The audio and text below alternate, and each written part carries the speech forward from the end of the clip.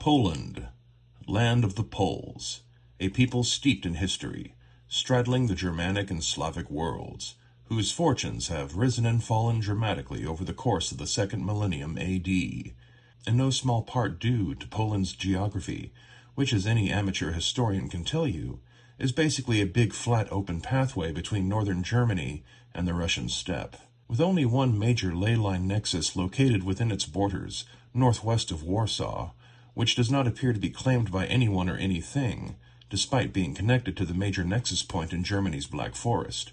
Poland was spared much of the damage wrought to Western Europe at the onset of the rifts. But, much like neighboring Russia, it was slowly picked apart as international trade collapsed and supernatural monsters spread across the European subcontinent. Poland's population devolved into feudal city kingdoms and independent villages, which were targeted by rampaging monsters, robots from the hidden Mindworks facility, and eventually by overwhelming numbers of subdemons like Broadkill and Gargoyles.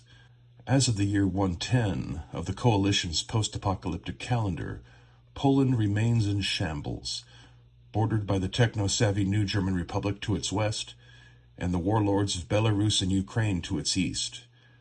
Poland is claimed entirely by the Broadkill Empire out of Czechia, but they only truly control the southern regions of Poland and parts of the east.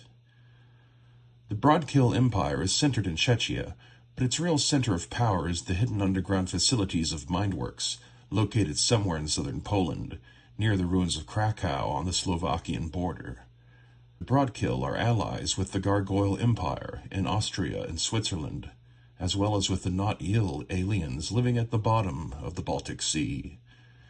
Their enemies include free Polish communities, the Reavers and Cossacks of warlords Romanov and Seriev, and most recently the Sovietsky at Kaliningrad, which by the beginning of the year 110, the Broadkill have besieged for a full year. In doing so, they have seized the city-state of Warsaw, and have effectively cut the Kingdom of Tarnow off from its access to the sea via the Vistula River. They have also had conflicts with the NGR on many occasions, but the NGR has traditionally been more focused on the Gargoyles than the Broadkill, and are now further distracted by the demon army that just arrived in France, and the devil army of Harpies that has occupied the Black Forest, both of which are more focused on fighting each other over who gets to enslave the Gargoyles, which in turn caused many Gargoyles who had gone renegade following a series of losses to the NGR to re-swear loyalty to the Gargoyle Emperor, Zerstran, rather than return to servitude in hell. Since the beginning of the new year, a third hell force has entered the region, forced to flee the Black Forest when Queen Marauder arrived. The Vipers, a devil army controlled by a Gorgon named Sathena. They lost over half of their forces when they arrived on Earth, leading Sathena to ally herself with Mindworks in order to recruit some Broadkill to fill her reserves, and attempt to sway some of the rebel Gargoyles in Slovakia to join her side as an alternative to Queen Marauder, Lord Heartripper, or having to tuck tail and go back to Zerstran. The biggest changes to Poland's status quo have come in just the last few years, and Sathena's presence will not yet impact these unfolding events for some time to come as she rebuilds her army.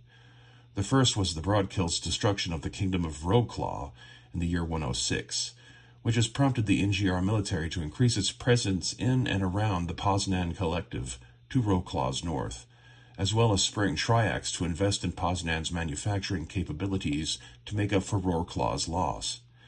At minimum, this leaves Poznan as a client state of the NGR, if it does not eventually lead to the annexation of Western Poland in order to secure it fully. Luckily for the people of Poznan, the Broadkill then turned their attention to waging war on the peoples of Ukraine under the protection of warlord Romanov. This series of raids resulted in Romanov forging an alliance with warlords Seriev and Kolodenko and the Sovietsky. The Sovietsky that the Broadkill are now focused on attacking at their enclave at Kaliningrad. The once independent city-state of Warsaw was seized by the Broadkill to serve as a staging ground for their forces engaged in siegecraft around Kaliningrad, and trade routes across northern Poland between Belarus and Germany have been disrupted by the Broadkill's supply lines. Now Warlord Romanov has become distracted with handling her rival warlord Orlov to her southern flank, and Burgasov, who controls the Baltic coastal lands of Lithuania, Latvia, and Estonia, who refuses to provoke the other independent warlords like Alexeyevna and Sokolov by appearing to lend aid to Romanov's alliance, leaving warlord Saryev at Minsk as one of the only forces able to assist the Sovietsky at Kaliningrad, which otherwise has to rely purely upon resupply from aircraft or from naval ships from New Leningrad that make it through the Not-Il's blockade of Kaliningrad's harbors. If Saryev could sway Burgasov, the Kingdom of New Tarnow, and the NGR Navy to lend military help, the Broadkill's siege could be ended if their lines to Warsaw are cut, the Not-Il's blockade broken, and the remaining Broadkill forces around Kaliningrad encircled and pinned against Kaliningrad's outer walls and defenses. The problems with this plan is that the NGR Navy is still very much tied up in operations set in motion in the Mediterranean before the Minion War reached Earth, and the new front against Hell Lord Heartripper's forces in France. Warlord Burgasov, meanwhile, is likely to be stubborn about remaining neutral towards Romanov's Western alliance with the Sovietsky, and King Watlia of Tarnow has, by the year 110, been fully corrupted by the evil alien influence of his Philosopher's Stone, skewing his priorities and sense of perspective. Outside of the Broadkill territories, the majority population remains Polish humans, with small numbers of DBs living among them, and a few others living apart of humankind out in the wilderness.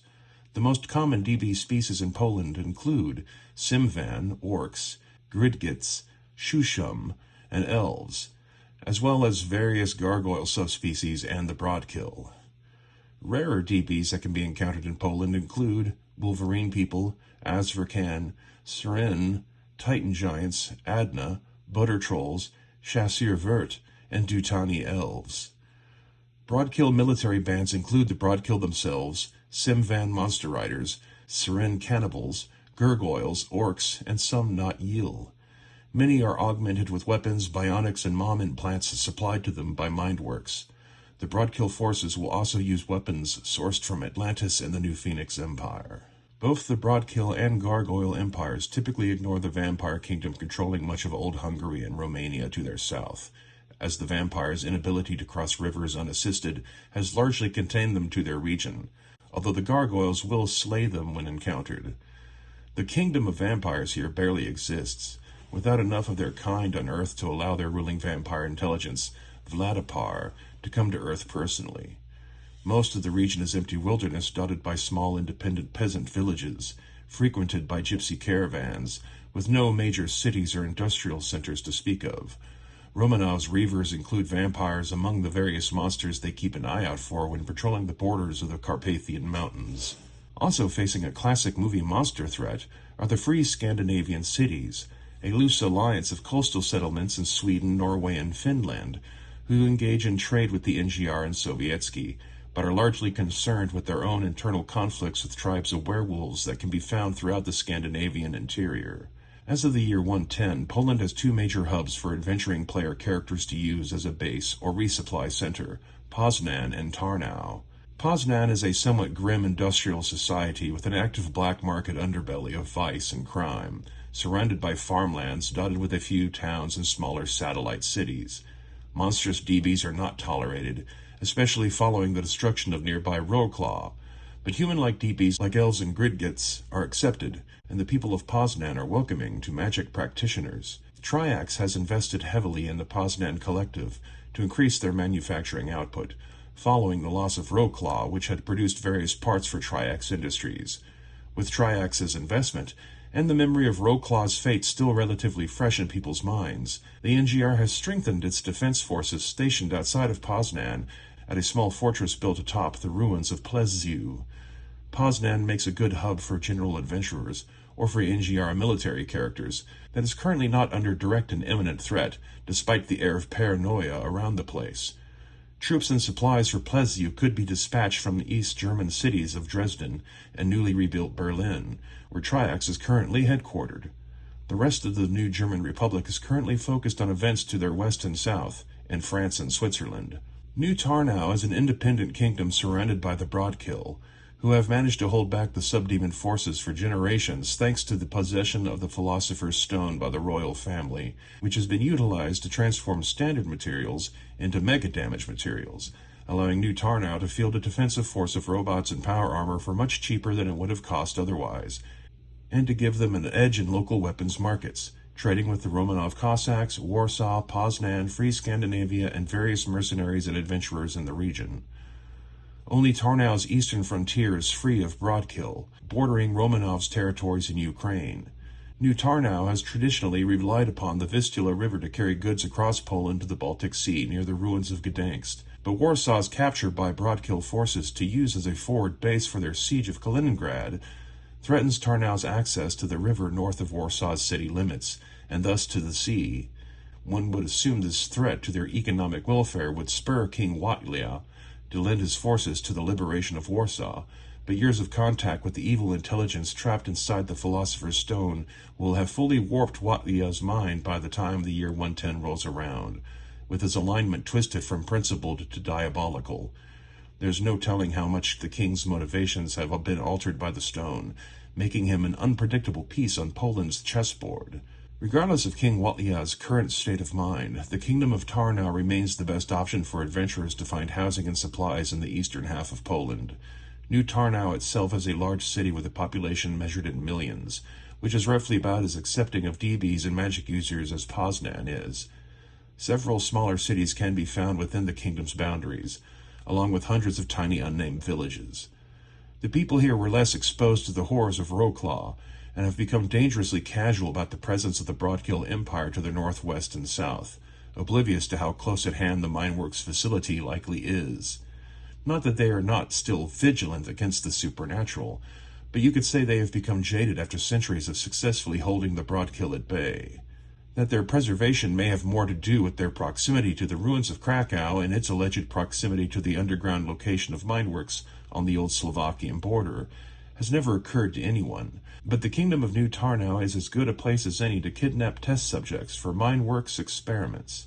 New Tarnow's robot factories aren't that good, their militia not that large, not enough to fully explain why the Broadkill have not pressed harder to subdue their lands over such a length of time. They have attacked Wrocław, Ukraine, and now Kaliningrad in the north, all before attacking the kingdom wedged within their own heartland. Why?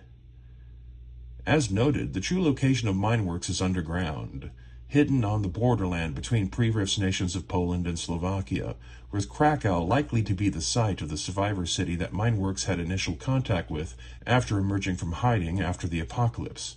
If so, then it was Krakow's destruction that created the Angels of Death and Vengeance, and putting mineworks on the path that would see it allied with the likes of the Broadkill demons and the devil overlord Sathena.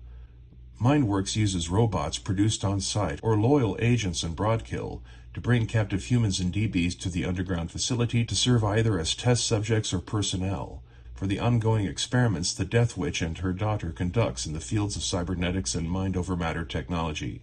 She has spent centuries equipping and enhancing the Broadkill of Europe, along with some of the DBs they keep as subjects and soldiers.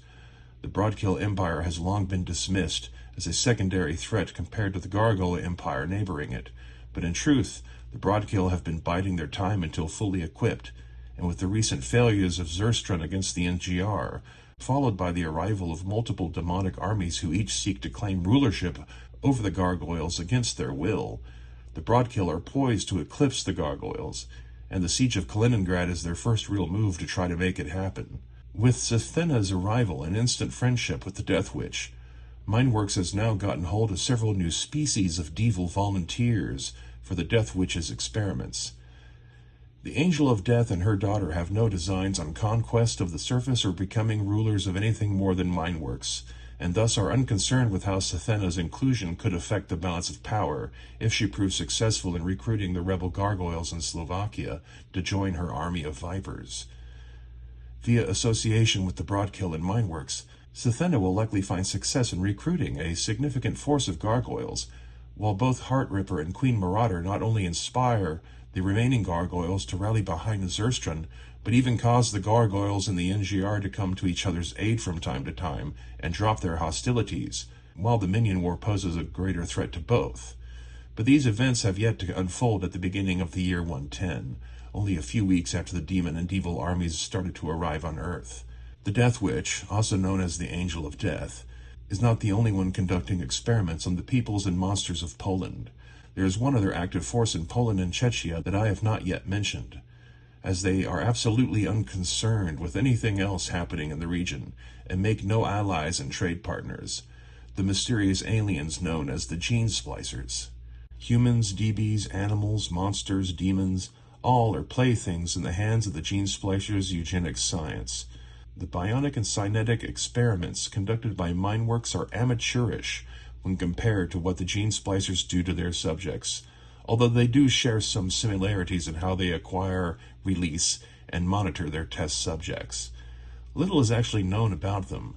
They don't really talk with anyone other than their own kind, and otherwise they appear to be extremely intelligent and from an ultra-high-tech society, far in advance of anything else known on Earth. And with this great power, they will completely alter a life form's DNA to all manner of effect, both subtle and gross. They have made thousands of winged broadkill for reasons that are anyone's guess, but which the broadkill have taken advantage of gladly, as they are lacking in air power. And all manner of one-of-a-kind monstrous creations made from native life forms now prowl the wilderness and plains of northern Poland, and are steadily increasing in number within the wooded hill country and mountain valleys of Czechia, with the NGR distracted by other threats, leaving them able to do little more to affect Poland than reinforce Poznan's defenses. The remainder of Poland, if it is to be saved from the broadkill's new taste for expansionism, will have to lean on the warlords of Russia, Seriev above all others, but also Romanov and even Burgasov, to face off against the broadkill's military might. Much depends on the fate of the siege of Kaliningrad to determine whether or not the broadkill are able to successfully seize direct control over eastern Poland and reach the Baltic coast. And strategically, Warsaw is critical for the broadkill to maintain the siege. Unfortunately, the account of Broadkill General Gall's march on Kaliningrad only says that Warsaw was taken to serve as a staging point for troops and supplies, but nothing else about what actually happened to the small kingdom of humans that had been located there prior to the seizure. Broadkill are not like the Splugorth or the New Phoenix Empire. They are not interested in keeping large numbers of human slaves, preferring to live with monstrous DB species like Simvan and Orcs instead, as they see more eye-to-eye on lifestyle choices. Roklaw's population was specifically massacred to set an example, but there are not very many humans left in the lands that are directly under the Broadkill's control. It is easy to surmise that the human population of Warsaw has been slain, but this is only supposition. The presence of humans in Broadkill-occupied Warsaw can have an effect on any strategy employed to retake Warsaw from Gall's army. Without breaking the Broadkill's hold on Warsaw first, any attempt to defeat the siege forces surrounding Kaliningrad will be made that much harder, as Gall steadily brings in reinforcements and supplies. Seriev could do this, but he will have to immediately pivot to Kaliningrad and will have lost any element of surprise by the time his army can get there from Warsaw. Tarnow could do it, if they committed most of their forces, but this will leave the kingdom vulnerable to attack while the militia is away at Warsaw, and to reprisal attacks from the Broadkill if they are then forced to abandon the Kaliningrad siege and return to southern Poland. They could save eastern Poland from conquest only to doom Tarnow to feeling the full fury of the Broadkill's retribution. Outside of the old boundaries of Poland, there are a few cities where player characters can find a place to sleep, shops to buy things in, and hooks for adventures that lead them into Poland and become entangled with its affairs. To the west, over the border of the NGR, Dresden and Berlin both have business with Poland due to proximity, and the Poznan Collective in specific. Dresden as the supply line for the NGR troops stationed at Plzew, and Berlin as the seat of Triax's new corporate headquarters, which is now heavily invested in Poznan financially and commercially. Of the two, Dresden is best suited for character groups themed around the NGR military, and Berlin for general adventurers looking for contract work with Triax or an affiliate. While the siege remains in place, Kaliningrad is cut off from becoming involved in Polish internal politics, but beyond Poland's eastern borders can be found two cities which both trade frequently with Poland's inhabitants, Minsk and Kiev.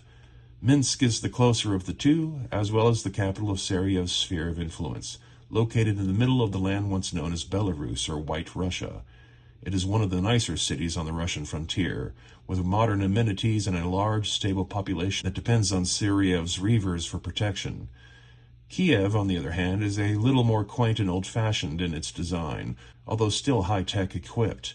and is the home of Warlord Romanov, located all too close to Warlord Orlov's southern capital at Donetsk. Kiev regularly trades with Tarnow, and Romanov's Cossacks patrol the frontier as far south as the Carpathian foothills, touching on the territories of the Bratkill, rebel gargoyles, and Romania's vampires.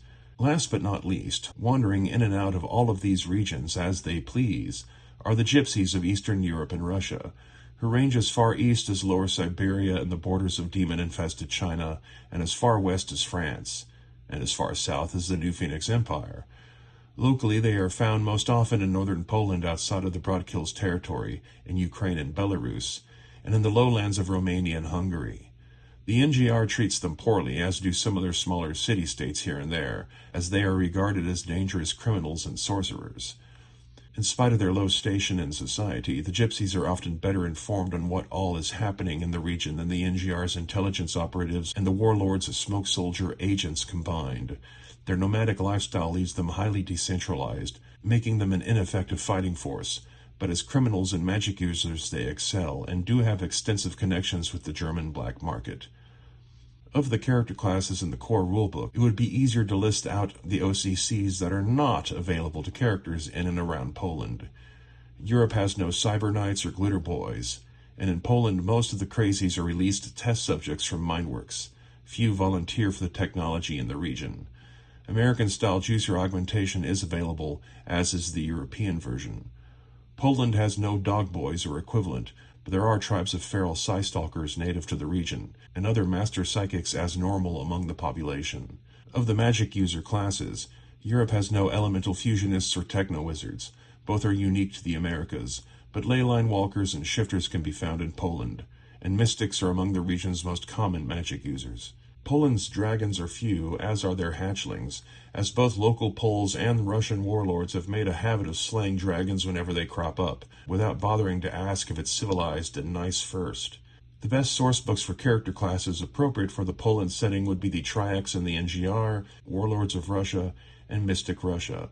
Maybe one or two from Rifts England, such as the Herbalist and Millennium Druid, and possibly Sovietsky if you want things to start off in Kaliningrad, or to include DBs like the Gridkits and Wolverine People. Poland's DBs are primarily sourced from the Mindworks and Sovietsky sourcebooks, and Conversion Book 1, along with a small number of North American DBs also found in Europe in limited numbers. None of the DBs in Rifts England are described as living as far east on the continent as Poland is located, being more likely to be found in France or Spain. In conclusion, Rifts Poland is a battered land in the midst of a wave of transformative violence, making for a rich tapestry to weave adventures upon. The presence of multiple playable factions and ongoing conflict give both game masters and players a great deal of flexibility for the types of adventurers and styles of adventures available, that incorporates events from the Minion War without making them front and center. So that's about it for this video. Be sure to hit like and subscribe. Check out the link below in the description box to support the channel. And until next time...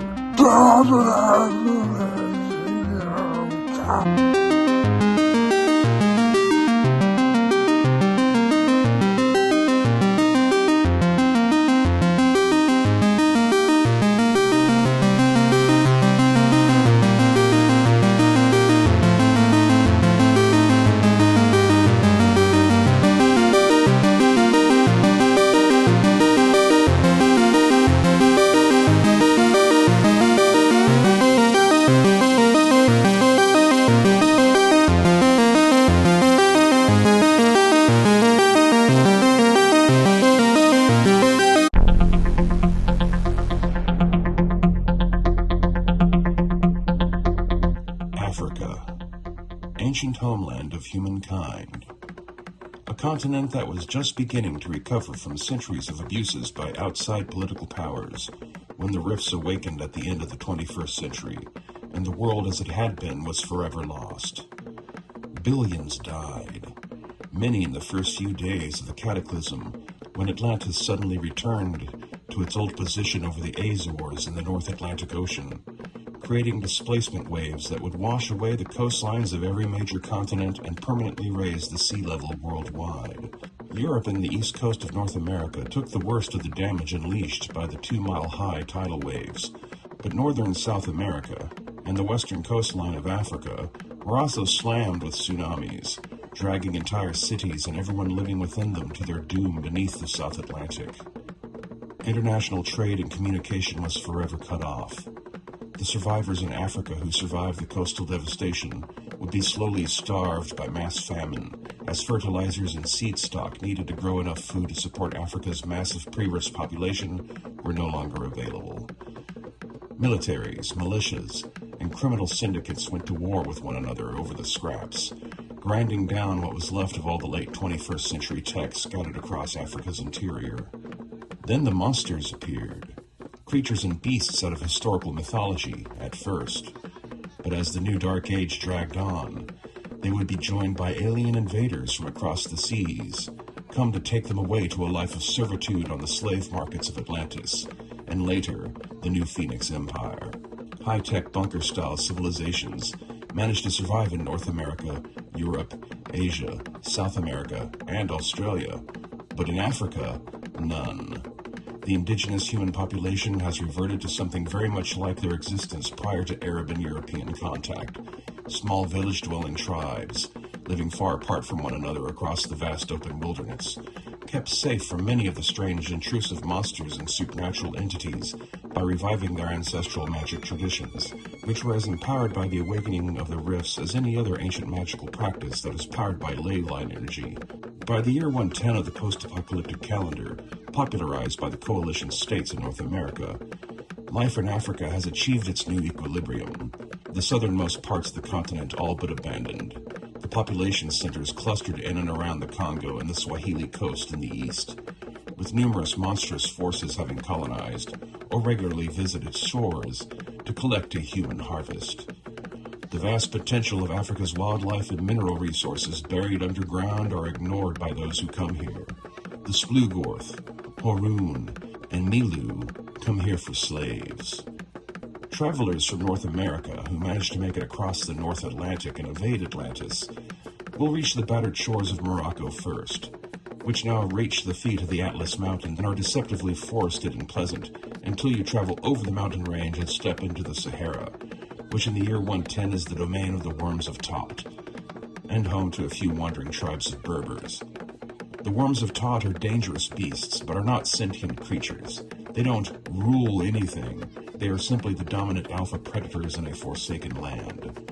Further south along Africa's western coastline, civilization soon appears after the terrain turns tropical on the old Ivory Coast. Unfortunately for many travelers, that first point of civilization is a Splugorth colony with the imaginative name of Gorth, which sets the expectations of what one will find along the coastline as one keeps going down as far south as Angola. We'll be polite and call it the Pirate Coast here on our map, but the old name for it, the Slave Coast, would perhaps be more accurate. Centuries of Splugorth, Horoon, and freelance pirate activity along this coastline has trained the local humans, mostly of various Bantu tribes, to live away from the sea and fish only from freshwater sources, which in turn forces raiding parties of Splugorth minions and Horoon to have to trek further inland each year when hunting for potential captives. The motives of the Splugorth and Horoon here are fairly straightforward. Find slaves, grab slaves, leave. South American pirates can also come here searching for slave stock they will likely turn around and sell to the Splugorth anyway, while others search the coast for any unfound pre-rift sites to find salvage in, or attempt to raid the valuable cargoes of Splugorth vessels heading to and from Gorth.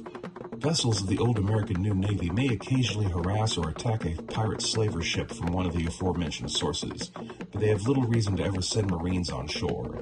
In the end, no one is coming to save the people living near the pirate coast. Ironically, many DBs who have escaped enslavement by the Splugorth on Atlantis, or in Gorth itself, will flee to Africa's west coast to hide. The various Hark species, Neurillians, and other tropically adapted species find Africa's west coast close enough to their own homeworlds, and ultimately preferable to enslavement in the streets of Splin.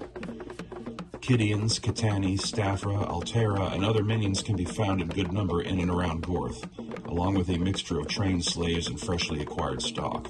Escaped slaves tend to be found as far away from Gorth as they can get, with some daring to head inland into the Congo rainforests. The Congo has grown a little larger around and thicker of foliage since the dust and ash storms of the apocalypse finished dimming the sunlight for the better part of the first century of the Dark Age, with virtually all of the old pre-Rifts roads and railways and cityscapes devoured by the jungle, never to be seen again. Humans rely on hunting, fishing, and limited farming to sustain themselves in and around the Congo's perimeter. The jungles are only marginally more dangerous than they already were, with the inclusion of a few extra monster species and the proliferation of cryptids like Makoli Membe and other sauropods. The Bantu population dominates most of the farming villages, but the region's tribes have been slowly and steadily decimated by Splugorth raids, while the diminutive pygmy peoples from the Kalahari Desert far to the south have migrated north into the Congo and have proliferated in number, their star rising while the others fall.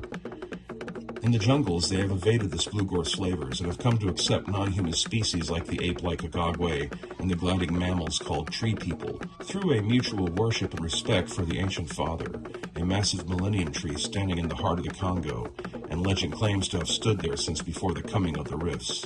On the southern edges of the Congo jungle can be found the out-of-place city of Tanak, a place built in the ancient Egyptian style and inhabited by a motley of monsters from both Atlantis and the New Phoenix Empire, who have come to this hidden place to pursue quiet lives in isolation. East of the Congo, humankind has done a better job at hanging on. A low-tech, though by no means primitive, civilization has grown up around the shores of Lake Victoria, on the edge of the East African Rift Valley, centered around the city of Kampala, which survived the chaos of the Rifts. The people of Kampala and its surroundings are primarily fishermen and farmers, but they are able to trade for technological items from the neighboring Maasai people on the savanna land of Masai Mara, who in turn get these items by trading with the peoples and traders along the Swahili coast, which covers Africa's eastern coastline from Somalia in the north to Mozambique in the south. Though the east coast was as flooded as the west, it happened a bit slower and without the gigantic tidal waves scouring the landscape dozens of miles inland. Away from the Splugorth in the west, as long as the Swahili peoples avoided attracting the attention of the New Phoenix Empire, they were able to pursue their lives as deep-sea fishermen relatively unmolested, other than the occasional raid from the Horoon. That was until the coming of the Milu, an aquatic species of crab people who practice necromancy as a cultural norm and allow vampire Milu to walk openly among them.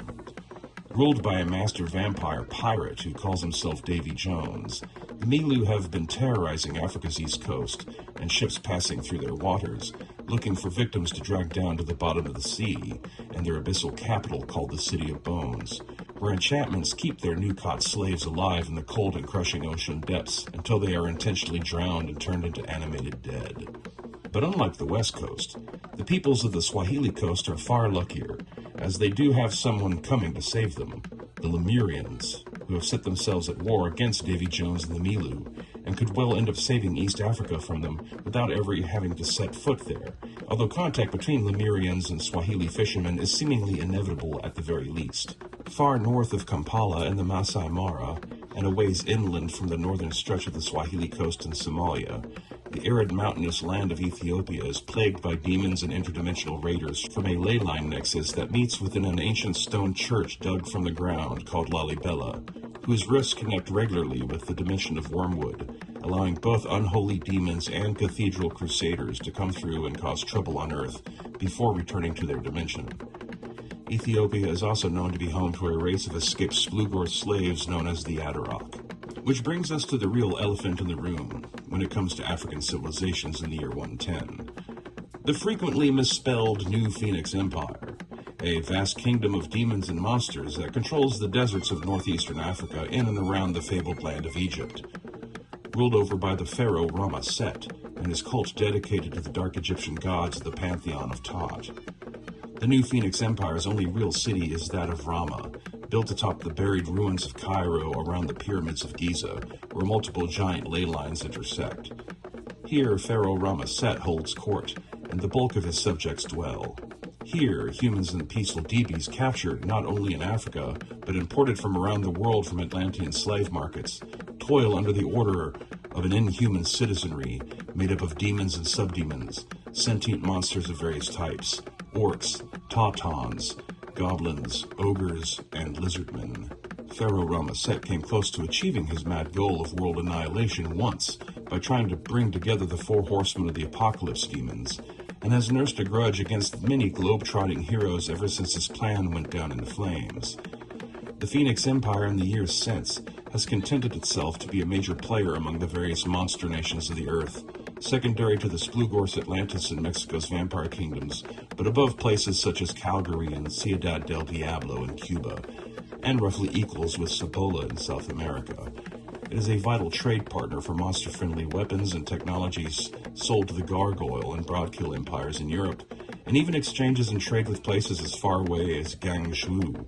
Yet its real prestige among monster races is as a tourist and vacation destination, a place to come to meet other monsters and demons, see the sights around Giza, and go on safari into the desert or the Sahel to hunt humans and DBs for sport. Ramesset, of course, still plots the eventual extinction of all life on the planet, and was growingly discontent for what his empire had become in the aftermath of the Horsemen's failure. But the arrival of the Minion War between the demons of Hades and the Devils of Devil on Earth at the beginning of the year 110 has had a sudden and dramatic effect on his kingdom. As a cultist of Set, Ramesset has no stake in the war between the two rival hell dimensions, but a significant number of his empire's inhabitants, as well as its military, are from races of demons native to Hades, and inclined to throw their lot in on the side of the various demon hell lords who have come to Earth. Keeping them loyal to Set will prove to be an ongoing struggle, and their presence will make Rama and the new Phoenix Empire an attractive target for devil attacks. It also impacts the balance of power around the Gargoyle Empire, which by this point Ramesset has invested a small fortune in support of, but are now being targeted by two rival infernal armies who seek to take them back into their life of servitude in hell, a condition the Gargoyles of Earth will not be interested in submitting to after centuries of self-rule. And yet, all Ramesset would have to do is start building a hell pit of his own at Giza, and he would overnight become the most powerful and successful Hell Lord on Earth, if he abandons Set's grand plans and swears his loyalty to the War Council in Hades. A move that Ramesset will be extremely reluctant to make, but as the Minion War spreads and time marches forward, he will find himself pressured to do so, whether Set approves of it or not, just to hold his empire together and not lose his demon followers. Beyond the new Phoenix Empire lays the lands of the Eastern Mediterranean, the Levant, Asia Minor, and the Middle East. Wolfen and Italy seem to be unknowingly rebuilding the Roman Empire, at least on their peninsula. Greece has come under the protection of the Greek pantheon of gods, spurred to finally act to protect their ancient homeland when the Minion War was soon to reach the earth, renaming the land Olympia. The Arabian Peninsula is now physically cut off from Africa by a flooded Suez Canal and drowned-out Sinai Desert. Most of the coast-dwelling population of the peninsula was wiped out by the rising seas, and the interior of the desert is now only inhabited by scattered tribes of scorpion people and Bedouin nomads in the south, around old Yemen and Oman. The lands of ancient Mesopotamia are under the influence of the Dark Council, a pantheon of impostor gods pretending to be the gods of ancient Babylon. North in Turkey, a kingdom of giants has arisen under the leadership of the Nimro. To their east, in ancient Iran, the cult of Azi-Dahaka holds sway, one of the very few gods of that land to have a large earthly following. North of Iran sits the Caucasus and the Caspian Sea, domain of the Russian warlord Kolodenko. And over the borders of old Pakistan, one enters the lands under the influence of the evil immortals, a group of neuron beasts enhanced by an alien intelligence to masquerade as the gods of the Hindu pantheon, tricking the humans living in India into worshipping them and building monuments in their honor. In the waters off the coast of Pakistan and India and the Arabian Sea can be found the underwater city of Hiranyapura, home of the Daityas, an aquatic race believed to be demons in ancient times, who hide their city in the Arabian Sea away from the waters controlled by the Vedic god Varuna in the Bay of Bengal, or those of the Lemurians and Milu in the Indian Ocean. For a continent of such vast size, Africa only has a handful of locations that serve well as a hub for adventurers, where they can find lodging, supplies, and adventure hooks. Characters will have to be careful with their technological gizmos and weapons, as repairs and recharging stations are few and far between. Kampala, located on the northern shore of Lake Victoria, boasting a human population measured in the millions, is probably your best bet for your average adventuring party. Though the city is not high-tech, it does have some limited access to electricity, medical facilities, machine and weapon repairs, and trade for items imported from abroad. Though much of the city is made up of traditional mud hut constructions, it does have a few old modern buildings in its center, and frankly, outsiders tend to be way too snobby about the mud hut thing, neglecting to consider that such construction techniques had been developed to be ideal for Africa's equatorial climate for many tens of thousands of years, if not hundreds of thousands. Most of Kampala's inhabitants work out on the lake as fishermen, or in the farmlands surrounding the city, which stretch around the entire perimeter of the vast lake, which is dotted with numerous villages and small towns, giving the region as a whole a human population over 11 million strong.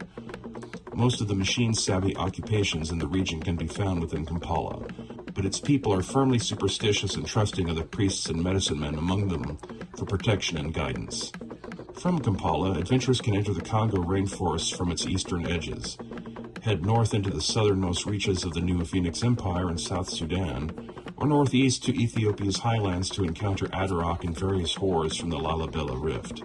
Immediately east of Kampala and the inhabited lands around Lake Victoria is the Masai Mara, a vast savanna that straddles the pre-Rifts nations of Kenya and Tanzania, and the restored homeland of the semi-nomadic Maasai people, who have hunted on these grasslands for thousands of years and are seeing a surge in population growth in the post-Rifts world similar to that the Pygmies are experiencing in the West. The Maasai are generally friendly unless provoked, and though they are not merchants by trade, they have come to facilitate trade between Kampala and the peoples along the Swahili coast, whose lands are separated by the savanna they control. The Swahili coast is dotted with small settlements built since the coming of the Rifts, after the coastline moved several miles inland. Here the native Swahili-speaking tribes had time to evacuate the coastal flooding, unlike their counterparts on Africa's west coast. Most of the old coastal city ruins have long since been washed away, or buried in sand and silt, but you can still see ruins poking up from the waves in a few places, such as Dar es Salaam and the harpy-infested island of Zanzibar. Nothing larger than a town can now be found along this vast stretch of coastline. West of Kampala, the Millennium Tree known as Ancient Father could also serve as a base of operations for a more mystical or jungle-themed group of adventurers, or those able to win the trust of the Pygmies and the tree people living near the old tree. Magical healing, Millennium Tree gifts, and the services of jungle guides and shamans, along with food and rest, can be had here, and it makes a solid central location within the Congo to explore the rainforest itself, strike out at the Splugorth on the Pirate Coast, visit with Kampala to the east of the jungle, or wander south in search of the lost city of Tanak, which could itself become a lesser adventuring hub if the characters can win the trust of Tanak's inhabitants, and seek to push further south into the emptier lands of the Kalahari, Zimbabwe, and Old South Africa. From Ancient Father, one can also reach the southwestern reaches of the New Phoenix Empire in the pre-Rifts territory of Chad. Our next two suggestions for adventuring hub locations in Africa are going to seem unorthodox at first, but with limited options, creativity is demanded, and so I will next suggest the colony at Gorth, on the old Ivory Coast, as a potential destination for newcomers to Africa to land at and organize themselves. Humanoids and humanoid DBs may be viewed as lesser creatures on average by the Splugorth and many of their minions, fed only for use as slaves, entertainment, or as a delicacy. But this does not mean that a human or DB adventurer in a Splugorth city is going to be targeted by everything they see and that sees them. Many supernatural creatures wear a human form out of habit while on Earth, for one thing. And while most humans are treated as little better than animals, some can rise in esteem by being magically skilled, psionically endowed, superhumanly powered, or just by being really fabulously rich and evil. And when on their home turf, Splugorth minions, seeing a human or humanoid walking around with no obvious mark of enslavement, are far more likely to assume they are tougher than they look. Otherwise, why would they be there? And so a fairly average party of adventurers with some backbone could conceivably pull up to dock at Gorth and walk right into the city to do business. Remember that to most inhabitants of the Americas, Europe, and Africa, they only see the Splugorth that are out looking to capture slaves. But Splugorth slavers do not patrol their own streets looking at everyone's paperwork. Gorth serves as a regional trade hub opposite of Slavers Port in South America, and an export center for slaves and livestock taken from the Pirate Coast to be sent back to Atlantis, or to markets in the New Phoenix Empire, Slavers Port, or the Kingdom of Lagarto. The city also engages in some limited industries, and is possibly the only place in Africa that is actively trying to dig up its mineral wealth. Slave pens, foundries and factories, military staging areas, warehouses, and housing for the city's inhabitants are the primary types of buildings, but there would be some shopping and entertainment for the locals and visitors, just nothing as grandiose in scale as the markets of Splin and Atlantis. It is also the most likely location in Africa to randomly run into a true Atlantean agent. Adventure opportunities should be easy to piece together in the city of Gorth itself, considering all the villainy occurring there 24/7, and it is a natural place to pick up rumors involving piracy on the South Atlantic, events in Atlantis and the New Phoenix Empire, and a general impression of the geographical challenges that lay ahead of the characters, depending on which direction they travel when they leave Gorth behind. From Gorth, it is an easy trip north to enter the Sahel and then the Sahara, and then turn east onward to Rama, or they can head inland east from Gorth to reach the northwestern eaves of the Congo rainforest. And if Gorth is on the table as a potential adventure hub in the greater African city, then Rama, City of Doom, should also be a contender. Rama is a weird mix of Egyptian-styled megalithic architecture, alien technologies from trading with the Splugorth, and a citizenry that is over 50% Hadean demons, along with other monstrous odds and ends and lizardmen, ruling over a population of slaves with a short life expectancy, as unlike in Gorth, many of Rama's inhabitants are at risk of losing control over themselves and trying to eat a tasty-looking human or DB who doesn't have a master to object to it. Yet also like Gorth, humans and humanoids who just boldly walk into the city and act like everything's normal are likely to be assumed to be a powerful magic user, demigod, or supernatural creature shape-shifted to look human. Rama does indeed have a small percentage of free human inhabitants to potentially blend in with as well, many magic users of one sort or another, and or priests of the cult of the Pantheon of Tot, as well as demons who like to wear a human disguise. Rama has markets and residential areas, but its major landmarks are the pyramids of Giza, built to line up along one of the many ley lines that intersect atop the Pyramid of Khufu. Across from the pyramids at the city's edge stands the Dying Tree of Sorrows, a tortured millennium tree that Rama Set likes to keep around and abuse. Now over 5 years following the failed plot to bring the Apocalypse demons together, Rama Set and its cultists have been in something of a rut, with no immediate plans to expand their borders or alter their status quo at all. But other than the general villainy to be found in a city full of demons and monsters, it poses no imminent threat to its neighbors. The key to adventuring in and out of Rama are its international connections. The New Phoenix Empire is in contact with, trade with, or outright supports with weapons and funding most of the other major monster kingdoms to be found on Earth. Calgary, the Federation of Magic, the Cuban Islands, Lagarto, Cibola, the Splugorth and Gorth, Atlantis and London Splin, the Gargoyle and Broadkill empires of Europe, possibly Wolf and Rome, the Dark Council of Babylon, and further on east as far as the zone in Japan where the Oni dwell. The biggest market they are cut off from on Earth are the Yama kingdoms in central and eastern China, although they will likely have some limited trade with the city of Nanning, and even more likely to conduct trade with Guangzhou, both of which are in provinces whose Yama kings are attempting to modernize and embrace technology that the New Phoenix Empire's brokers can provide. The Empire's primary relationships are with the Gargoyle Empire, Splugorth Atlantis, Lagarto, due to their lizardman population, and the neighboring lands of the Dark Council. Rama Set is actively invested in supplying the Gargoyle Empire with weapons and equipment, often subsidized from his own treasuries. Our final hub is not directly described in any singular sourcebook for Rifts, and yet is natural if the focus of the campaign is the defeat of Davy Jones and the Milu, who threaten the peoples of the Swahili coast more than any others. The city of Mu, suspended in the sky above Madagascar along one of the island's ley lines. It is the best strategic location for Mu, or a Lemurian city of your own design, to take if it is engaged in any form of military strike or siege action against the City of Bones, which is located on the seafloor to Madagascar's northeast. The island is devoid of life, save for a few tiny Swahili fishing villages that were established since the original population was wiped out during the Cataclysm. The island is otherwise inhabited only by native and mythical wildlife, so Mew's presence wouldn't be disturbing or threatening anyone, and by using the ley line they can stay airborne indefinitely, out of reach of the Milu and Davy Jones. From here, Lemurian characters could be sent out to be part of the campaign against the City of Bones, or be sent to explore the African mainland and make contact with the local inhabitants, especially those along the Swahili coast who are directly threatened by the Milu. From there, Lemurian characters could explore further inland to reach Kampala, Ancient Father, Tanak, or investigate Gorthorama. As is always the case with using Mew as a location, it is mostly only suitable for Lemurians and closely allied races, who are generally aquatic and won't do well with Mew floating above Madagascar, instead of submerged underwater. As far as player characters for a campaign or series of adventures set in Africa, there are several angles open. An established group of characters from nearly anywhere could be lassoed into needing to go to Africa for whatever reason the game master contrives, but a campaign built around Africa from the start has a specific set of likeliest options available. We've already discussed Lemurians, so I won't be redundant since we just went over how Mew would be involved in East Africa's affairs. The most obvious option is a character group of people from Africa from the start.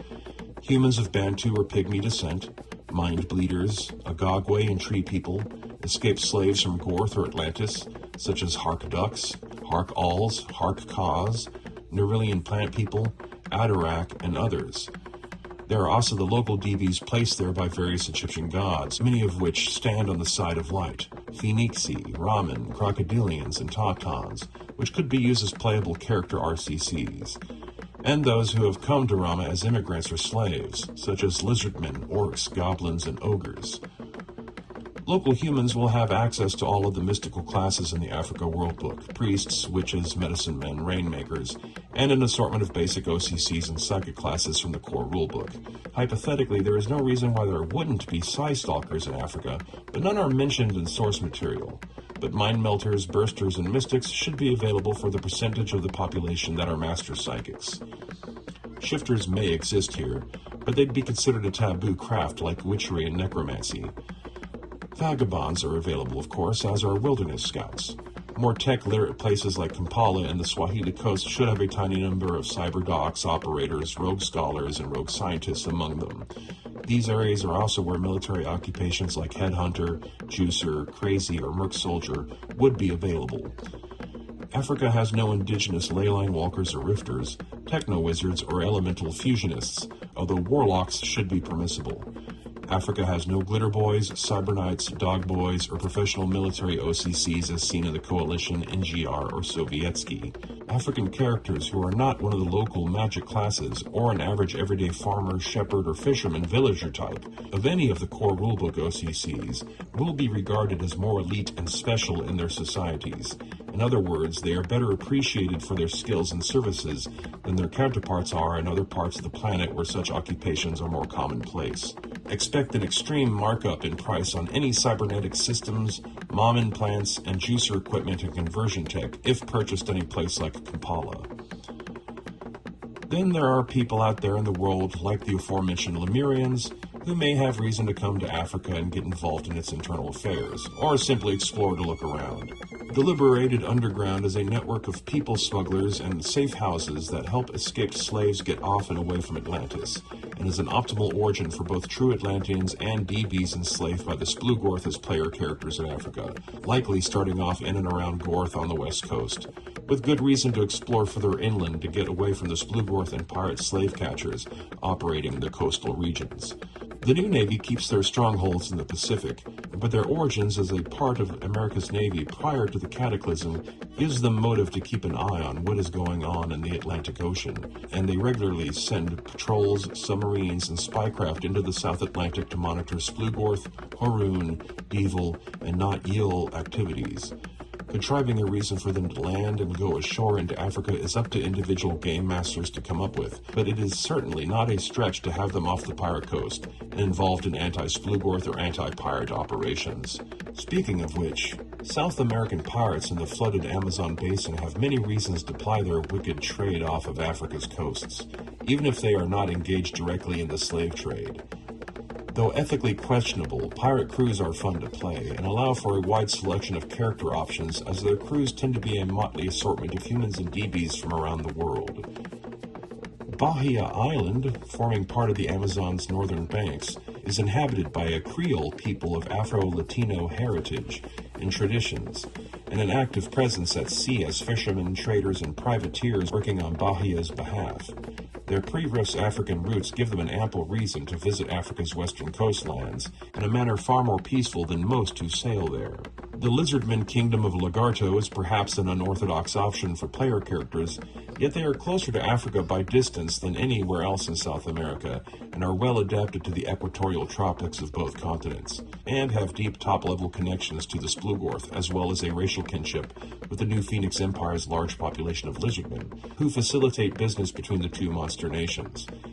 Just because the leaders of Lagarto and its cult of Dragonrite are evil and corrupt does not mean the average citizen of the Lizard Nation is too. They have heroes of their own among them, some of whom may find motive to visit their distant cousins in Egypt or travel to the pirate coast to do business in Gorth. Cordoba is the more fascist of the two primary human nations to arise in the ruins of old Argentina, but they are also the best equipped for nautical exploration, and could conceivably have reason to travel to the other side of the South Atlantic, though they have no screamingly obvious reasons to go there, as there are no available trading partners there that they'd find acceptable, unless they go all around the continent's perimeter to make contact with the Swahili people so that they can trade with Kampala. Cordoban characters could likely be the very first sent to explore Africa and determine its current status. Free Quebec, since breaking off from the coalition, finds itself suddenly among one of the more effective naval forces on the planet, at least in the Arctic and northern Atlantic Oceans. Being allies and trade partners with the new German Republic, it is not out of the question for a Free Quebec warship or crew of merchant marines to follow the coastline south from Germany and soon reach the forested foothills of Morocco on the edges of the Sahara. Africa's eastern coast has been well within the reach of the Lord of the Deep, until slowly cut off by the Milu and Lemurians fighting over control of the Indian Ocean. The cult of the deep may well still linger among the Swahili tribes, as well as those who oppose them. The Whale Singers, a strange alliance of humans and DBs from coastal or island communities, undersea races, dolphins and whales, and mutant were-dolphins created by the Lord of the Deep called Numa Biforms. The Whale Singers are an extremely loose and decentralized faction, almost but not quite a cult or religious movement, but they'd have good reason to both come from or travel to Africa's eastern coasts to deal with the cult of the deep or the Milu vampires. I believe that the rift at Lalibela in northern Ethiopia that connects to Wormwood anchors to a point in the Wormwood dimension within the territory of the Unholy, and it is from that strange race of demons that the monstrous raiders who appear in Ethiopia originate. But from time to time, crusaders from the cathedral, cut off behind enemy lines, are able to access this rift long enough to come through to Earth, or a rift can be intentionally opened to Lalibela by one of the shifters for hire in Worldgate, on the human side of the hellish realm.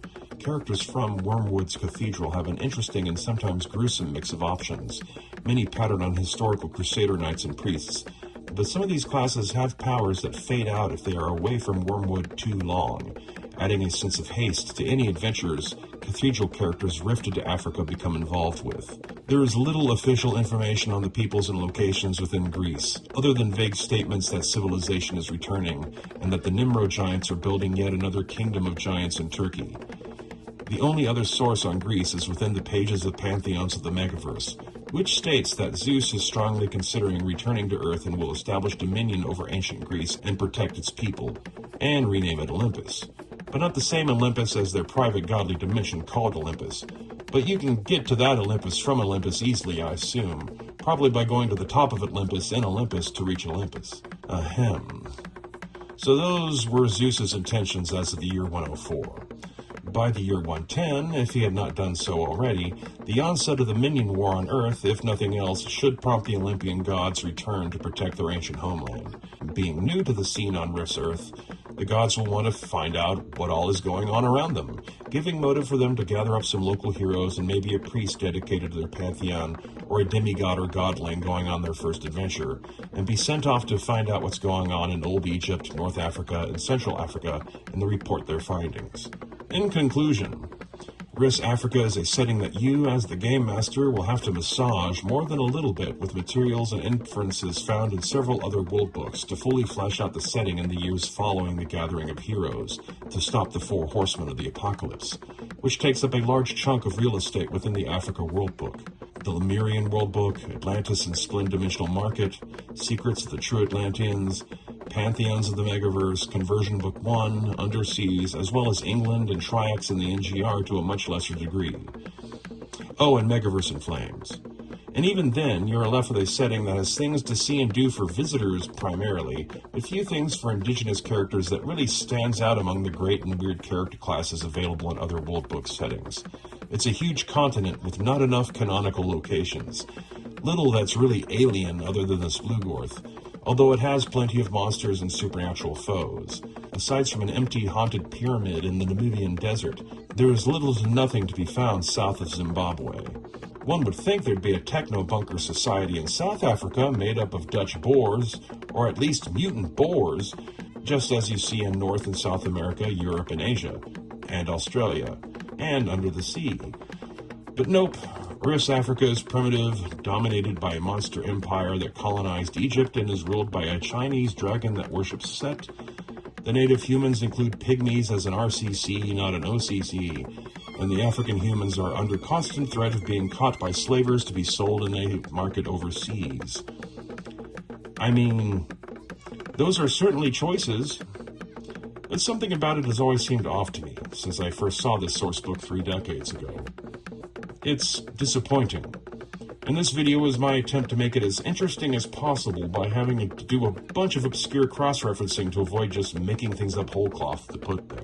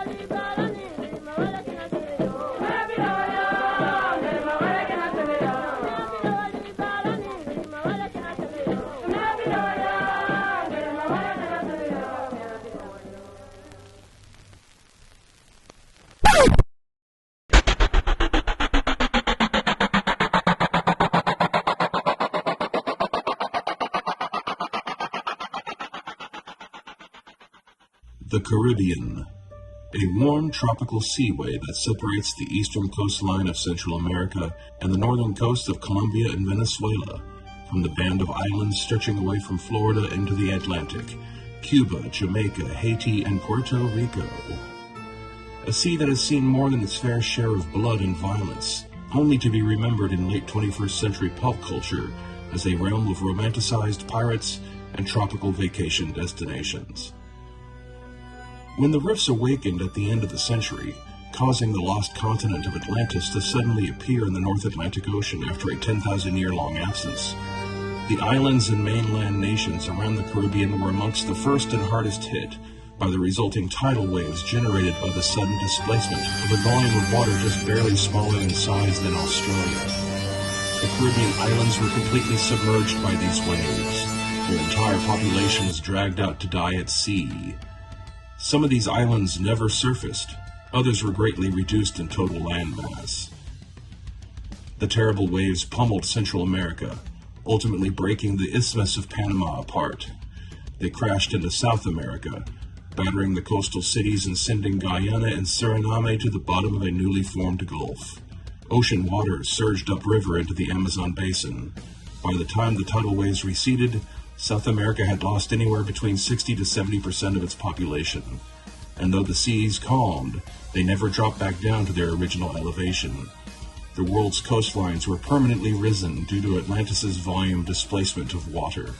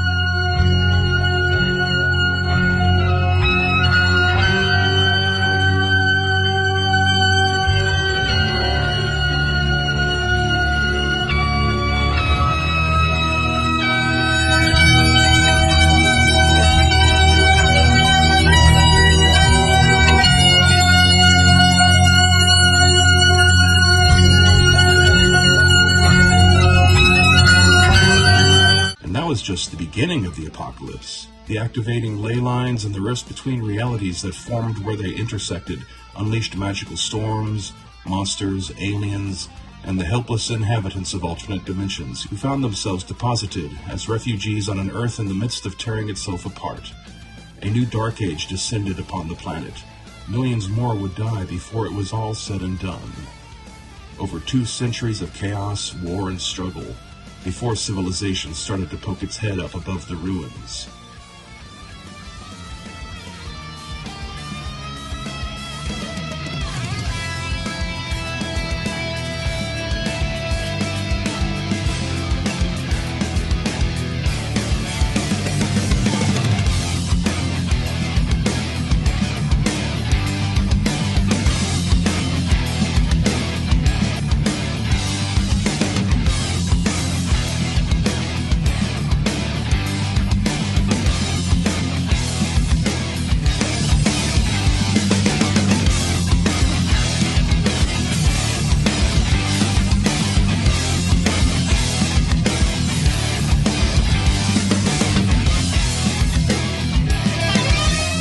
Of the year 110 of the post-apocalyptic calendar, a little over 300 years after Atlantis returned, the lands around the Caribbean Sea have been changed and reshaped dramatically.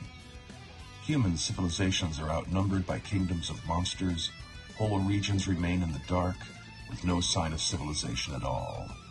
And yet, in one essential way, the Caribbean has remained true to its pre-Rifts history. It is, once again, a notorious hotbed of pirate activity. Thousands of independent pirate crews operate in and out of the Caribbean, many based in the flooded Amazon nearby.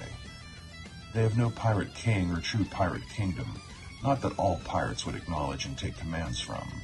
Some crews and their captains are larger and more successful than others, but their makeup, fortunes, and status change from year to year. And then there are the privateers, contracted to work on behalf of one of the few nations that do border the Caribbean, and blur the lines between pirate crew and professional navy, employed by the likes of Bahia and Colombia. Professional navies also ply these waters, including the Coalition Navy, which comes down from time to time out of the Gulf of Mexico, from their naval base at Fort Pinnacle. But it is the navies of Colombia, the Empire of the Sun, distant Cordoba, and the Pacific Island New Navy that most frequent the Caribbean Seaway. And it would not be rifts if there were no supernatural and alien forces to contend with in the region.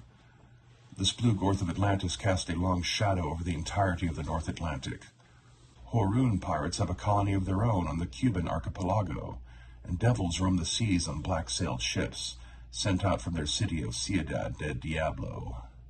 The Caribbean sits at a unique global crossroads, connecting trade and travel between North and South America, the Pacific Ocean, the South Atlantic and West Africa, and the Splugorth patrolled Demon Sea.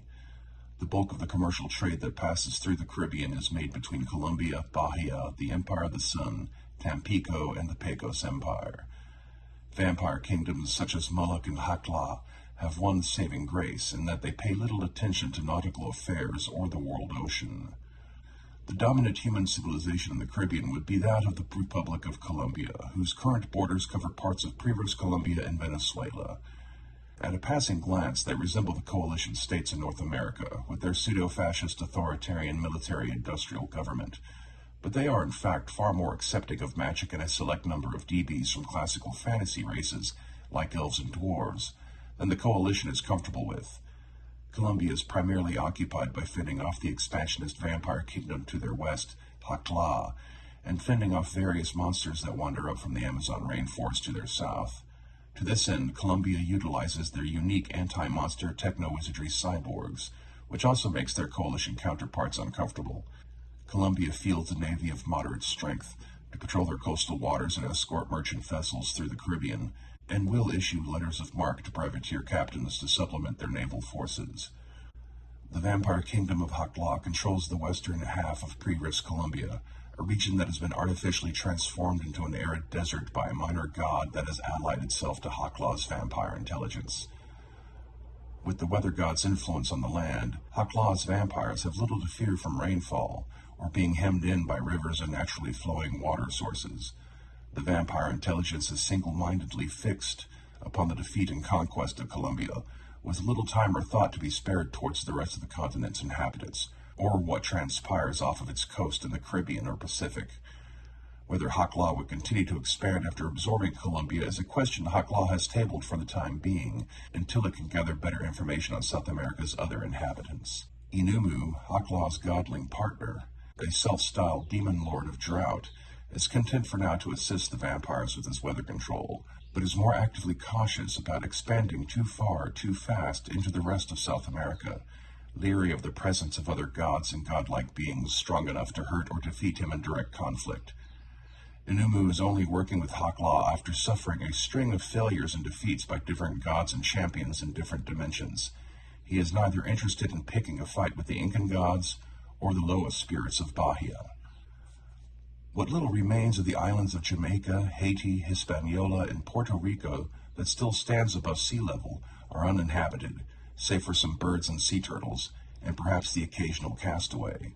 What most people are thus referring to if they mention the Caribbean islands is the archipelago formed out of Cuba's broken pieces. No one single power lays claim to all of the archipelago. The southernmost island in the chain has been named South Key Talan, a colony established by the Splugorth minions known as Kitani, super genius primates who manufacture a great deal of the Splugorth's catalog of technology, from weapons to ships to robots and power armor. Named for their city of Key-Talon on the Atlantean mainland, South Key-Talon is a stronghold used as a forward staging ground for Splugorth operations in the Americas, coordinating both spies and slavers. Having spent much of the last decade observing the Coalition's expanding presence in the Gulf of Mexico, the spy masters at South Key-Talon were taken by surprise when the Devil City at the other end of the archipelago suddenly became a major focal point in the Minion War when it reached the Earth dimension at the beginning of the year 110. Next up the island chain, if heading from east to west, is South Key-Talon's neighbor Dreamland, a colony of the Horun pirates, one of the only ones that they have in all the world. It is here that the Horun use their strange dream magic to construct their ships, and dwell in a small city where the Horun crews can trade their various acquisitions from piracy. The island is fog-shrouded, covered in jungle, and strictly off-limits to non-Horun. The remaining 4 islands of Cuba fall under the control of Devils, who have used the ley line nexus in Havana as their primary gateway to their Devil dimension since long before the Rifts returned. The Splugorth ignored these islands as a courtesy to Devil kind, seeing no reason to antagonize them, but 20 years ago the Devils started importing slaves to construct Ciudad de Diablo atop Havana's ruins, and launched their fleet of hell galleons to patrol the waters around their islands. With the onset of the Minion War, the number of Devils found here soared, and has become their central command and supply hub in their war against the demons of Hades to possess the planet. The first of these islands, heading west from Dreamland, is Devil's Harvest, which the Devils use to hunt humans and DBs they import and set loose for sport. Diablo Island is to the west of Devil's Harvest, and is the location of Ciudad de Diablo, and the bulk of the Devil population on Earth is to be found here, along with their slaves and followers. South of Diablo Island is Harpies Island, which you may be surprised to hear is inhabited by harpies and dire harpies, who have nested here since the early Dark Age after the Rifts. And finally, the westernmost island of Cuba is Devil's Shadow, where teams of slaves are constructing 2 hell pits, which can be used to rift in vast numbers of Devils once completed. Controlling the entire operation is Overlord Shard, a tortured and seemingly schizophrenic Devil Lord given his position by Lord Sautilus himself. He not only is well on his way to having multiple hell pits completed and activated, he also has tremendous influence over the deployment of the other Devil armies on Earth, thanks to his command authority over the Hell Galleon fleet. His time spent on Earth prior to the Minion War erupting at the tail end of the year 109 gives him a perspective on the Earth's inhabitants and powers that be that is unmatched among the Devil overlords. The Central American Isthmus, which is basically everything south of Mexico and the Yucatan anomaly, consists of the previous nations of Belize, Guatemala, Honduras, El Salvador, Nicaragua, and Costa Rica, which is where the North American continent now ends, after Panama broke apart and sank beneath the sea. There's no major civilization to be found here, mostly small tribes descended from refugees that escaped the vampire kingdoms further north, and local were-jaguars and were-serpents. The largest and most organized group of were-jaguars are known as the Bone Jaguars of Palenque, near the coast where the Yucatan once stood. The frequency of rain and rivers protects Central America from further expansion southwards by the vampire kingdoms, though occasionally a lesser vampire intelligence will try to establish a colony here, only to struggle to create more than a handful of vampires before they are destroyed. Splugorth and Horun raiding parties are a far greater threat to the region's population, but the social memory of life under vampiric rule keeps the locals focused more on signs of the undead than on keeping an eye out for alien slavers. Dividing the Gulf of Mexico from the Caribbean Sea is a patch of ocean known as the Yucatan Anomaly, Transdimensional Zone, Mer de Diablo, and other names depending on who's doing the talking, which is the region where the Yucatan Peninsula was located prior to disappearing during the Cataclysm. The skeptical believe it was simply drowned underwater when Atlantis appeared, like many other coastal lowlands around the globe, but those who frequently sail these waters know differently. Traveling on or under the surface of the sea here is no different than in the seas surrounding it, as if the peninsula never even existed, with no evidence of it below the waves. But those who fly above the ocean surface in this area will find themselves surrounded by a thick fog, which parts to reveal the Yucatan rainforest right underneath them, which they may land upon. Approaching the shoreline where the Yucatan once joined to Mexico seems like an average approach to shore, until you land on a thin beach with a ley line running along its length, and then turn around to find that your boat has disappeared and that the Yucatan jungle now looms threateningly in its place. Pirates and merchants who attempt to land at Palenque will often lose their ships and become stranded in the jungle after they make landfall. The Yucatan, trapped within a minor dimension, or perhaps the astral realm, is home to a vampire kingdom even more wicked than those who rule over central Mexico and Jacla, and is no place for the timid and meek to travel within. Making friends among the bone jaguars at Palenque is a good place to start if you do. Flying at high altitude over the Yucatan does not trigger the fog effect unless the vehicle in question drops altitude too much. From a distance, the Yucatan does not appear to exist, unless one approaches it on the ground from Mexico or Guatemala. Flying out of the Yucatan while inside its dimension is dangerous. The only safe way out is on foot.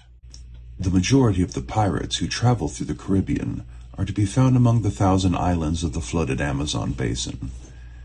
In the year 110, the Amazon River is larger than ever before, capable of being sailed by ocean-going vessels far into the South American interior, and breaking the lands around its banks into hundreds of tiny islands and peninsulas between its swollen tributaries, all surrounded by the tropical rainforests of pre-Rifts Brazil.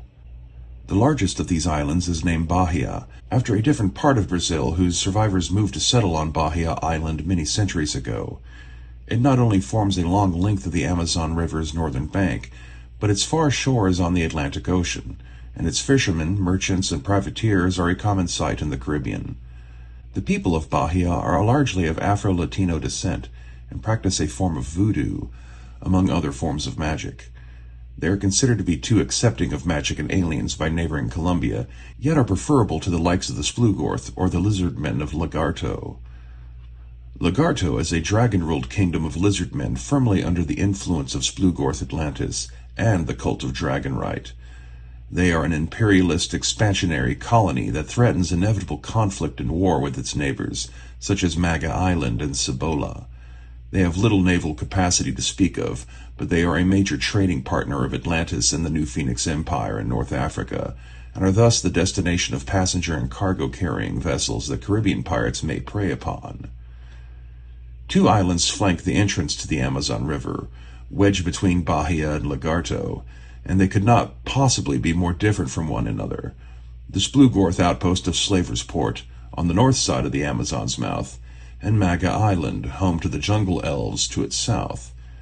Slaver's Port provides a marketplace for local pirates and scum to purchase Splugorth technologies without having to go to Splin, but its primary purpose is as a transfer hub for captured slaves taken from South America before they are shipped up to Atlantis, the New Phoenix Empire, or other monster kingdoms that trade with the Splugorth.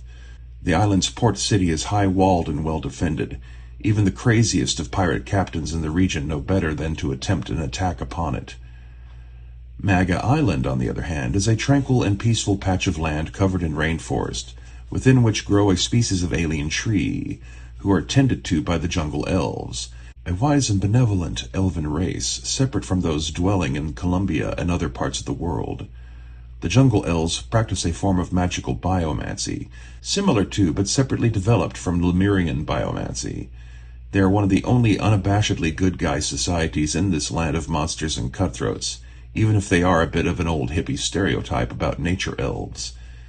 Parallels between the jungle elves and their relationship with the forest when compared to the previous Avatar movies are many. Maga Island does not project power beyond its coastline, and is under direct threat of invasion by Lagarto. Hundreds of independent pirate crews claim small bits of territory along the length of the Amazon River, though a few will rise to prominence with each generation of pirate captains. Currently, the most notorious pirate kingdoms in the Amazon are those of Nightmare Island, under the rule of a demonic shifter named Carcon. Transformed by bonding to an alien intelligence fragment, he commands a small fleet of demonic black-sailed ships, similar to the Hell Galleons of the Devils in many ways, and keeps a crew of demons, necromancers, and evil undead around him. As the Minion War drags on, he may well seek to introduce himself to one of the Hell Lords of Hades, to offer the services of his fleet to counter Overlord Shard's galleons. Further upriver can be found the pirate kingdom known as Krang's Land, ruled by a monstrous yet charismatic Rathos demon from Wormwood, who keeps an eclectic mix of crew under his command, monster and human, from all corners of the earth, and interdimensional travelers like himself. Kryang is by no means a nice guy. Rathos are a race of exotic subdemons, after all. But when compared to Karkon's lot and the Splugorth slave island, Kryang's land would seem a peaceful place filled with rational people. It's the difference between a den of vipers actively trying to enslave or kill you versus a den of vipers trying to get drunk and enjoy their shore leave. Far upriver, the pirate kingdoms come to an end once the Amazon thins and reaches the borders of Nuevo Peru, a small tech-based human kingdom in the jungle lowlands of eastern Peru, enemies of pirates, Hakla, and the Incan gods who control western Peru's highlands with their empire of the sun.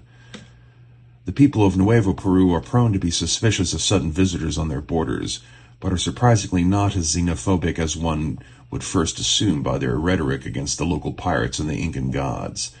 Trade with Colombia is not easy, despite its proximity, forcing Nuevo Peru to be as self-reliant as possible, with only the occasional trader bothering to come that far up the Amazon River to reach them.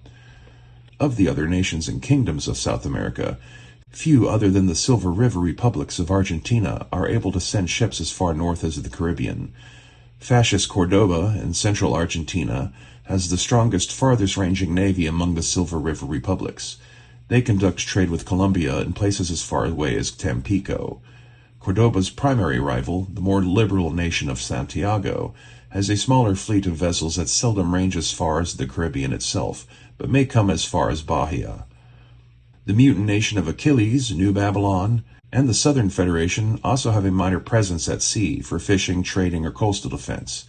Cordoba is similar in many ways to its Colombian ally, but the Cordobans are far more hardline on their stances against magic and DBs, making them seem a far more well-aligned ally for the coalition than Colombia is. However, Cordoba's distance from coalition territory makes the coalition conduct more trade and communication with Colombia anyway.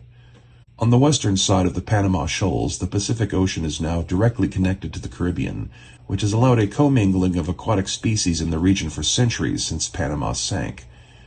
Trade and piracy moves through the Panama Strait every day, connecting the Atlantic and Pacific realms. Just to the west of the Panama Shoals, between Hakla and the Galapagos Island, is a stretch of sea that parallels the South American coast that has become the home waters of a race of aquatic DBs known as the Roulelle. Pacific-based nations whose ships can be encountered in the Caribbean include the Empire of the Sun, which controls the western coastline of South America, where the ocean touches the feet of the Andes Mountains, from old pre-Rus Ecuador in the north down through the territories of old Peru and Chile. The Empire of the Sun was formed from an alliance of the reinvigorated Nazca culture in Peru and the returning Incan gods of the Andes, who sought to protect the descendants of their old human followers, along with any other who believed in good, from the monsters unleashed by the rifts, and they now rule over a prosperous civilization. The Incans' primary antagonists are a species of alien canines who crashed on Earth following a failed invasion from space, not from the rifts, called the Archons, who now cling to a patch of the Andes in Bolivia, separating the Peruvian section of the empire from the Chilean. The Galapagos Islands are mostly underwater now, with only a few mountaintops still above sea level, which is enough for the old American New Navy to keep a tiny outpost for research and relaying communications with fleet assets operating in the Atlantic. The New Navy otherwise controls no land or other real estate in the region west of Panama, nor in the Caribbean, but their vessels regularly patrol these waters, looking for Haroon, Not-Yil, Splugorth, pirates, and followers of the Lord of the Deep. North of the Galapagos, on Mexico's Pacific coast, is the small city-state of Acapulco, whose population has exploded thanks to the heroics of a band of heroes dedicated to Quetzalcoatl, who have been rescuing people from the vampire kingdoms to their north. They have no naval presence, but they are a destination that both merchants and pirates are aware of. The only other location of note in this region west of Panama and South America is Easter Island, an important territory of the Lemurians, and one of the only ones found above sea level. Here their subculture of birdmen warriors are headquartered and trained, and any exploration of South America to be done by Lemurians is likely to launch from this island realm. North of the Caribbean Sea beyond the Yucatan anomaly is the Gulf of Mexico, a relatively shallow patch of ocean stretching between Mexico and Florida, which is hotly contested by the coalition navy, Cuba's Hell Galleon fleet, and the Splugorth. The Gulf touches upon two vampire kingdoms in Mexico, Milta and Moloch, and the fortified coastal settlements of Veracruz and Tampico, the southern Texas coastline claimed by the Pecos Empire, the city-state of Hughestown, and two coalition naval bases, one built atop a destroyed DB settlement named Fort Pinnacle, and another at Baton Rouge guarding the mouth of the Mississippi River. Veracruz is located just north of the Milta Vampire Kingdom, in Moloch territory, wedged against the coastline for protection, much like Tampico further north. Milta and Moloch are the only vampire kingdoms in Mexico whose territory touches upon the coast, but neither have any designs on naval activity, though they will conduct trade with those daring enough to attempt it. Veracruz and Tampico both have origins tied up with the coalition states and their affiliates, with Veracruz believed to be a secret coalition front, and Tampico a defiant kingdom who now holds a lot of leverage in the region due to their production of oil. Hughestown is the destination of choice for many who sail up into the Gulf from the Caribbean. Built from old Houston's ruins, Hughestown is a quasi-independent city and unofficial port of the Pecos Empire, monitored by the coalition for its large population of DBs and magic users, importing and exporting goods to and from many of the North America's kingdoms that are not aligned with the coalition states: Los Alamos, Kingsdale, El Paso, Colorado, Arsno, and others who cannot access the Mississippi River or the Great Lakes. Multiple black market syndicates have operations in Hughestown, coexisting uncomfortably with each other in order to profit from this lone source of trade with South America and beyond that hasn't been filtered by coalition import laws. Hughestown is dangerous but very lucrative for the connected. Northeast of Hughestown, where the Texas coast meets the Louisiana coast, where the Sabine River meets the Gulf, is the naval stronghold of Fort Pinnacle, built atop the ashes of Port Horace. Connected to both the Simmons line of fortifications along the Sabine River and to Wichita Falls and Lone Star via a rail line, Fort Pinnacle is an ever-expanding monstrosity of a naval base, headquarters of the Second Fleet, charged with patrolling the Gulf of Mexico. They have been Texas's first line of defense against Splugorth slavers for many years, and now that the Minion War has reached Earth, they will be the first coalition fleet to engage with the Devil's fleet of Hell Galleons from Cuba. North of Cuba, Florida is a half-submerged wreck, covered in shallow-water grasslands, normal wetlands, and swamp, where dinosaurs dwell. Here, the ruins of the lost city of Atlanta can be found over the border of Pre-Rifts, Georgia, and just north of that, near the coast, can be found the Hell Pit being constructed by the demon Hell Lord Pain, using slave labor taken from local tribes of mutant barbarians and native Indians. Hell Lord Pain has been able to begin his work relatively unnoticed, with no major civilizations at hand, just out of reach of the Cimmerian nation, and focused more on hurting Atlantis than immediately drawing the attention of nearby Ciudad del Diablo by attacking it or its fleet.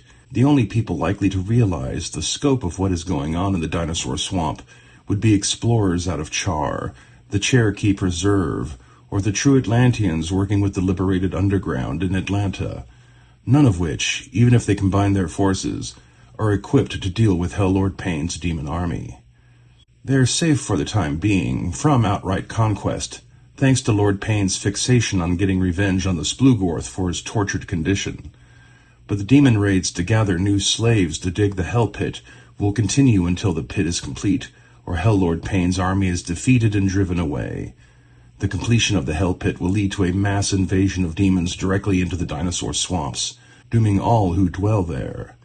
Help will have to come from outside, possibly from the Cimmerians, if they are alerted to what is going on, or possibly from the Splugorth, if they can determine where Hell Lord Pain's raiding sorties into Atlantis are coming from.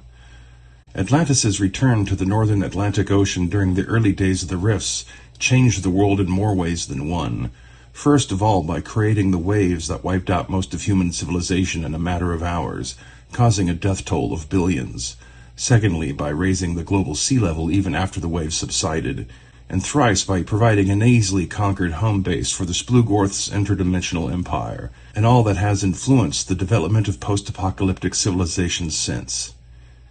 Even beyond their territories, their Horun allies range across all the world seas, and the Splugorth's technologies and magical trade goods make it to many a monster kingdom, far from the shore, through a monstrous black market that the Splugorth pull the strings of.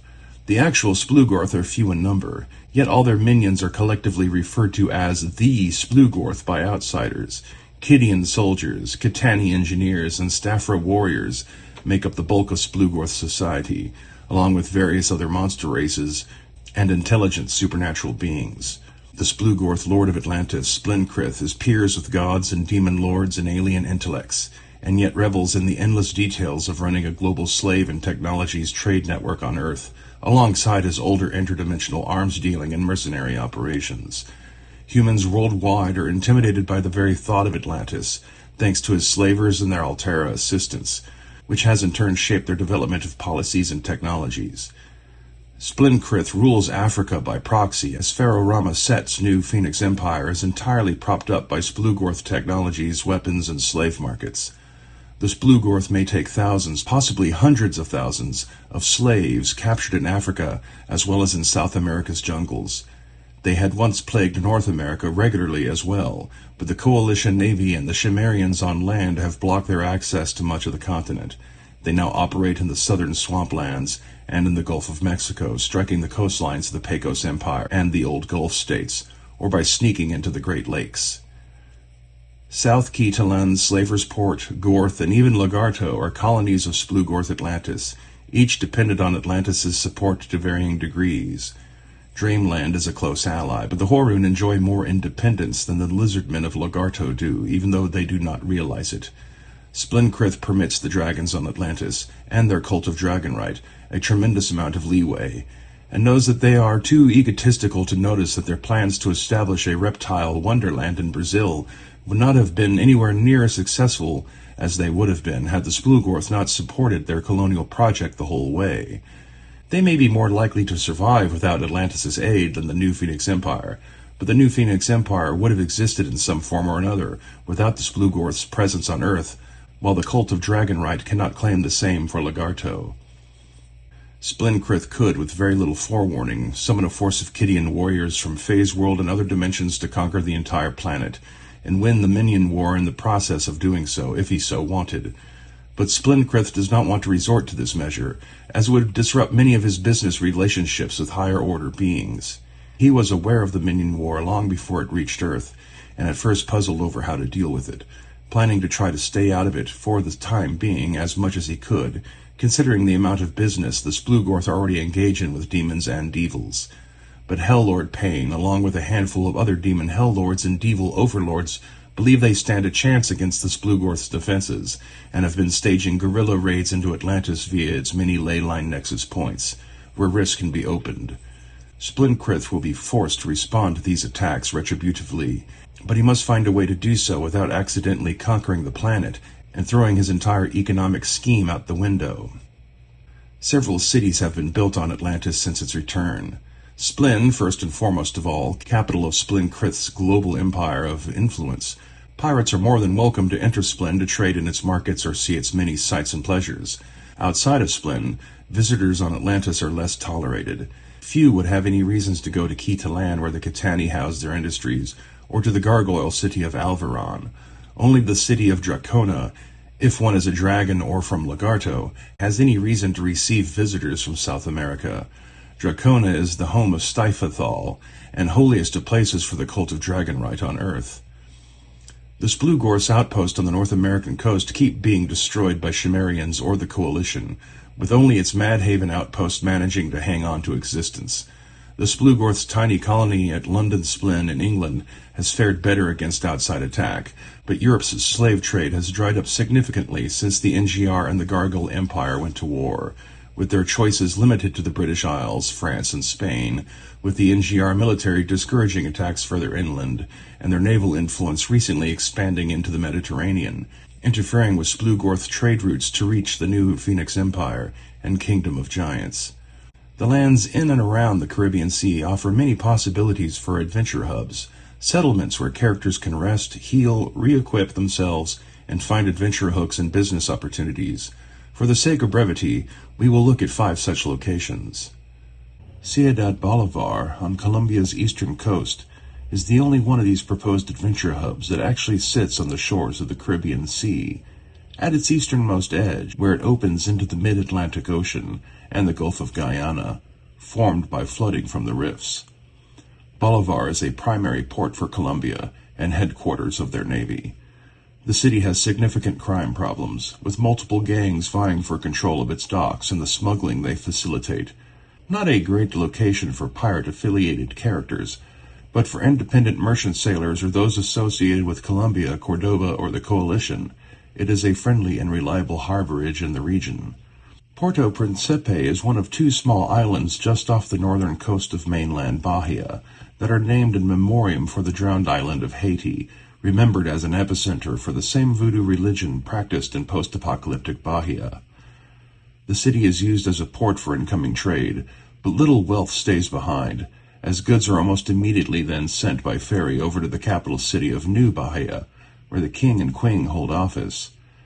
As with the rest of the kingdom, the locals are friendly towards magic users and deviants, though cautious, if not hostile, towards supernatural beings, depending on what exactly they are. It makes for a low-profile home base for Bahian pirates or merchants, or members of Bahia's Coast Guard, that is close enough to New Bahia to be able to spend their money without being drawn into the kingdom's politics. Bonito is Colombia's oft-ignored secondary port, located in the extreme south of the nation where it borders on the Amazon River, just north of Nuevo Peru. Thanks to its isolation and high population of DVs, Bonito is a natural front for black market trade with pirates who make it this far upriver, and giving player characters in the region a place to trade and pick up pirate rumors, without having to have them be based in one of the more dangerous pirate kingdoms, like Kryang's Land and Nightmare Island. Likewise, locals from Bonito are able to select from a full gamut of classes available in Colombia, and can be of several fantasy DV races like elves, dwarves, lizardmen, and ogres, as well as humans. From here, locals can become entangled with the rival gangs of the Colombian black market, the affairs of Nuevo Peru on the other side of the Amazon River, and hear rumors and intel from visiting pirates who have come to Bonito to trade. Tampico clings to the Gulf Coast of Mexico, surrounded on all sides by the vampires of the Kingdom of Moloch, with its back to the sea. Since discovered, Tampico has had a lot of effort and investment put into keeping the vampires at bay, as the city has become one of the America's major oil suppliers, vital not only to produce fuel for combustion engines, but also for the productions of plastics and other chemically derived materials. Merchant oil tankers from a large number of lands in the surrounding seas will come here to purchase as much oil as they can, and then return to their ports of origin to offload. The Pecos Empire, Colombia, Bahia, Cordoba, Acapulco, the Empire of the Sun, Nuevo Peru, the pirate kingdoms, and even Lagarto and the Coalition itself are counted among its customers. It is, shall we say, an unpleasant place to live and work. Oppressive not only for its industries and hyper-vigilant security force, but also for the background presence of vampires beyond its borders. Traders of both oil and goods rarely stay here long, and only come because it is both necessary and highly profitable. The Coalition's Second Navy tries to keep an eye on incoming and outgoing traffic in the Gulf waters around Tampico, and few pirate captains are foolish enough to attempt to attack it. Overlord Shard's Dimension Stormer fleet of Hellgalleons, however, may find Tampico a tempting target purely for the chaos it would bring to the region if it were destroyed, not to steal its wealth.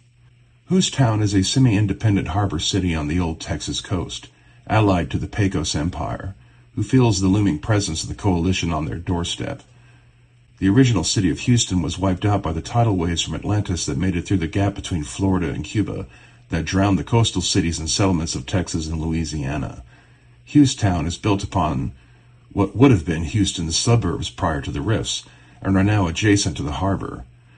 The heap of old Central Houston now forms an archipelago of tiny islands upon which a pair of small ley lines cross. The population is majority DB, and growing fast as the Coalition encourages DBs they encounter in Lone Star's claimed territories to go to Housetown for shelter. Those they don't kill, that is. Many end up doing so and wind up in abject poverty on Housetown's outskirts. Housetown is home to representatives from multiple Pecos gangs, North American black market syndicates, major mercenary companies, agents of Atlantis, coalition spies and informants, and supernatural menaces that come through the rifts that open on the island nexus. It serves as one of North America's only hubs for international smugglers on the continent's external coasts instead of the Great Lakes. All trade in and out of the Gulf of Mexico is funneled through the Caribbean Sea, as the strait between Florida and the Cuban archipelago is considered to be too dangerous. Not only is it plagued by devil harpies, aquatic dinosaurs, and serves as the territorial waters of the devil fleet, but the seas over sunken Florida and the Florida Keys are dangerously shallow, as it should be with the Yucatan if it wasn't caught between dimensions. Shipping around Florida and up the American Atlantic coast to reach the Northern Passage linking Canada and Europe is exceedingly dangerous. Only the daring and desperate attempt it. Trade between the continents in the northern and southern hemispheres is almost entirely cut off from each other due to the presence of Atlantis and the Splugorth, to the benefit of the Black, Caspian, and Mediterranean seas in the Afro-Eurasian interior. The Milu off of Africa's east coast, and the New Phoenix Empire in northeastern Africa disrupt trade potential in the Indian Ocean, although the efforts of the Lemurians in recent years may eventually restore that. Access to what trade is to be had in the Pacific Ocean, over the shoals of Panama, further enhances the Caribbean's status as trade hub for the global south. The Empire of the Sun, Acapulco, Tritonia, Salvation and Refuge, York Station, New Brisbane, Guangzhou, Takamura, Ito, Otomo, the Republic of Japan, and the Inuit tribes of the Arctic are all accessible to the Caribbean via the Panama Shoals. The major powers in the Pacific are the New Navy, the Lemurians, the Lord of the Deep, and the Nat-Yil. Though they roughly divide the ocean into quarters on a map, in truth their areas of overlap are near 100%. The Nat-Yil are generally encountered in the South Pacific, the Lemurians in the Southwest Pacific and along the equator as far east as Easter Island. The New Navy patrols the northern Pacific around their island bases, and the Lord of the Deep's territory is steadily being pushed back to the Philippines and the coastal waters of East Asia. Tritonia floats around in the middle of the ocean between these realms. The most lucrative sea lane in the world, however, is in the North Atlantic, where transit between the St. Lawrence River and the European nations bordering the North Sea is funneled, outside of the reach of Splugorth patrols. The lands bordering the North Atlantic offer few places for pirates to harbor on the Arctic and European sides of the ocean. If one can evade the Coalition and Free Quebec navies stationed on islands outside of the St. Lawrence's entrance into the continent, one can travel upriver to reach pirate-friendly destinations such as Old Bones, the Kingdom of Montreal, Queenston Harbor, Green Bay, and Menominee. Otherwise, pirate crews from the Caribbean must make the dangerous run at full speed up America's eastern seaboard, or along the coast of the Western Sahara and up around the Iberian Peninsula to reach the English Channel, to evade Splugorth patrols long enough to reach the trade routes between the coalition states and the NGR, upon which all other transatlantic trade is hinged upon. The navies of the coalition, Free Quebec, the New German Republic, and the Free Scandinavian cities regularly sail these waters, escorting cargo ships and looking for pirates and sea monsters. The Aegean Sea, the Black Sea, and the Caspian Sea are also a lucrative center for trade and piracy, away from the Splugorth, who rarely come further east than Rama, and the other sea powers have no particular sway or presence. Olympia, the Turkish kingdom of giants, and multiple Russian warlords profit greatly from the trade between North and South and East and West Asia that is filtered through their ports to reach the distant parts of Eurasia and beyond. Other than actual pirate and sailor OCCs, virtually any character class or race in South America can find themselves as a member of a pirate crew. It is, unfortunately, listed among the primary industries of the continent, and those who operate out of the Amazon basin account for much of the world's piracy, other than the Great Lakes, the Horoon, and the lone undead pirate crew of Davy Jones that gets bored and sails out of Milu territory from time to time. Pirate crews, especially among the officers, tend to be a motley lot from all corners of the earth, and can have the most flexible selection of character options available to any of the planet's major factions. From the north, they could come from the Pecos Empire, the Dinosaur Swamps, the Great Lakes, the Inuit territories, the British Isles, Scandinavia, New Germany, Tarnow, the Sovietsky, the Wolfen of Italy, Olympia, and the southern Russian warlord camps. From the west, Tritonia, Easter Island, New Navy colonies, the nations of Japan, coastal China, and East Australia. And from the south and east, the coastal regions of Africa, India, the Indonesian islands, and Western Australia. Other than the individualistic and decentralized pirate and merchant crews that travel through the region, the major factions that have ships in the Caribbean that can be encountered with some regularity are those of the Coalition Navy Second Fleet out of Fort Pinnacle Lone Star, Splugor slave ships and Catani military patrols coordinated from South Key to Land, Cuba, the Dimension Stormer Fleet operating out of Ciudad de Diablo, Cuba, the Colombian Navy out of Ciudad Bolivar, the Haroon out of Dreamland, Cuba, the New Navy out of Salvation, Hawaii, and the Empire of the Sun out of Lima.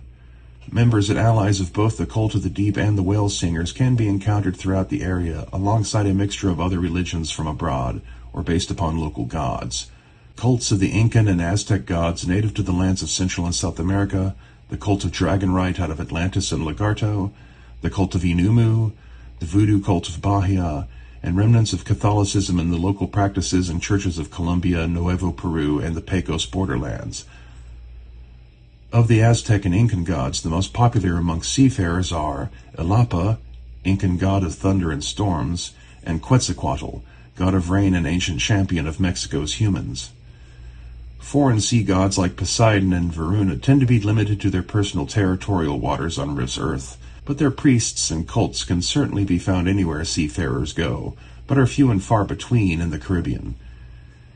In conclusion, do not fall for the shallow hype about the pirates of the Great Lakes of North America.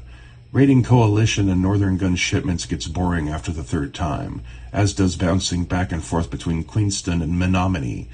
Raiding Ontario is hardly worth the trouble, and even when you do go out to sea from the Great Lakes, you're bottled into the North Atlantic with only Europe and the Arctic Circle to visit. The pirates in the Caribbean, Gulf of Mexico, and the Amazon have access to all the other seas of the Earth, providing the broadest possible palette of character options and destinations for adventuring. The following list are merely the most obvious.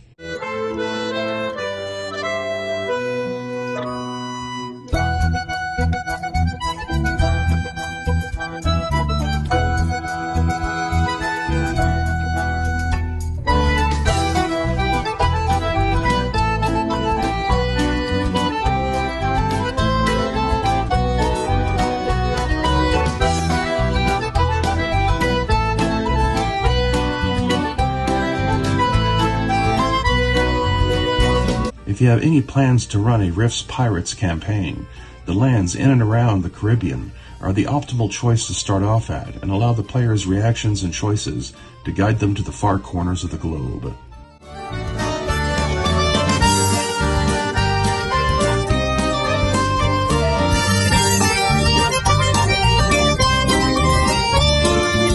In the distant future of 1999, Amazon Time Barbarians fight to liberate the women of North America against vast armies of trolls and chads under the control of the Rogan Joe. This original tabletop role-playing game is thick with 2 C's. Available now on Amazon.com and DriveThru RPG.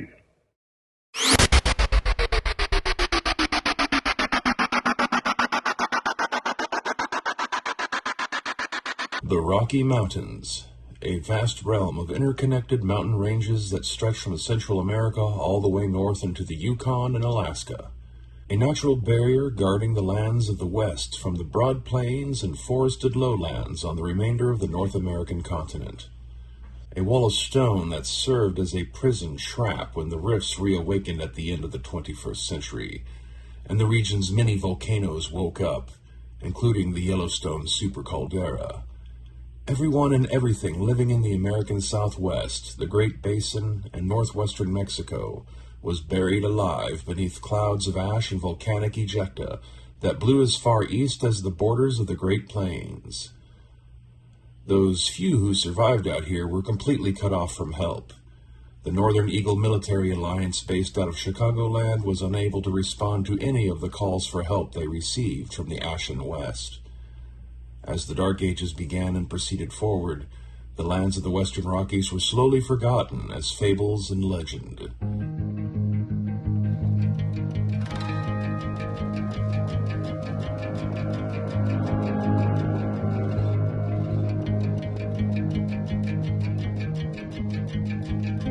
As the earth stopped heaving, and the ash clouds settled, the Rockies would become home to various species of monsters and DBs that found their way into the region via the many ley lines that crossed the central spine of the mountain range.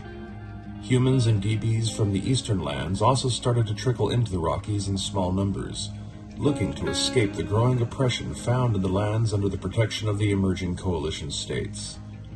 And to their great surprise, they found there were already people here. In a great fit of cosmic irony, those who were best equipped to survive out here in the West when Yellowstone exploded and monsters started pouring out from the rifts between worlds were those living on the reservations, the descendants of the original indigenous inhabitants of the West before the coming of European settlers. The power of the activating ley lines breathed life into the ancient magic traditions of the modern Indian survivors, helping them survive both the tumultuous environment and the supernatural creatures that now stalked these lands. They held on, while nearly everyone else around them died. Some tribes would be humane enough to take in non-Indian refugees and adopt them into their societies. Others left their non-Indian neighbors to suffer their fate. The Dark Age plodded on.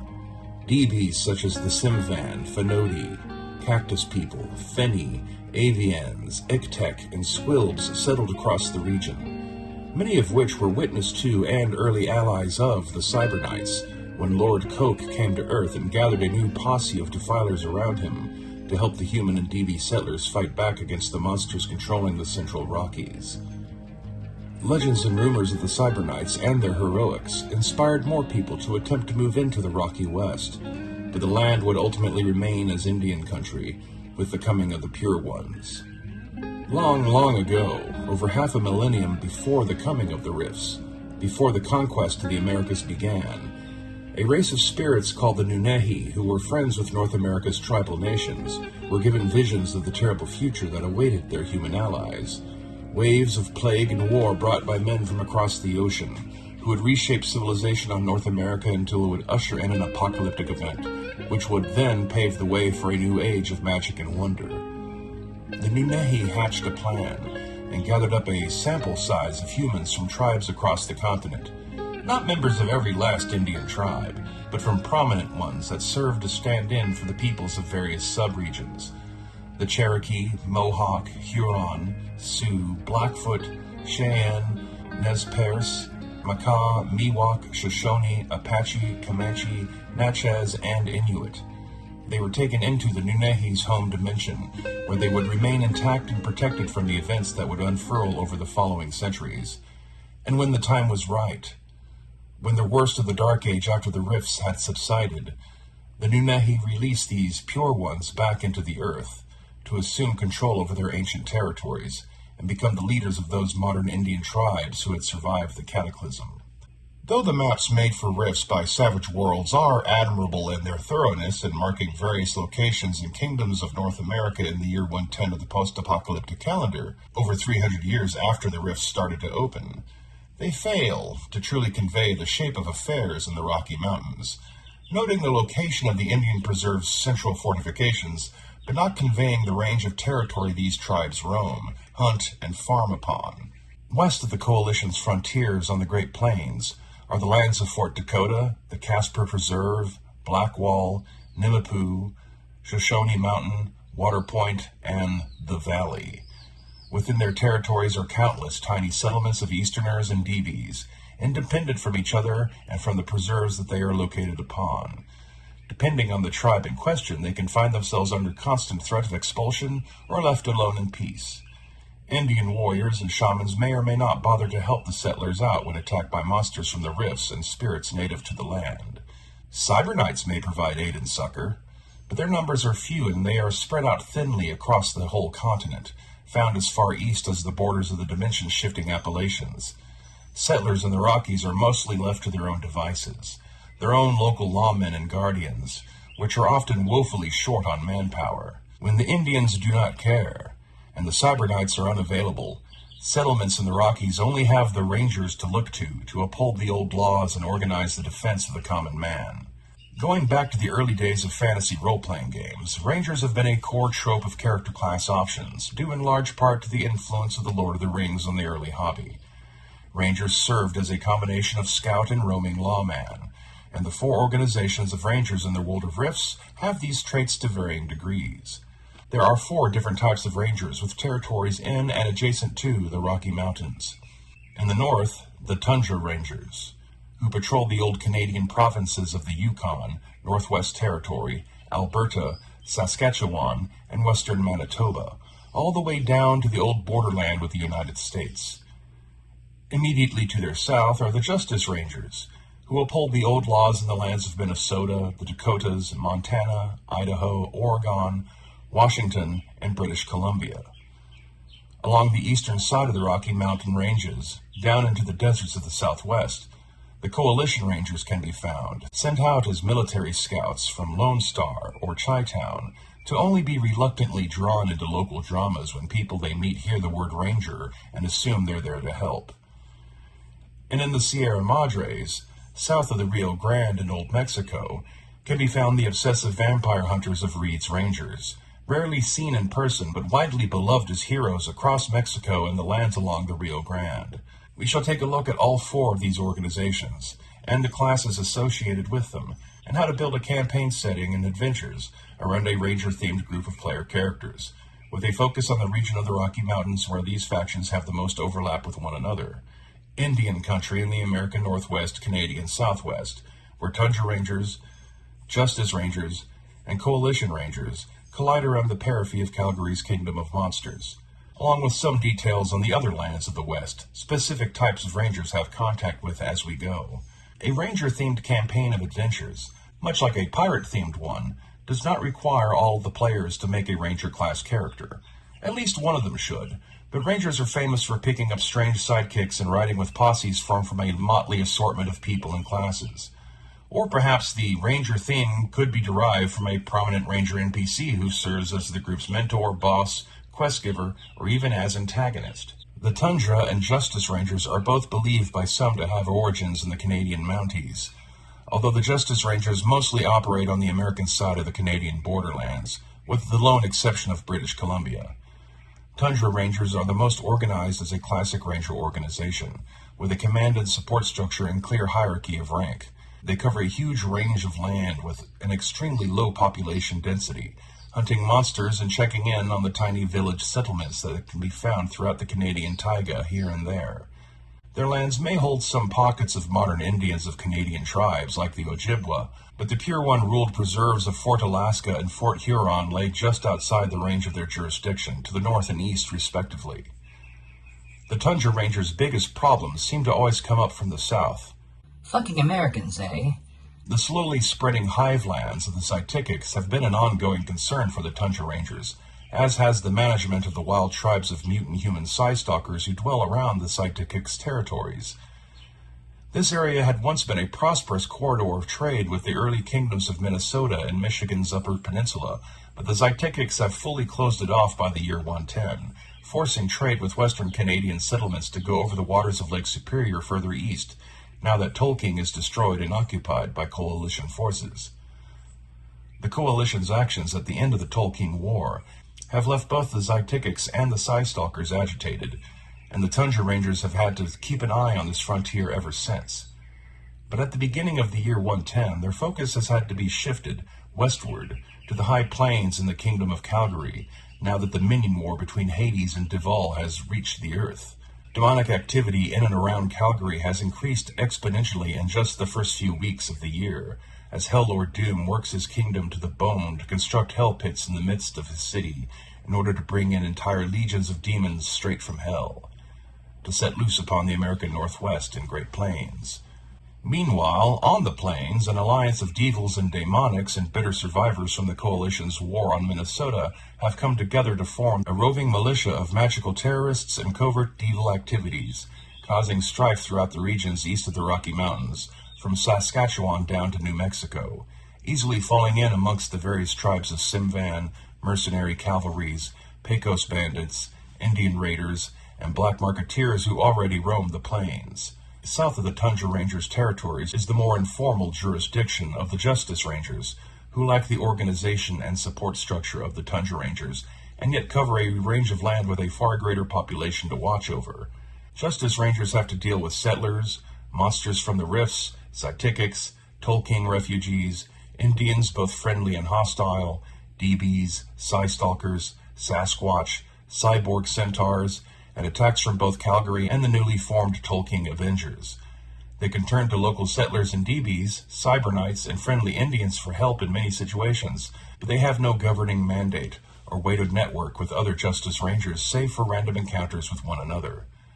They tend to be harsh in their application of justice, which has helped them all by growing their reputation as no-nonsense and competent representatives of the common law, which is a subtle yet essential asset they use to establish their right of authority across their lands. As Justice Rangers are not an army, nor even an organized police force as the Tundra Rangers can be described, their focus is almost always situational. They encounter and observe certain patterns of villainy in their lands, but they lack the ability to see the full scope of the situation in the territory, as the Tundra and Coalition Rangers can. Justice Rangers know there are growing problems out of Calgary and out on the plains, but they have no ability to organize a large enough force to have an impact on the Minion War. The Coalition's Rangers in the Rocky Mountains, however, are a part of an organization that can do something about the new wave of infernal invaders in the West. As mentioned, the Coalition's Rangers are not deployed as an instrument of law enforcement. They are instead trained in the mold of an Army recon specialist, with more in common with a wilderness scout than a Justice or Tundra Ranger. They are a small part of a much larger military machine who are deployed to explore the extremes of the Coalition's reach across the continent, to gather intelligence and occasionally participate in some sort of covert operation or another. On rare occasions, this can include the search and detainment of wanted criminals that have fled into the wilderness, but raw exploration and intel ops are the Coalition Rangers' bread and butter, when not deployed in an active war zone. The inhabitants of the Rockies, humans and DBs alike, are likely to either fear or be extremely skeptical of the Coalition states and its military. Many Coalition Rangers out there operate undercover, but those who openly wear Coalition gear and armor in the West and identify themselves as Rangers will often be surprised to find the local settlers and even DBs suddenly turning to them for assistance in all manner of local injustices. All of the other Rangers in the West, from the Tundra down to Reed's Rangers in Mexico, have served as protectors of the people and dealers of frontier justice. Coalition Rangers can all too easily find themselves being corrupted by contact with local populations, in a manner far more insidious than doing a little black market business in the Coalition burbs back east. The general reputation of what it means to be a Ranger out west thrusts a mantle of responsibility upon these military scouts that they are never prepared for before deployment. Most, as I have said, operate undercover and never tell anyone they're a Coalition Ranger at all. Those that do are at risk of developing conflicting loyalties. Some even go native and AWOL, never reporting back to their military handlers. Others learn to walk the line, turn the troubles that locals ask for their assistance in resolving into the subjects of their reports back home, failing to mention that hunting down a criminal DB or a supernatural monster terrorizing a village of settlers was actually attacking DBs, not humans, or other similar oversights and justifications, giving the Coalition what it wants while exercising their own discretion while out far beyond the frontier, where there is no one around to tell their bosses otherwise. Coalition Rangers in the Rockies were already deployed with a list of subjects of interest to keep an eye out for prior to the onset of the Minion War at the tail end of the year 109, which kicked off in the occupied ruins of Tolkien, giving the Coalition an early heads-up about what was about to happen on the global scale. For the first time since the end of the Dark Age and the Coalition's founding 110 years ago, a demon plague was coming to the Earth. 2 of them, in fact. And Coalition intelligence believes that there are at least 3 infernal armies of demons and devils operating in the domain of the Rocky Mountains, maybe more. And it will be up to the Coalition Rangers to find them, track them down, and radio back their locations to their superior officers back home. The Coalition's primary concerns in the West are the Psychics, Calgary, the Rocky Mountain Magic Zone, the Blackfoot, the Tolkien Avengers, the magic-using communities of the Colorado Baronies and Arsno, El Paso and Ciudad Juarez, the mystery locations of Bandito Arms and El Oculta, the Pecos Empire, the mystery location of the Cyber Knights Training Center, the feral vampires of northern Mexico, and the demon plagues now spreading down the Rio Grande from northern New Mexico, where Death's approach is to be found. Others remain to be discovered, like the Tombstone vampires, who are already keeping tabs on the Coalition Rangers in the territories they patrol. For all of those who only hear the word Ranger when dealing with the Coalition Scouts, there are those who harbor deep grudges against the Coalition states and its officers. Many of those who go undercover do so because of this, not because of how some settler dipshits assume they're there as a servant of justice in some ancient pre-Rifts law. Even before the Tolkien War sent thousands of genuine refugees into the West, there are those among the Rockies' inhabitants that already had reason to fear and even hate the Coalition, and are not easily fooled by a few good deeds. On the southernmost edges of the Coalition Rangers' frontier, in the borderlands of northern Mexico, they have received thousands of reports from local populations about both the vampires living around them into the south and the organization of vampire hunters waging a war upon them, called Reed's Rangers. Encounters with actual members of Reed's Rangers are near impossible to confirm as genuine, as there are many individuals along the borderlands who have taken up the vocation of vampire hunting and will be falsely labeled, by themselves or by others, as members of Reed's Rangers.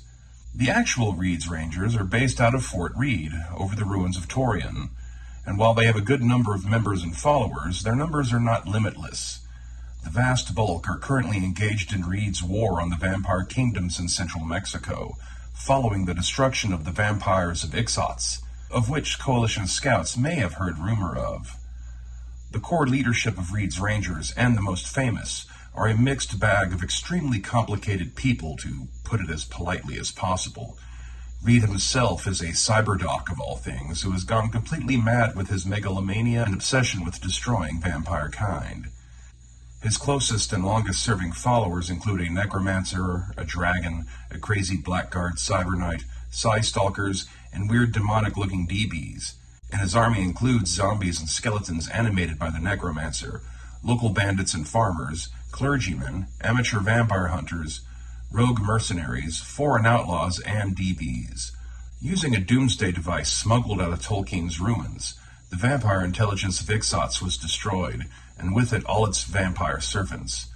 With an extremely limited number of the devices remaining, Reed's forces are engaged in a cloak-and-dagger war to find the specific location of the vampire intelligences, so that another weapon can be deployed. Months into this conflict, this has not yet happened, with the vampires actively moving to defend themselves and hunt down Reed's Rangers and any and all independent vampire hunters south of the Rio Grande. The kingdoms of Mexico City and Moloch are currently the most directly invested in combating Reed's forces. Even with the Minion War breaking out across North America, Reed's Rangers continue to receive support in their campaign against the vampires from outside benefactors, enemies of all vampire kind, such as the ancient Lemurians and the true Atlantean undead slayers.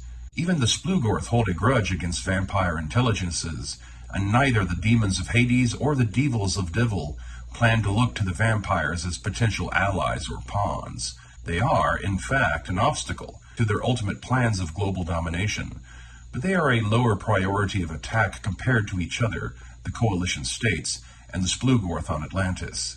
Death's approach labors in the deserts of northeastern New Mexico at Chaco Canyon, where slaves taken from the Navajo and settlers around Gallup have been forced to work digging out a hell pit while their Hell Lord holds his forces back and waits. Demon plagues slowly spreading out from the canyon and then down the Rio Grande River. The Coalition will not notice what is going on until the plagues reach El Paso, but the Apache and the Tombstone vampires will be among the first to hear about the demon raiding parties kidnapping Navajo Indians and local settlers, and the spreading plagues afflicting Gallup, New Durango, and the Navajo. News of the plagues and the demon raiders will not reach Arsno until traders out of New Durango can make it down the trade road, along the borders of Navajo country, possibly bringing the plagues with them. If you couldn't put it together by their name, the Death's Approach demon army has a strong death theme to its composition, and its Hell Lord, Zugard, is in fact an avatar of the original death demon from the Four Horsemen of the Apocalypse, back to cause trouble on Earth that is totally off the radar of the warlords in Hades and their own plans. This time, Zugard is going to take his time and avoid the attention of heroes as long as possible. Being seen as one among many demon hell lords should provide cover long enough if his army can survive the minion war itself. Death's approach is within striking distance of the full might of Lone Star, Arsno, Fort Apache, Shoshone Mountain, and even the Tombstone Vampires, who will provide intel to coalition contacts through double agents and couriers. Yet there is another who is far more sly and subtle than Zugard, who is not using her demon army, Siren's Call, to enslave local humanoids and spread demon plagues across the land. Hell-Lord Siren, operating in northern Mexico, has directed her demon servants to act according to their true natures, to not march like a mortal army, but instead to infiltrate and influence the Pecos Empire and El Oculta, gathering strength and intelligence before moving to construct a hell pit and bring the rest of her armies through from Hades. Harder to see, harder to fight, and right under the noses of the coalition rangers and spies along the Mexican border. Tundra Rangers include multiple classes to choose from among the vocations they provide training for: the basic Tundra Ranger Scouts, and Tundra Ranger Cavalry. They will work alongside traditionalist Ojibwa, Lakota, Huron, and Inuit, friendly DBs like Sasquatch, Blue Seas, Mastinoids, and Nolly Bushmen, and humans from a variety of military and scholarly professions, though few magic users and psychics are directly deputized by the Tundra Rangers. Their focus is more on rescue and defense operations instead of law enforcement, as they recognize that the government whose laws would need enforcing is one that has been dead and gone for over 3 centuries. Though associated more with the tundral lands further north of the Canadian-American borderlands, the bulk of the settlements that fall under their care are found in the warmer lands between Calgary and the Hive Lands, and they are especially effective during the harsh winter months when other regional military forces will pull back and hunker down until spring. Their primary concern in the region has always been a coin toss between Calgary and the Zytikics, but their day-to-day enemies on their southern frontier would typically include the bandits known as the Calgary Highlanders, Blackfoot Indians out of Blackwall, and the Teague Simvan, who are directly allied to Calgary and its fortunes. With the onset of the Minion War, the amount of demons and monsters launching attacks and raids out of Calgary suddenly surged in number and range of field.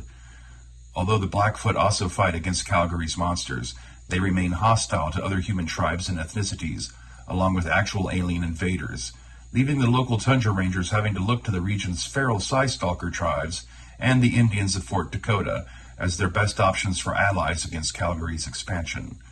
Unless, of course, the Tundra Rangers can make contact with their coalition counterparts and pass along enough intel to convince their superiors in Chi-Town to dispatch a force from Minnesota to lay siege to the Kingdom of Monsters. The Tolkien Avengers are a wild card in their region, seldom striking so far north, and yet there is some minimal overlap between the territories of the Tundra Rangers and the range in which the Tolkien Avengers will strike. As a force under the control of Devils, the Tolkien Avengers would seem obligated to attack Calgary, but for the time being their overlord, Dai, is happy to work on establishing his Devil army's cover story as a band of mortal terrorists seeking revenge on the Coalition, nibbling at the edges of both Calgary in the north and Death's Approach in the south. Justice Rangers consist of a single Justice Ranger character class, often working alone or in pairs. A meeting of 3 or more Justice Rangers is considered to be a momentous occasion. Instead, they will partner up with a sidekick or even a small posse, whose composition can be nearly any mix of local Westerners and recent immigrants from points east.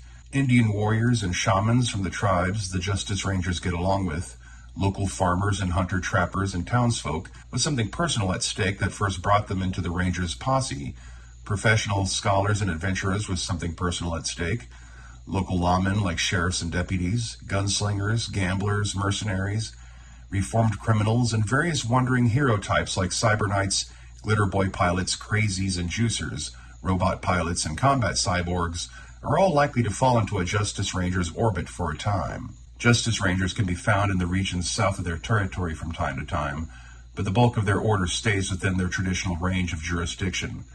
Those who traveled in Minnesota have largely fled the region following Tolkien's fall, and have the harshest opinions of the Coalition states and military forces. In the lands of the Blackwall Preserve, controlling much of Montana, the Justice Rangers are actively unwelcome, but in the Dakotas, Nimiipuu, Waterpoint, and British Columbia, they are more than welcome when they show up in town. Justice Rangers operate pretty much entirely at their own discretion, interpreting what justice and the law means without instruction or oversight. They are judge, jury, and executioner, and their works are on a far smaller scale than that of the Tundra Coalition or Reed's Rangers. They deal with crimes of murder, theft, feuding, and passion, only mounting up to combat the supernatural when no one better equipped for the task is on hand. Their primary enemies are otherwise normal people, whose life took a hard left turn.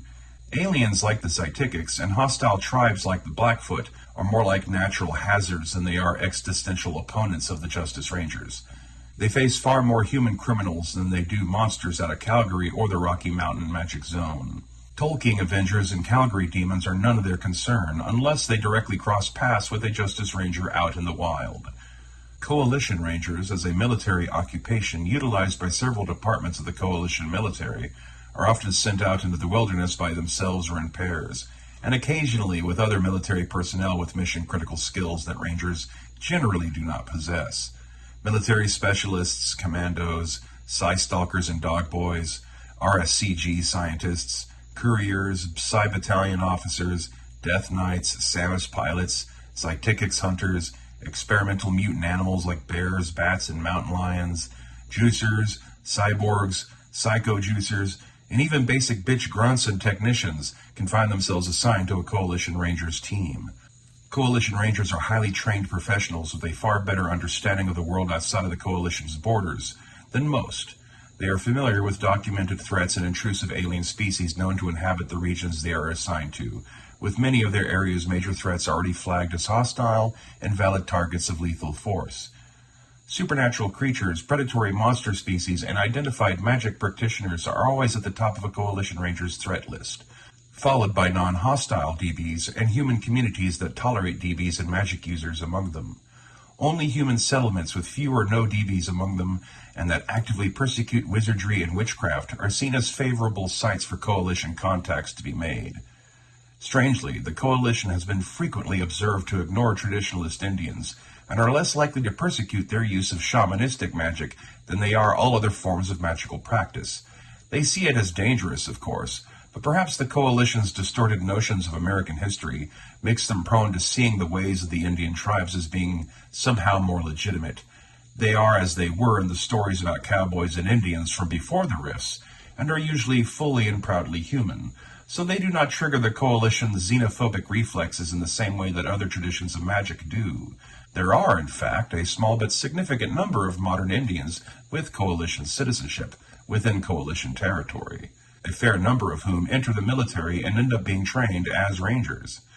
Reed's Rangers have no specific character classes they train recruits in, other than that of the basic Reed's Ranger Vampire Hunter. They work closely with the normal Vampire Hunter OCC, Bandit Vampire Hunters, Werecat Vampire Hunters, and virtually any local or foreigner who shows up to fight vampires and seems useful. The non-Reed's Ranger and non-Werecat Vampire Hunter classes are the most frequently encountered in northern Mexico and the borderlands of Pecos in the southwest deserts, along with a good number of professional priests of the old Catholic Church, local common folk, gangsters, bandits, black market enforcers from El Oculta, true Atlantean undead slayers out of Arsno, and others who have been forced to take up the vampire-slaying lifestyle. The vampire kingdoms have spent over a century seeding northern Mexico with packs of feral vampires, loyal werewolves, and small numbers of secondary vampires hiding out in the region's border settlements, like Ciudad Juarez. When Ixotz's intelligence was destroyed, roughly 1 in 4 vampires in northern Mexico were instantly wiped out, feral and secondary vampire alike. Even some hero vampires who fight against their own kind were taken out when Ixots died. Having to fight Reed's Rangers on their own front doors, the kingdoms of Mexico City and Mulloch have sent newly created ferals into the north to make up for Ixotz's fallen packs, along with a faction of secondary vampires trained as anti-vampire hunters, who call themselves Deathspike, sent to seek and destroy the growing threat of independent vampire hunters on the border. It will be some time before the vampire intelligence in Mexico become truly aware of what is transpiring to their north with the Minion War. They have too many immediate problems on their hands fighting a multi-front war against Doc Reed, Palenque, Acapulco, and the Lemurians providing them aid from Easter Island, far away in the southwest across the ocean. Neither Death's approach or Siren's call will seem to pose the vampires an imminent threat, who will be more concerned with keeping their alliances with Mexico's werewolves and with each other intact in the face of Reed's crusade. If Doc Reed is able to successfully take out another intelligence, what remains of the truce between the remaining vampires will fully come apart. Attacks on the vampires at Chichen Itza and the mysterious Yucatan can also have profound implications, as it could rouse up a direct conflict between Central America's gods. Instead of looking at specific adventure hubs for player characters to use, we will examine the greatest zone of conflict in the West, where the most types of rangers can be found. The lands of the Spirit West, also known as Indian Country, form a cone that widens the further one travels westward from the Coalition's frontiers in Minnesota, Nebraska, and northern Kansas. This region includes the lands and peoples of the Dakotas, Saskatchewan, Montana, Wyoming, Alberta, British Columbia, Washington, Oregon, Idaho, Nevada, and Northern California, with Fort Dakota and the Zytikix Hivelands in the extreme eastern corner of the territory, and the lands of Ixion, Waterpoint, and the valleys stretched along its western coastline. This region not only has active Tundra Rangers, Justice Rangers, and Coalition Rangers operating in the area, it is also home to the secret training school or monastery of the Cyberknights, founded by the legendary Lord Coke. Most of the major settlements in this region are in Indian hands: Fort Dakota, Casper, Wyoming, the Black Wall in Montana, Boise, Idaho, Waterpoint on the Puget Sound, Shoshone Mountain, and Stockton, California. Ixion in British Columbia, and the small industrial center growing up around Wilkes Laser Technologies in western South Dakota, are the most famous places controlled by non-Indians in the entire region. And like the Cyberknight Monastery, the exact location of Ixion is a secret, other than it being known to be found somewhere in British Columbia's forest valleys. All other settlements founded by humans from the East and DBs in Indian Country are small, unknown to the wider world, and entirely on their own unless a Cyberknight or Ranger happens to roll into town when they have trouble. Locations with any significant industry or technological understanding are limited to Wilkes, Fort Dakota, Waterpoint, and Shoshone Mountain. Casper, Blackwall, Nimipu, and the rest of the Dakotas are ruled by traditionalists and pure ones who shun modern technologies. The ruling tribes of Nimipu and Waterpoint are notorious among the hardliner tribes, the Blackfoot most of all, for having adopted large numbers of Caucasian survivors who had held on during the Dark Ages in Idaho and Washington into their tribes after the Pure Ones returned. They may look like Eastern settlers from the Coalition states of the Magic Zone, but they dress and talk and act just like the Nez Perce and Makah Pure Ones who adopted their ancestors, and can become shamans and communicate with native spirits and gods as well as any pure-blooded Indian and other preserves. The Blackfoot seem to hate everyone except Cyberknights, so it is no surprise they despise the mixed-race Indians of Idaho and Washington. But the Sioux tribes of the Dakotas, the Cheyenne out of Casper, and even the tech-savvy renegade Shoshone can't help but frown on these tribes for mingling with bloodlines not indigenous to the Americas. The Shoshone and Dakota do the best job of overlooking these differences in person, but the Cheyenne and Blackfoot can be far more judgmental. The Blackfoot in Montana are clearly the top assholes in Indian Country, intolerant of white people, Psy-stalkers, DBs of all kinds, and even their fellow Pure Ones and modern Indians of neighboring lands, whether they are traditionalists or not.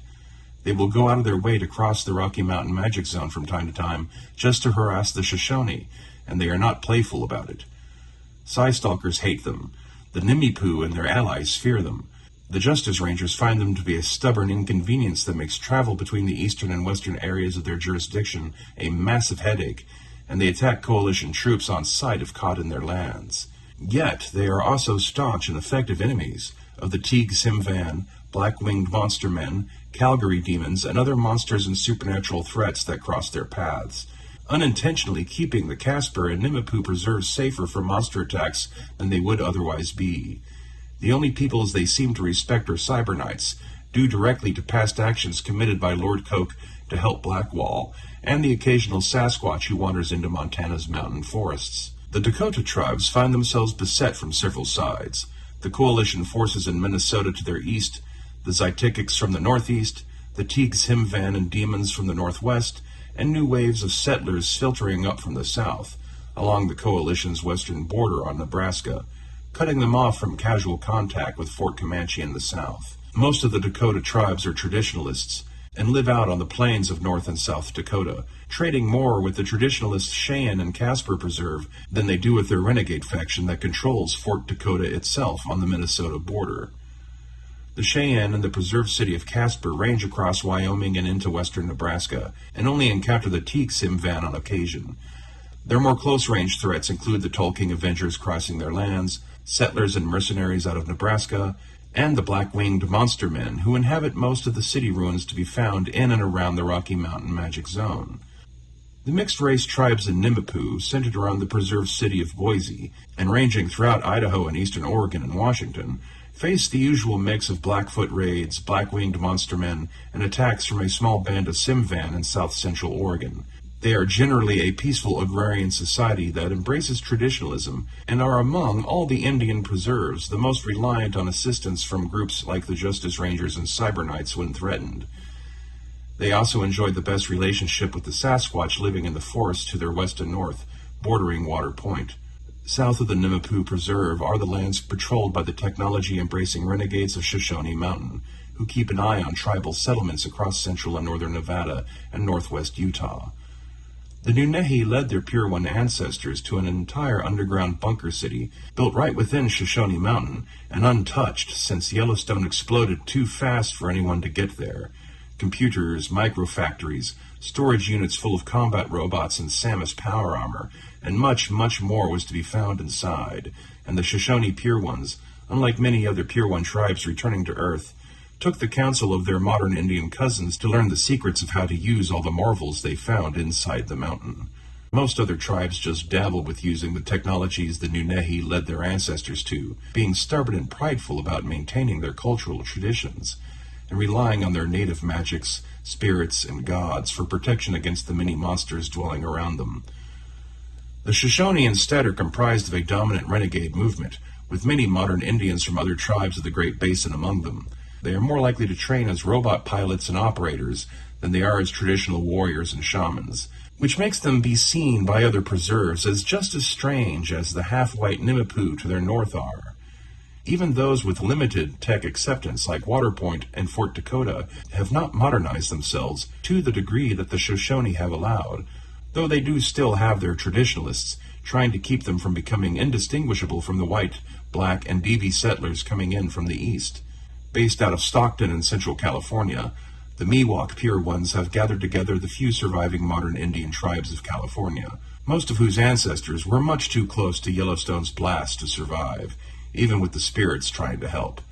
The Valley Preserve, as the Miwok's territory is called, is inhabited by Pure Ones and a mixture of mixed-race Indians with local roots who sought out their ancestral lands with spirit guidance, as well as a much smaller number of local non-Indian survivors whose descendants are hard to distinguish from the Miwok Pure Ones they share kinship with. A small number of renegades keep Stockton's power and water running, but they are otherwise a traditionalist people who have little contact with outsiders other than Sasquatch, Water Point, and the Shoshone. The alien dimension-shifting jungle landscape covering much of Southern California, below the valley, blocks the Miwok's territory from casual discovery by the settlements in Arizona, and much of the rest of North America is convinced that the entire West Coast is one great big alien landscape, though it is not. The Makah Pure Ones were brought to Puget Sound and now rule over an alliance of Pacific Northwest tribes along the coastlines of Oregon, Washington State, and British Columbia, trading with Inuit from Fort Alaska on rare occasions. Shielded from the mainland by the Cascade Mountain Ranges and Sasquatch territory, the Water Point Preserves follows the usual model of a small number of renegades in Water Point itself, with traditionalist fishermen and coastal farmers from modern Indian and mixed white backgrounds accepting the authority of the Makah Pure Ones around Puget Sound. Water Point is hidden from casual sighting by ships passing near the shores of Washington, the entrance to Puget Sound looking like any other dead-end inlet of seawater along this stretch of coast, to those not in the know.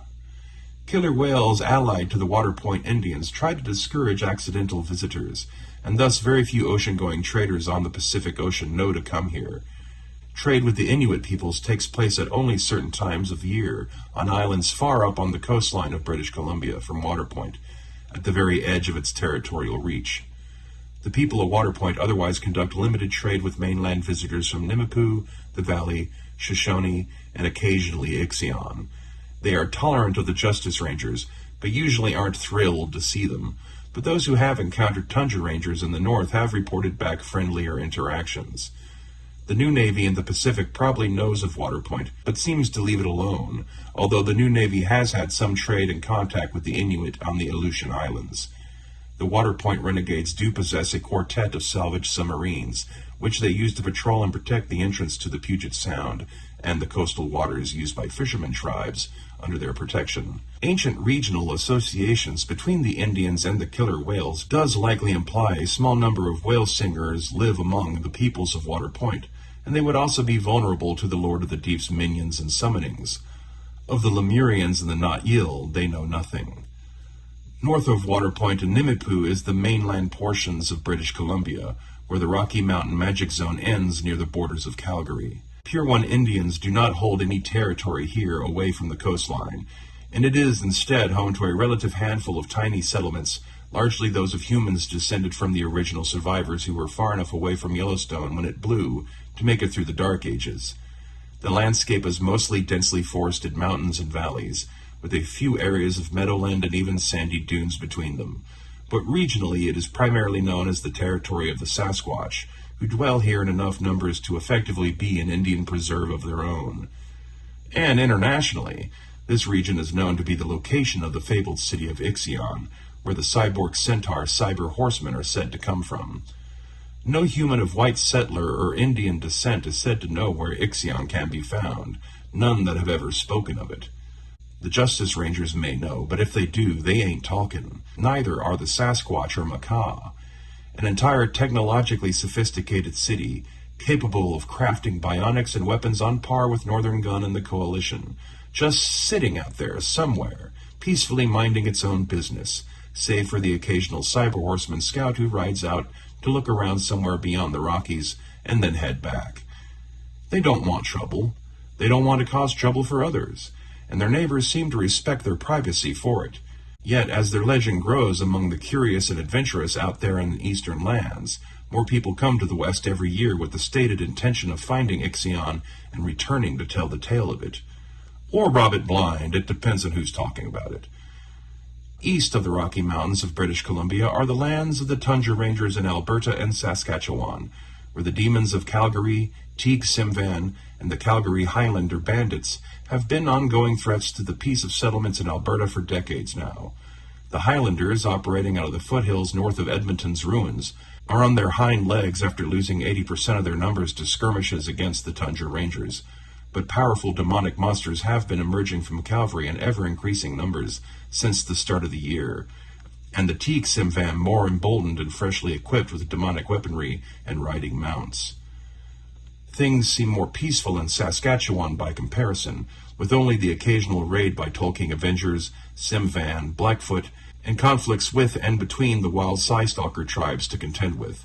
But the Zytikix hives in the southeast of the province have been agitated and are quick to attack anything near their borders ever since the Coalition Army marched through their territory in order to fight Tolkien's defense force.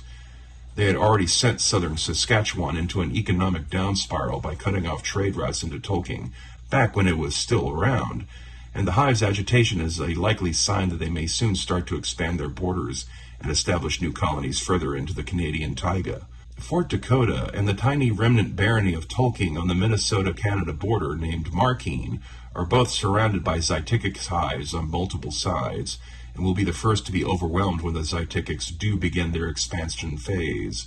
Southern Saskatchewan, eastern North Dakota, northern Minnesota and Wisconsin, and southwestern Manitoba are all under imminent threat of Zytikix invasion. Many of the lands surrounding the hive lands on the old Canadian-American border are inhabited by tribes of Psystalkers, living very similarly to some traditionalist Indians, though they have no need for agriculture or keeping livestock, as they feed off supernatural beings and the energies contained within magic users, and some DBs and monsters. They are more barbaric and savage than the most villainous Blackfoot or Simvan, but they are paradoxically extremely friendly to humans and human-like DBs, including the Coalition, and take as naturally to dog boys as their civilized cousins in the coalition states have.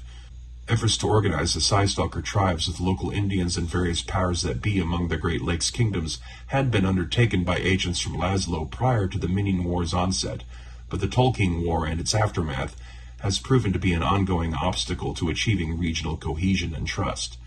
Unfortunately for the region's inhabitants, the many fronts of the Minion War will distract the various nations that would otherwise turn their attention to the Zytikics problem. Little aid will be available to Fort Dakota and Markeen when the curtain falls on them. It is only a matter of time. One can only hope that one or more demon or devil armies will blunder into Zytikics territory, and the two birds can kill each other with one stone.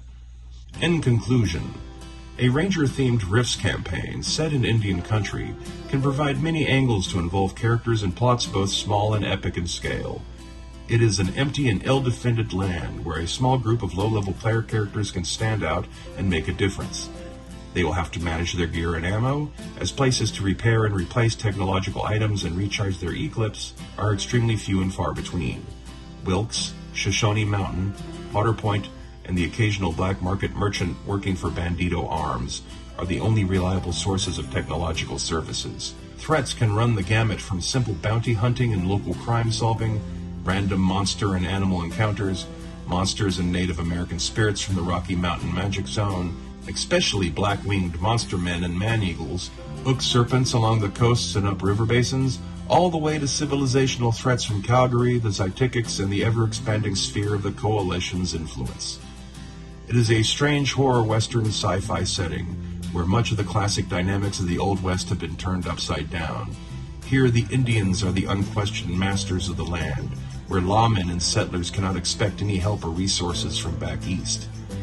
And if the lands and peoples and dangers of Indian country are not to your specific tastes, consider also the possibility of running a Rifts Rangers campaign set in the lands bordering the Rio Grande, where the Coalition is far more at hand to deal with the forces of the Minion War in New Mexico, and where player characters can involve themselves in the many diverse plots and subsettings of the region. Arsno and the Arizona Trade Road, El Paso and Ciudad Juarez, the Pecos Empire's border towns of New Del Rio and Laredo, the barren lands of northern Mexico between Chihuahua and Monterey, and down past Ciudad Victoria to the liberated lands of Ixots, and the borders of the vampire kingdoms of Mexico City and Mulek. Coalition Rangers can also be found in the lands of the Old South and Dinosaur Swamps, the Magic Zone, and across Ontario and eastern Manitoba. And the Free Quebec Rangers, formerly Coalition, patrol northeastern Canada and New England. A Ranger-themed campaign is undoubtedly the optimal method to explore the North American west of Rift's Earth, to meet its inhabitants and learn of its greatest foes. You just need at least one player character to take up the badge and sidearm and ride out to find a posse of their own.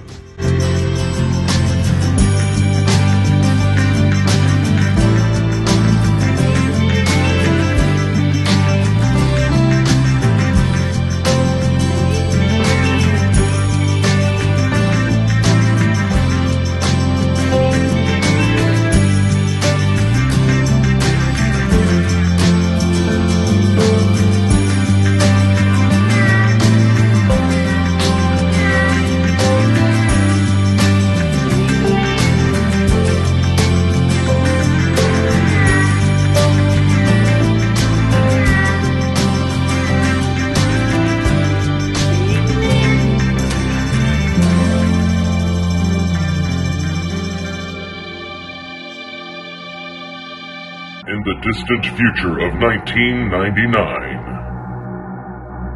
Amazon Time Barbarians fight to liberate the women of North America against vast armies of trolls and chads under the control of the Rogan Joe. This original tabletop role-playing game is thick with 2 C's.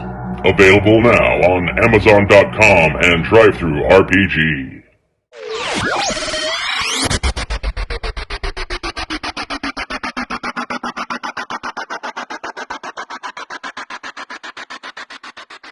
Wessex, the Saxon West, the southwestern corner of England and the peninsula of Cornwall, a land that has been settled and controlled by successive waves of conquest over the course of 2 millennia.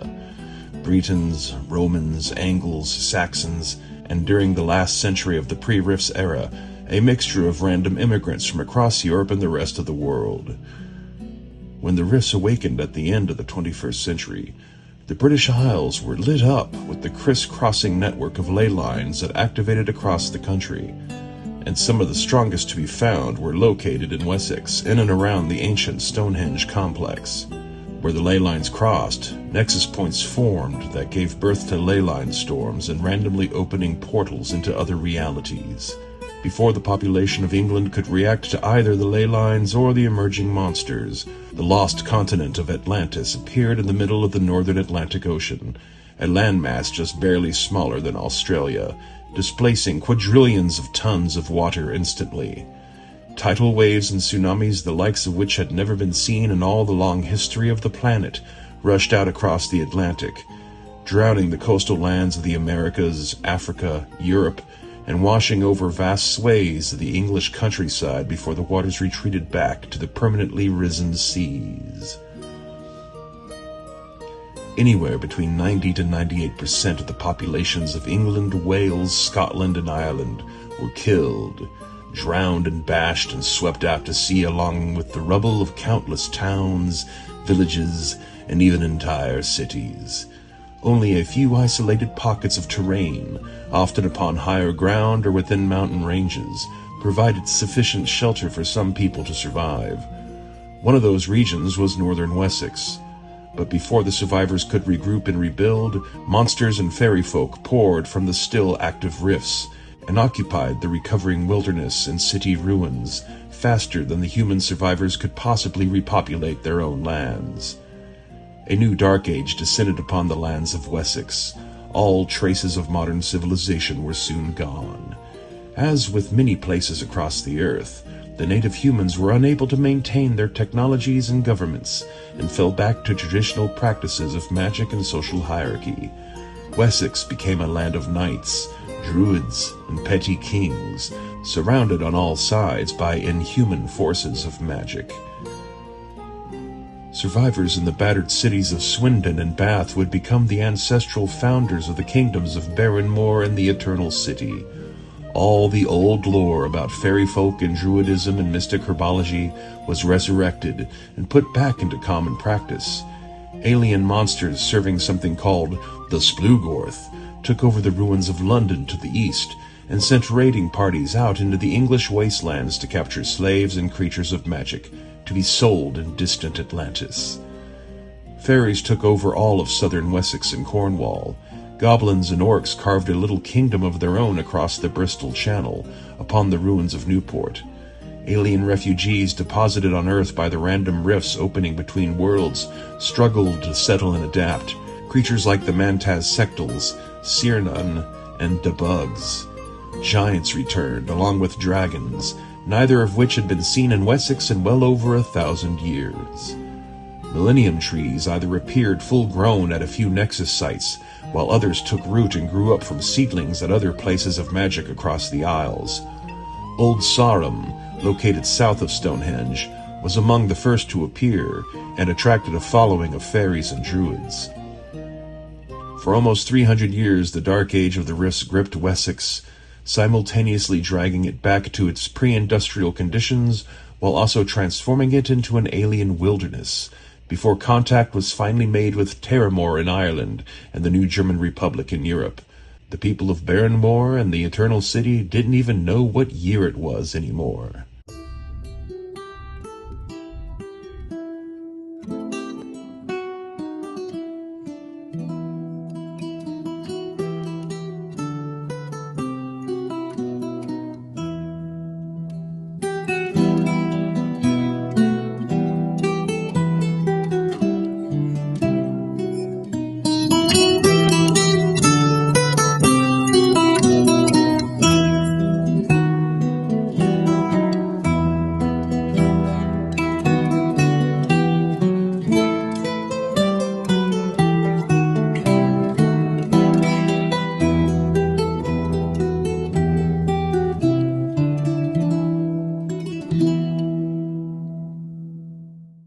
And then, 57 years ago now, as of the year 110 of the Americans' post-apocalyptic calendar, the wizard Merlin at long last escaped his crystal prison, where he had been held since the last of England's magic died during the previous Dark Age 1,000 years earlier, and started to stitch together some small baronies and independent towns to the south of Bath and west of Stonehenge, and with them set the foundations for the city of New Camelot.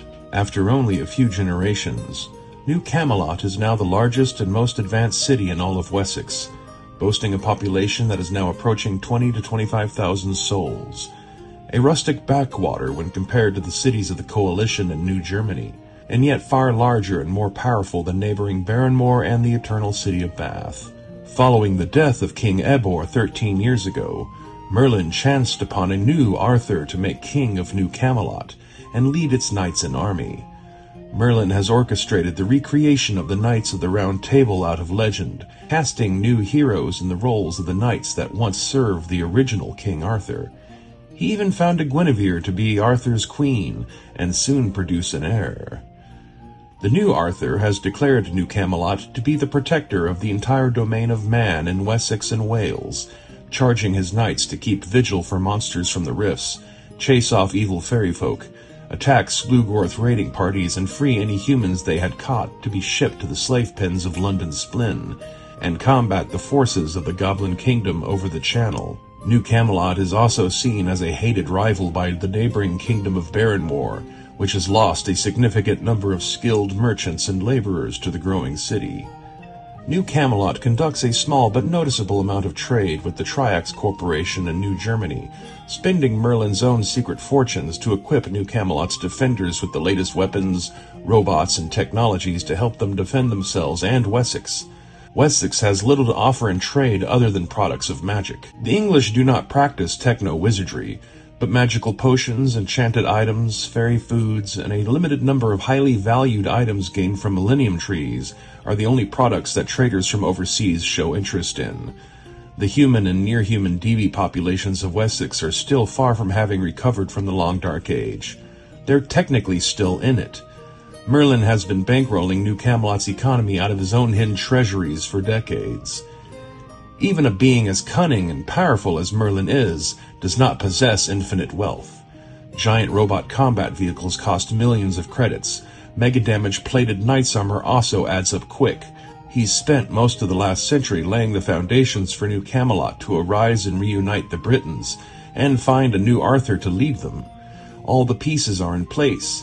It is time to raise New Camelot's profile on the international scale. It's time to burn up a lot of cash by sponsoring a massive tournament event in honor of the imminent birth of Arthur and Guinevere's first child, less than a year after their wedding in the summer of 109. A good old-fashioned jousting tourney, with knights from all across the world. All classes of knight on Earth in the year 110 of the post-apocalypse are recreations of the knightly orders of ancient pre-Rifts times. Though some places may have kept the title of knight around, the actual vocation, as it was known, had been abandoned during the industrial era before the Rifts, from England to Japan. Some of the knights in the world of Rifts do a better job at that recreation than others, but you would have to go to Wormwood to find knights whose orders can trace their lines back to their medieval founders. Even the traditional samurai of Japan are not original samurai, if you catch the distinction.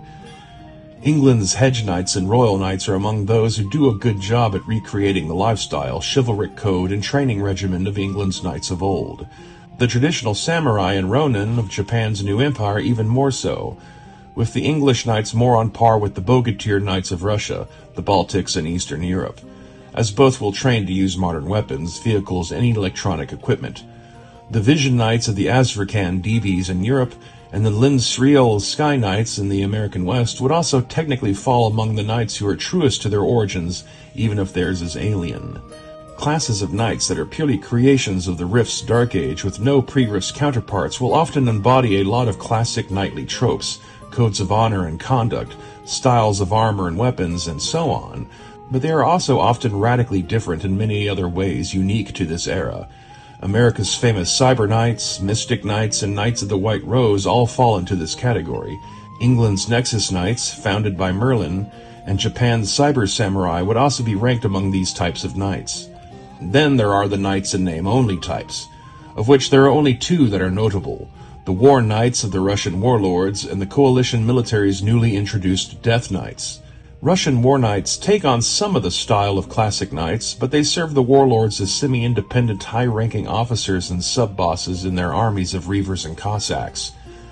Bandit Knight would be just as good a term for them as any other, as many other knights would view them as criminals and dishonorable killers.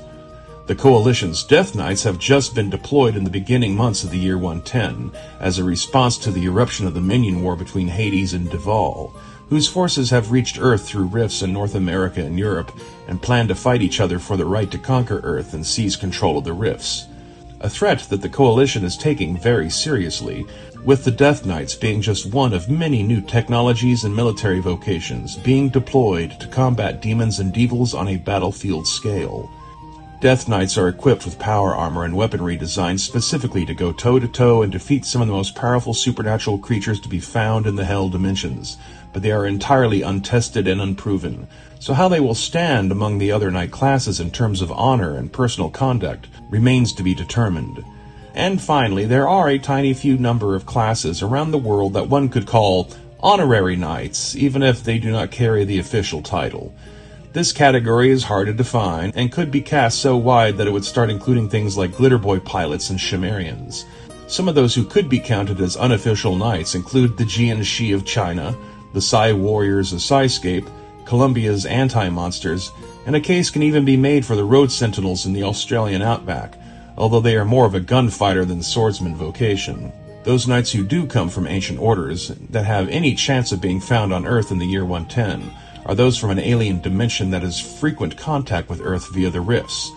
Wormwood, a living hell, where the very ground is made of some sacrilegious blend of stone and flesh, soft and unyielding and very much alive. Here an unlikely population of highly religious medievalist humans struggles to defeat a vast army of unholy demons. Among these humans of the cathedral are two orders of knights whose names, style of arms and armor, and codes of conduct appear to trace directly back to the knights of the crusading armies at Jerusalem, the Templars and the Hospitallers, both of which will take part in the raids and trading expeditions that the people of Wormwood occasionally embark on from places like Worldgate, and visit Earth briefly before returning to their home, alongside classes like Temporal Raiders and Temporal Wizards, who both have a presence in England as well. The various orders of knights around the Earth and in Wormwood have little contact with one another, as each has their own home range, which are spread out far apart from one another: North America, England, Russia and its periphery, and southern Honshu, as well as an entire other dimensional reality in the case of the Cathedral Knights of Wormwood. Crafting an adventure or campaign that allows players to choose from any of the aforementioned knight classes has to have a good reason to explain why they would be together. And as the Knight of the Seven Kingdoms so well demonstrated, a great way to bring together a wide variety of knights from abroad is a jousting tournament. And what could be more prestigious to a knight of any order in any land than to attend a tourney in legendary Camelot in honor of the upcoming birth of Arthur and Guinevere's firstborn son? And considering how many secrets there are to be found in New Camelot's shadow, how many different directions of adventure and plot can a game master and their players spin out of it once the player characters decide to work and travel together? We will examine the major knightly orders of rifts and briefly review the lands from which they came, but a particular focus will be placed on the people and places of Wessex, as an initial region for knightly characters to adventure in after the tourney that brought them together is resolved.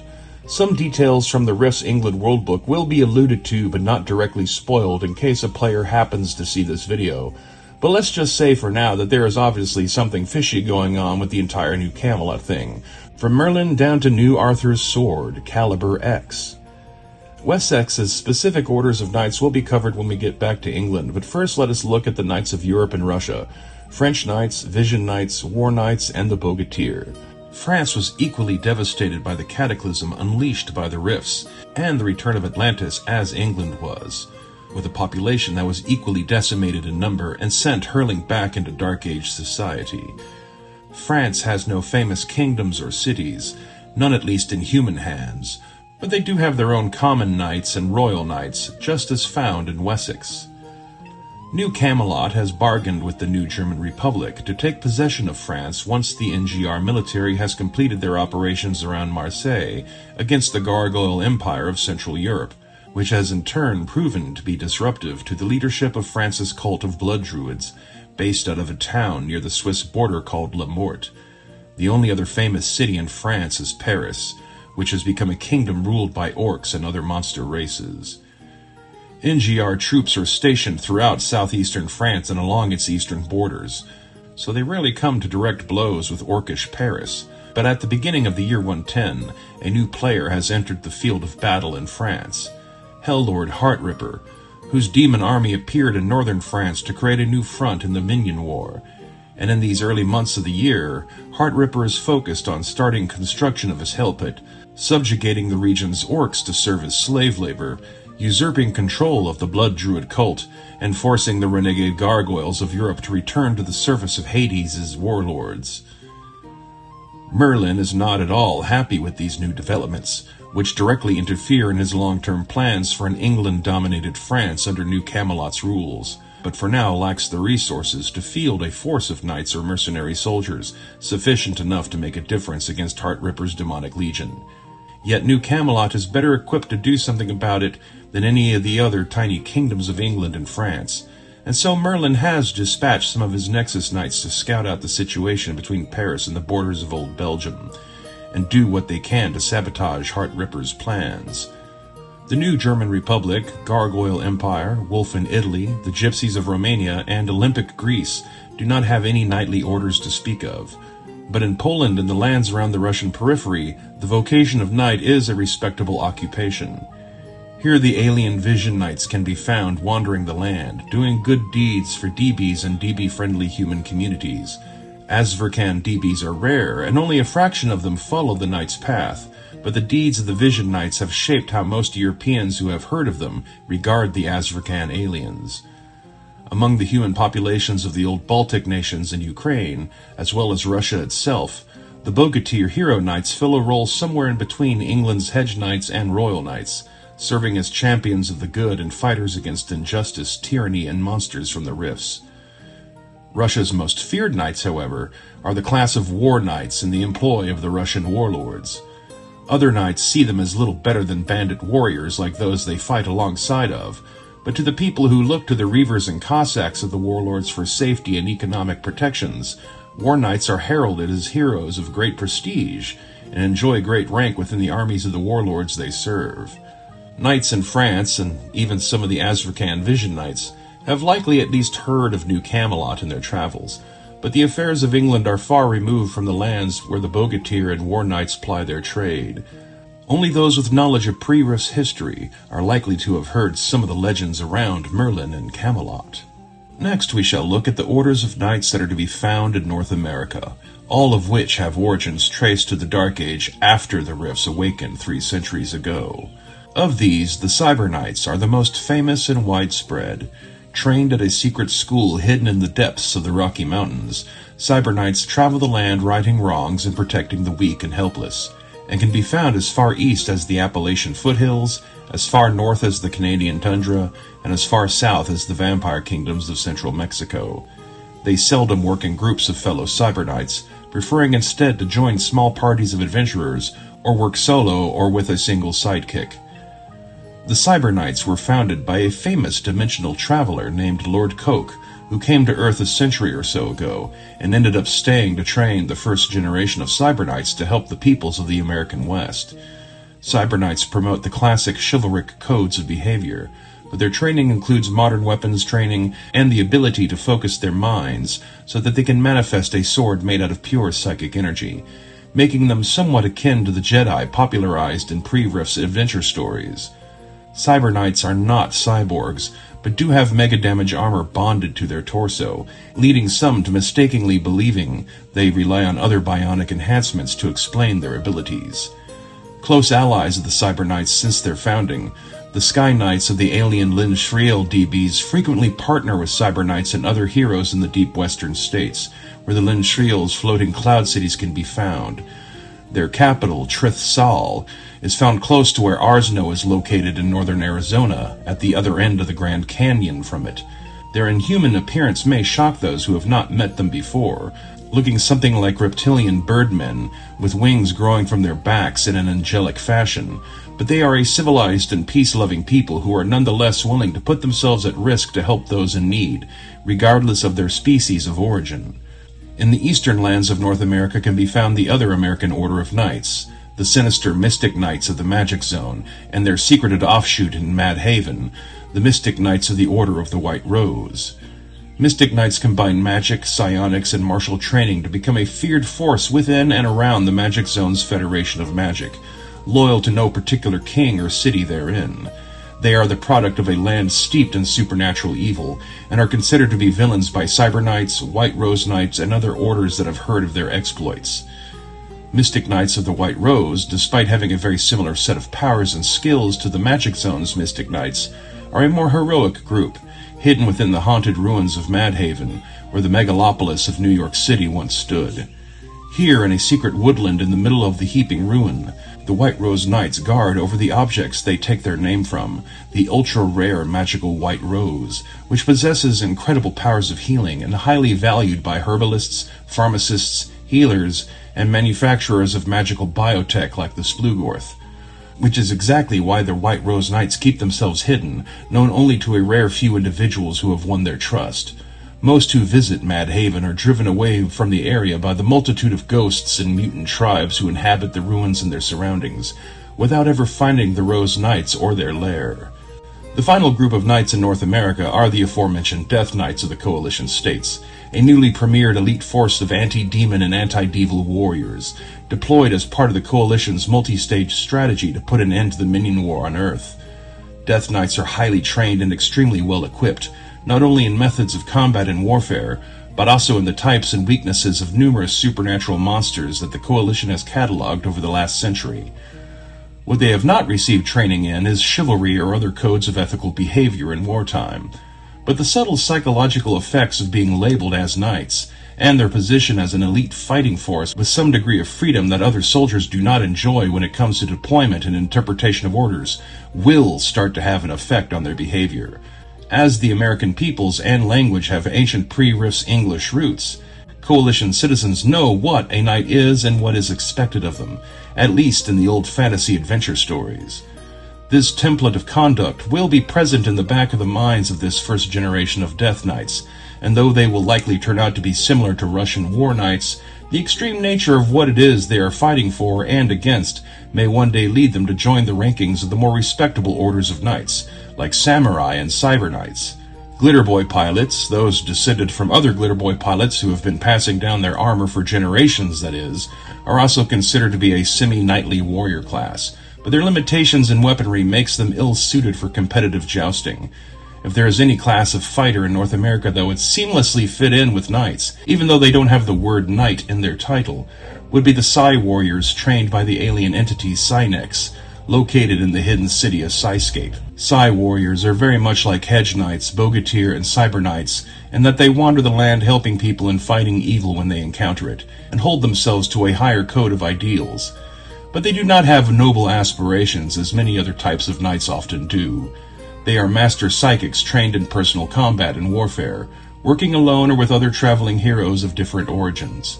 Which brings us across the great expanse of the Pacific Ocean to the island archipelago of the Japans, where the samurai classes can be found in the societies growing in southern Honshu. Yes, samurai does not have the word knight in it, but they are every bit as much a knight as a Bogatyr or a knight of England. Some of them, traditional samurai especially, are among the most dedicated and self-disciplined knights on the entire planet, taking their craft far more seriously than many of their Western or American counterparts. Traditional samurai and Ronin can be found in the New Empire, based out of Holy Kyoto, or from some of the smaller shogunates with mixed tech levels like Takamatsu on the island of Shikoku, the Otomo shogunate on the edge of the zone, Tsurusa shogunate near sunken Tokyo, across the bay from Yukimura shogunate, and the fanatical traditionalists of the Toshai shogunate. Traditional samurai are exactly what you think they are, skilled swordsmen and tacticians who follow the Bushido code and serve at the behest of their ruling shoguns and nobility, many of whom are or become nobles themselves, much like Western knights. Japan's more modern samurai come from places like the Republic of Japan, Ikto Province, Otomo, and Takamatsu, who have the facilities for robotics and bionics. Samus samurai are power armor pilots using the Japanese variant of the pre-Rifts American Silver Eagle power armor, and are a combination of police patrol officer and demon hunter in their day-to-day duties. They are the least samurai of all of Japan's samurai, and yet they are still samurai and act accordingly in most instances. Cyber samurai are more common than Samus samurai, and in many ways come closer to the abilities and skill set of traditional samurai, but they enhance themselves with bionics and cybernetic implants so that they can stand up against Oni, monsters, and other bionically enhanced humans.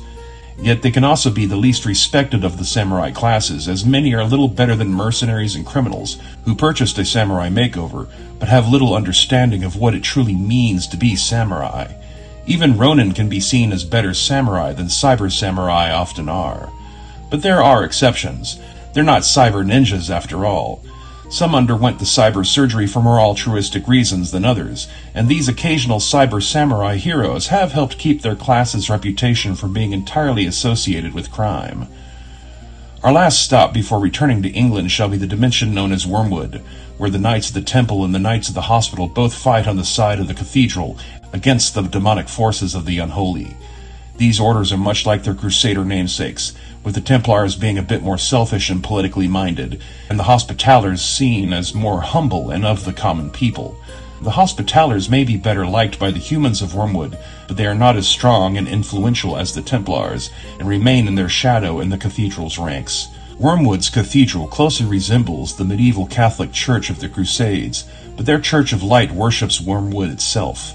And truth be told, the nature of the planet's strange surface does imply that the humans and demons dwelling there are just microscopic organisms living on the skin of some planet-sized godlike being, who does answer their prayers. How the Templars and Hospitallers got themselves mixed up with all of this is anyone's guess. Both have seemingly forgotten their earthly origins and connections, and believe that they have always been part of Wormwood and its cathedral.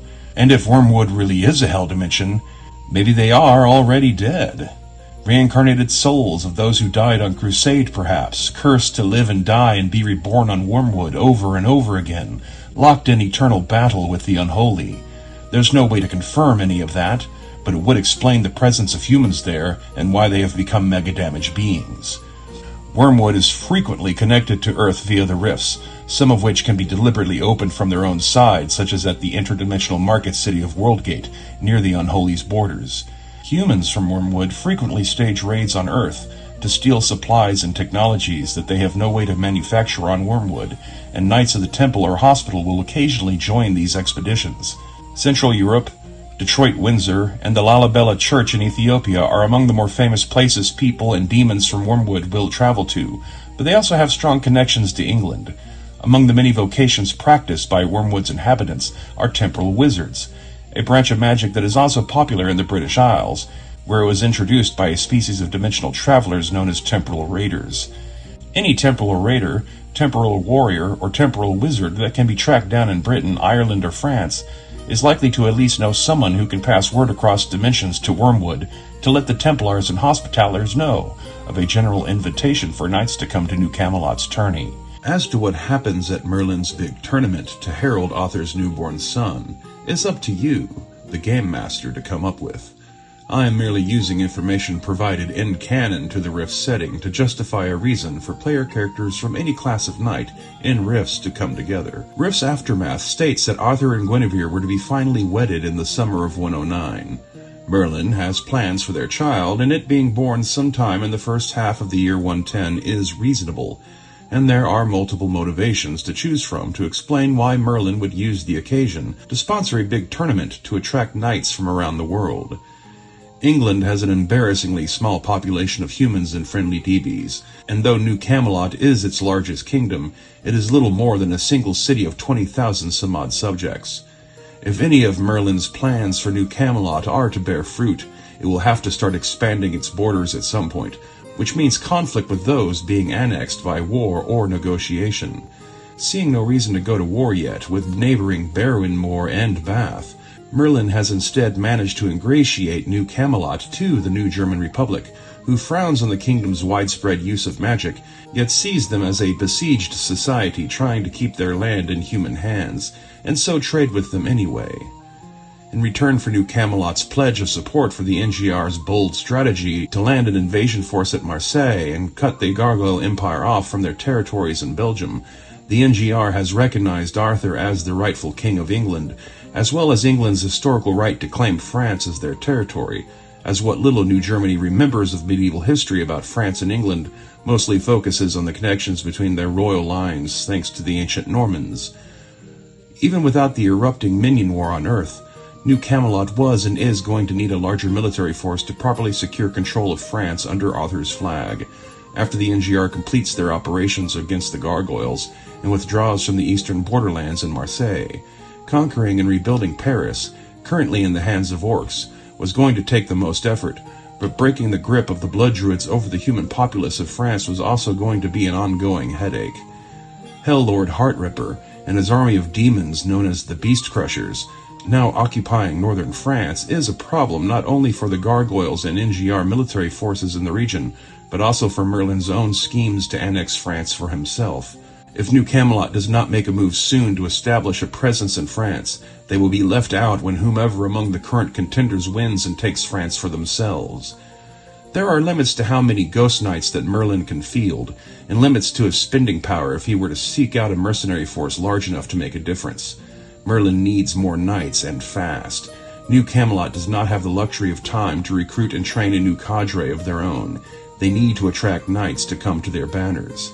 To do so, hosting an international jousting tournament is the most straightforward way to go about it, and once a bunch of knights from abroad have arrived there and spent some time in the city, they can be seduced by the people and countryside, and by the legendary prestige on offer, to win a position among Arthur's knights and take on the name of one of the mythical knights of the Round Table who served the original King Arthur millennia ago. Some extremely experienced and high-level knights may well end up making an appearance at the tourney, and from their ranks the main champions and victors will be found. But low-level and starting-level player characters have plenty of motive to attend the event in the hopes of making contacts and building a reputation for themselves. Merlin is wise enough not to throw newly recruited knights straight into the meat grinder, and will encourage Guinevere to encourage Arthur to grant any knights from abroad that swear fealty to him some time to travel around Wessex and get to know the people they believe they will be protecting. The settled regions of Wessex and its 3 cities are all located in the northern half of the land, bordering southern Wales, the Bristol Channel, and the headwaters of the Thames River.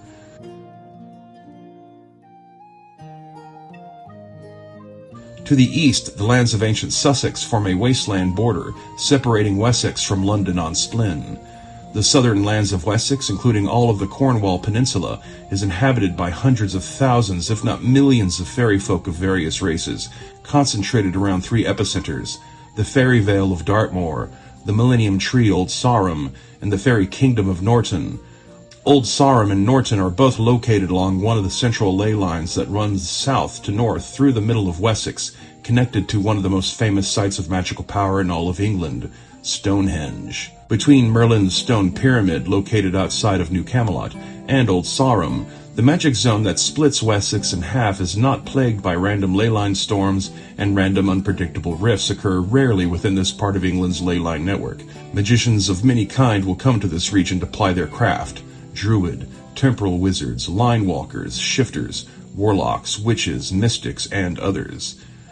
New Camelot is a 100% newly constructed city, not standing upon ancient pre-Rifts ruins, and is located several dozens of miles to the west of Stonehenge. Its sister cities within Wessex are located to the north and southeast of the Stonehenge complex, and Merlin's pyramid to the northwest of New Camelot. The Eternal City of Bath is the friendlier of the two, and has been inhabited since Roman times. Berwynmore was once the city known as Swindon, and they have been the dominant kingdom in Wessex for centuries prior to Merlin's return. Berwynmore's rulers hold a great contempt for New Camelot, but they lack the power and force of arms to do anything about it, and reluctantly trade with them instead. All 3 city kingdoms of Wessex have knights in support of their noble lords and ladies, and employ conventional military forces as well, but they are all limited in the numbers of warriors and soldiers their meager populations can support. Magic use is also commonly practiced, druidism and herbalism most of all. All 4 of the druidic orders in England can be found operating in Wessex, whether they be in the lands of humans or fairies. A village of human and DB Millennium Druids is found just a few miles from Old Sarum in fairy territory, while Phalid, Dryad, and Scathach Druid orders can be found in and around the kingdoms and villages of northern Wessex. Temporal wizards, line walkers, shifters, warlocks, witches, and mystics can be found among the native human and DB populations, and other magic users of other classes will travel to Wessex on occasion to see and use Stonehenge, and occasionally take on an apprentice or student to teach their style of magic to. Stone masters, necromancers, ocean wizards, flame wizards, and gypsy wizard thieves can be encountered in Wessex on rare occasions, along with even more obscure magic-using classes, often near Stonehenge or one of the other nexus points in the local ley line network. The only real prerequisite is that the class comes from a land or people who would have preserved knowledge about the existence of Stonehenge. The domain of man in Wessex, much like in North America, is home to many non-human sentient species who now consider the British Isles to be their homeland, removed from their worlds of origin by several generations, if not centuries. There are a relatively high number of true Atlanteans living amongst the humans, largely unnoticed, and a few Changku dragons in disguise, which is far more Changku than you can expect to find anywhere else on Earth in any given region of similar size. The presence of both means that tattoo magic is relatively popular and available in the kingdoms of Wessex. The most common DBs in the region include Mantaz Sectals, Dabugs, Palladium Elves, Orcs and Goblins, and a small number of recently arrived Lizardmen who have been struggling to adjust to England's environment. Cyrenan mystics used to be more common in this part of England, but most have withdrawn to Scotland, and until the Minion War broke out, Merlin had encouraged Arthur to be concerned about what the Cyrenan mystics, with their ability to control some giants, were doing up north in Fomorian territory. They may still indeed be up to something nefarious up there, but the Minion War will force New Camelot to do something about France before they lose their chance to gain control of it. The Cyrenan mystics will have to wait.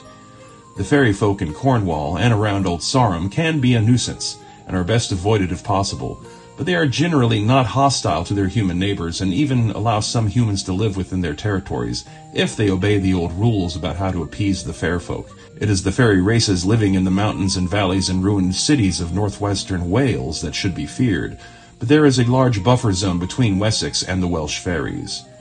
Humans of Welsh descent and a mix of DBs similar to that of Wessex can be found living in the old borderland of Wales and England, where a large gap between ley lines has created a space where it was relatively safe for their ancestors to settle and farm. They have no single major city or king, but will trade with the Eternal City in Barronmore. To this region south, across the Bristol Channel from Wessex, the Goblin Kingdom controls the southern end of Wales. The Goblin Kingdom is actively hostile towards all of its neighbors, attacking the Welsh farmers and all the kingdoms of northern Wessex, with frequent raiding and skirmishing sorties sent out from their territories.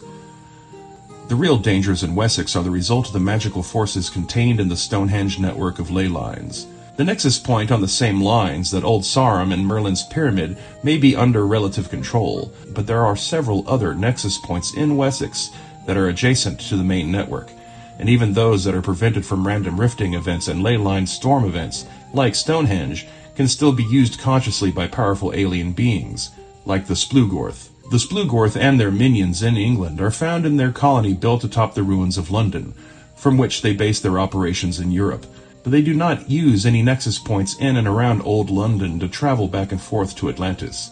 The Splugorth will instead use Stonehenge as their point of entry, and then head east to London on Splin.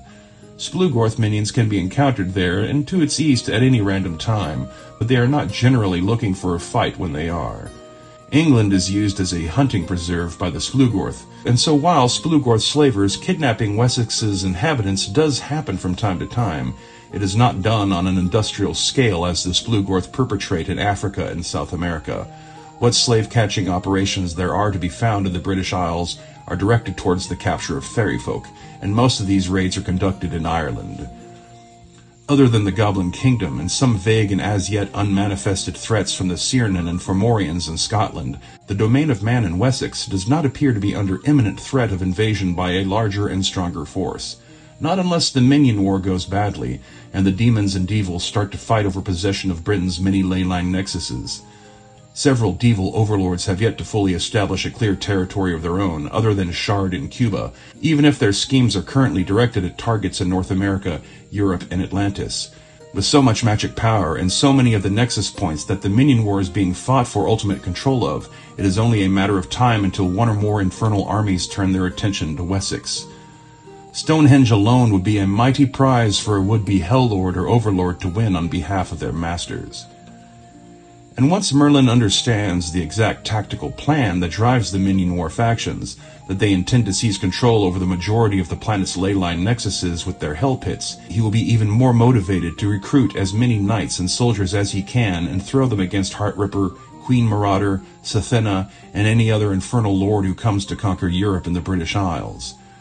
Most of the technological equipment to be found in Wessex is of foreign manufacture, and it is expensive. Working power plants and generators are only available in a few locations. There are more blacksmiths than operators, and Wessex has no functional port facilities. The sunken ruins of Bristol make docking in the Bristol Channel dangerous for ships, with smaller landing craft having to be deployed to bring goods to and from the shore. Wessex has only a handful of small fishing villages, using small and primitive wood-hulled boats that cannot travel too far from sight of shore before the seas become too rough for them to handle. Triax and other New German brands are the most commonly found in Wessex, followed by items from traders from Terramore, Scandinavia, Poland, Free Quebec, and even Northern Gun and Wellington items from the Great Lakes on occasion. Most traders from abroad who bother to stop by the British Isles do so at Terramore, on Ireland, whose people have more money to burn and a functional harbor. Trade delivery by aircraft is easier in many ways, and Triax will use such methods from time to time, depending on what exactly is being delivered or picked up. Most of Triax's business is conducted with New Camelot, but they have developed a secondary market in Bath and Barronmore as well. The large number of ley lines in and around England make air travel dangerous in different ways, as flying monsters and sudden ley line storms can strike them well before they reach the controlled ley lines around Stonehenge. North of Wessex, stretching well into the island's interior, is a vast and largely unsettled wilderness, where the ruins of many of England's ancient cities are hidden by the forests that grow atop them. Small settlements and the odd hermit here and there can be found, but the overall population density of these lands is nearly non-existent. There are 4 prominent orders of knights operating in the British Isles that all have some degree of association with New Camelot. The Knights of Camelot are the most obvious of the bunch, and are composed of an elite selection of warriors who have been rechristened with the name of one of the ancient Knights of the Round Table. There are still roles to be filled, but admission to this circle of knights under Arthur's command is only offered to a very select few, with none joining the order in years. Next in fame and far greater in number are Merlin's Nexus Knights, who are recruited by the old wizard himself and consist of a rather large number of malcontents and hooligans who appreciate the authority they wield and do not question Merlin's orders, serving as his private police force. A good number of Nexus Knights are actually Ghost Knights, empty suits of armor animated with Merlin's spellcraft. The Knights of Nobility is a gentleman's club with memberships scattered across the British Isles and even parts of France, who accept only the richest and most arrogant men of noble birth within their ranks. And last come the rival Cavaliers, a collection of hedge knights and genuine heroes who have learned to laugh off being rejected for membership in the Knights of Camelot, who do a lot of the good deeds that has raised the general reputation of all knights in Wessex. Ironically, the greatest evil to be found in all of Wessex is the very source of their growing power and prestige, Merlin himself, who is of that flavor of evil where he will encourage an awful lot of good around him in service of some greater plan that will not fully play out for several centuries. Mortal knights of any class pose no threat to him, but player characters who spend time in New Camelot, interacting with Arthur, Guinevere, and his knights, or who encounter Merlin's Nexus Knights or the Chang Ku while away from the city, may start to unravel some of the mystery around Merlin and his true intentions. But even if they do figure it all out, is exposing or expelling Merlin really worth it? In a world filled with powerful monsters and supernatural evil, is an old immortal wizard with plans to conquer the world hundreds of years in the future and is building a society based on the old chivalric ways and mythology really the worst thing to be encountered in the world of rifts? Demons are out there eating babies, and Merlin is establishing orders of knights to protect humankind. Which problem would you prioritize? In conclusion, a Rifts Knight campaign of adventures holds a lot of promise for fun roleplay, with a strong and common motivation for adventuring shared by all the characters. But even if you do not want to use Merlin and New Camelot as the basis for assembling a team of International Knight OCCs, some sort of extraordinary circumstance will have to be contrived to explain it.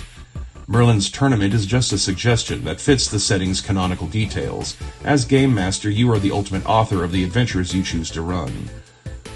Some alternative settings that allow for a crossover of multiple regions' knights could include Poland, where New Camelot knights could be sent to help the people of New Tarnow and meet up with local Vision Knights, Bogatyr, and War Knights. Splugorth's Atlantis can also serve as a place where a bunch of knights from different lands are thrown together after being captured by Splugorth slavers and have to learn to work together to survive Splin's gladiator pits or the hunting preserve in western Atlantis. Wormwood could also be used as a setting where knights from different parts of the earth are brought together to help the cathedral in some fashion. Or come up with something else. Maybe one of the gods wants to assemble a diverse group of champions. The possibilities are limited only by your own creativity.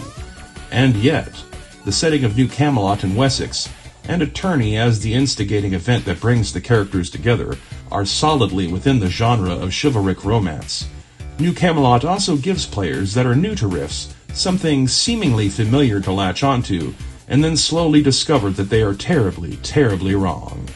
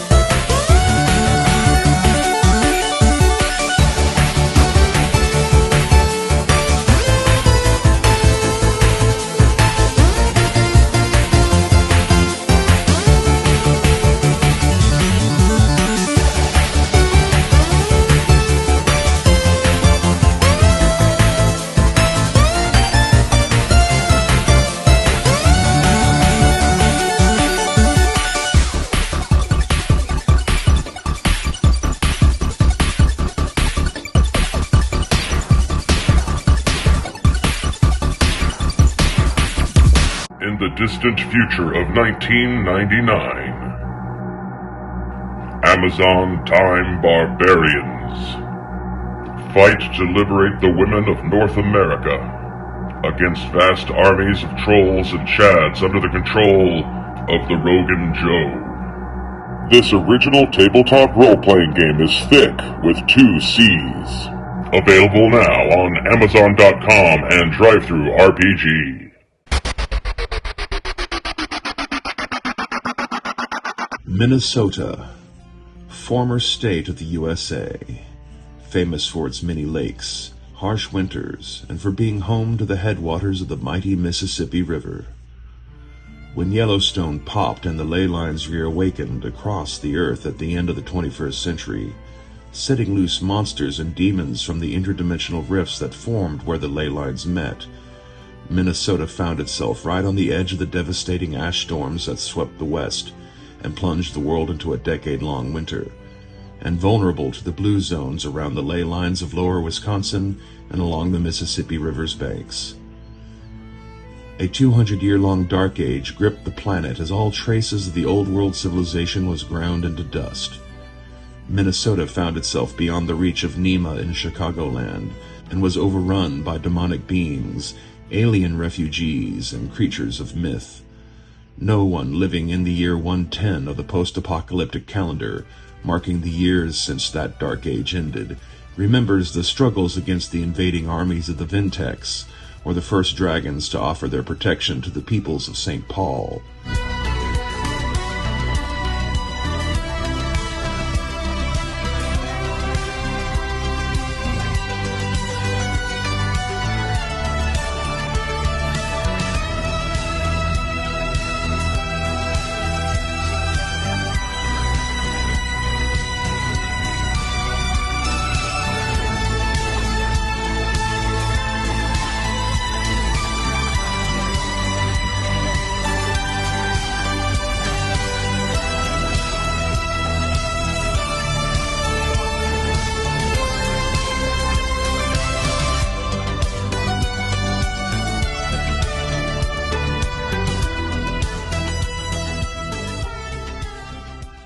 While the bunker societies in the domain of man went on to become the technological powerhouses of the modern coalition states, the survivors in Minnesota found themselves taking a path similar to those who dwelt in the magic zone of Kentucky and Ohio. The study and practice of magical arts, including being among the possible sites where techno-wizardry was first invented. The Vintex would be defeated and scattered well before the Dark Age ended, only to be replaced by the Zytikics a century or so later, spreading their hives across the old Canadian-American borderlands. Minnesota would eventually be tamed and give rise to several small kingdoms of magic: Markeen, Riverine, Mizarine, and most famous of all, Tolkien. Ranked somewhere between the Federation of Magic and Laszlo on the scales of magical corruption and noble intentions, Tolkien grew over the first century of the post-apocalyptic calendar into the primary point of entry to the lands of the New West, the regions blanketed in Yellowstone's ashes which had finally recovered, a bridge of trade going east to west and west to east, connecting places like Ishpeming, Wilkes Laser Technologies, Fort Dakota, and Canadian settlements in Lower Manitoba and Saskatchewan. They watched with a wary eye as the coalition expanded continuously over the same period of time, claiming all of old Iowa, northern Missouri, the region of Ontario around Old Sudbury, the Texas Panhandle, peacefully merged with Quebec, and shortly before everything started to fall apart for Tolkien, the coalition admitted the city of Fort El Dorado into the coalition, adding southern Arkansas to their list of territories. The people and leadership of Tolkien were well aware of the coalition's anti-magic and anti-alien ideologies, and though they were perilously close to the borders of Iowa, they comforted themselves with the belief that the coalition's attentions will remain fixed on more sinister magic societies, like the Federation of Magic. The Dunscan and Prosek families had been feuding for the better part of a century. Tolkien was on a designated enemies of humanity list, but the coalition surely had bigger fish to fry. But to be on the safe side, they invested well in building defenses and training a cadre of magic users in how to utilize their spells for battle, just in case. The trouble began in the year 104. Chalk's Folly. A foolhardy coalition field commander in Wisconsin got it in his head that he could just march up to Tolkien's gates and all would fall before him. Chalk and all of his troops were promptly slaughtered. Perhaps they underestimated their own strength.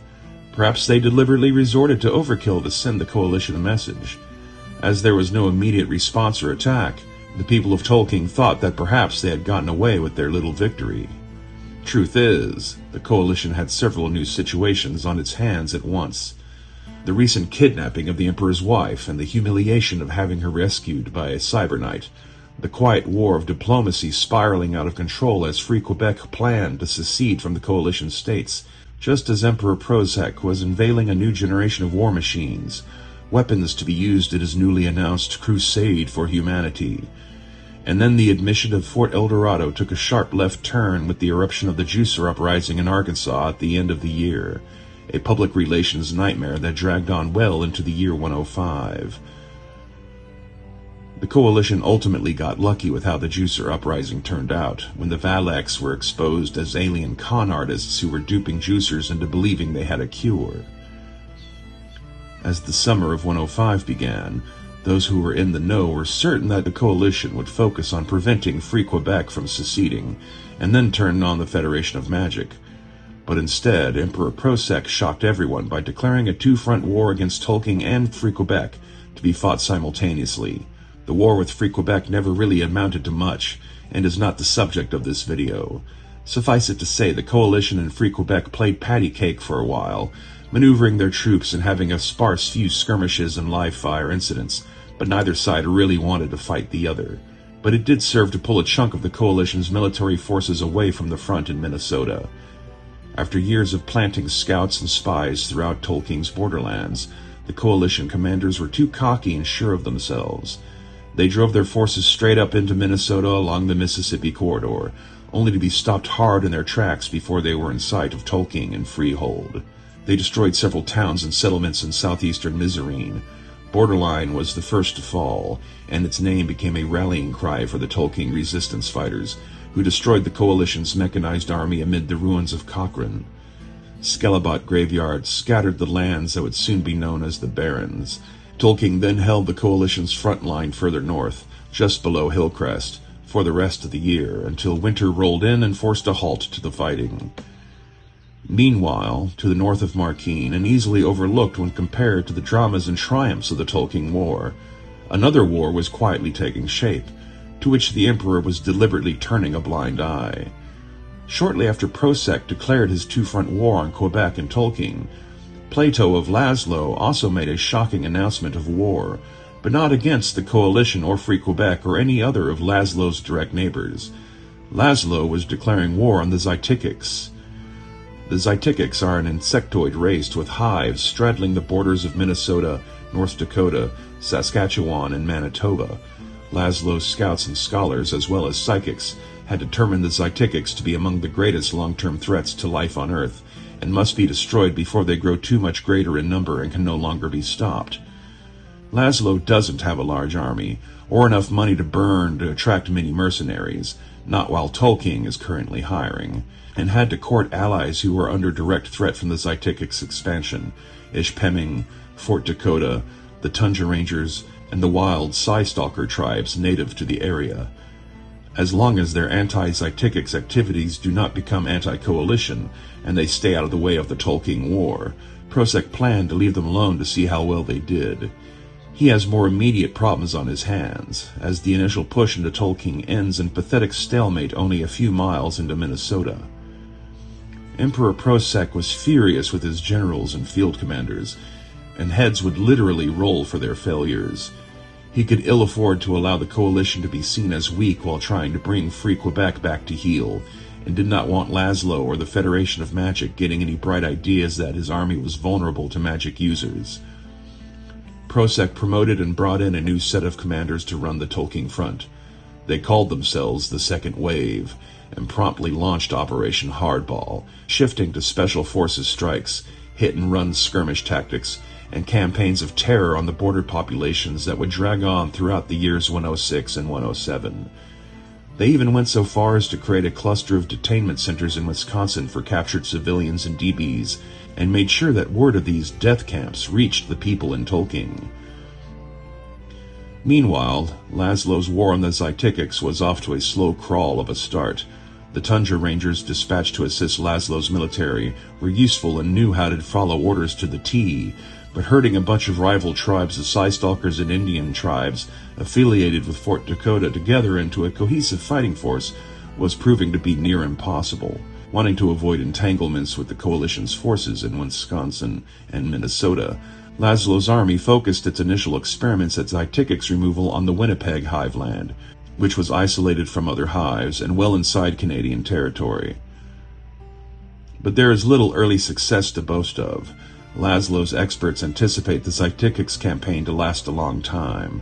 By the end of 107, little visible progress had been made around Winnipeg. Another winter came and went, and just as the spring thaw began in the year 108, Tolkien decided to take the initiative. Tolkien's response would go on to be remembered as the Sorcerer's Revenge. The gloves were off. The most devastating spell effects and most evil of summonable beings were unleashed on the coalition forces in a blitzkrieg of unprecedented bloodshed. The elementals, demons, daemonics, and other monstrosities unleashed by Tolkien's defenders were soon out of the control of their handlers, indulging their worst traits with whatever coalition troops they could get their claws on.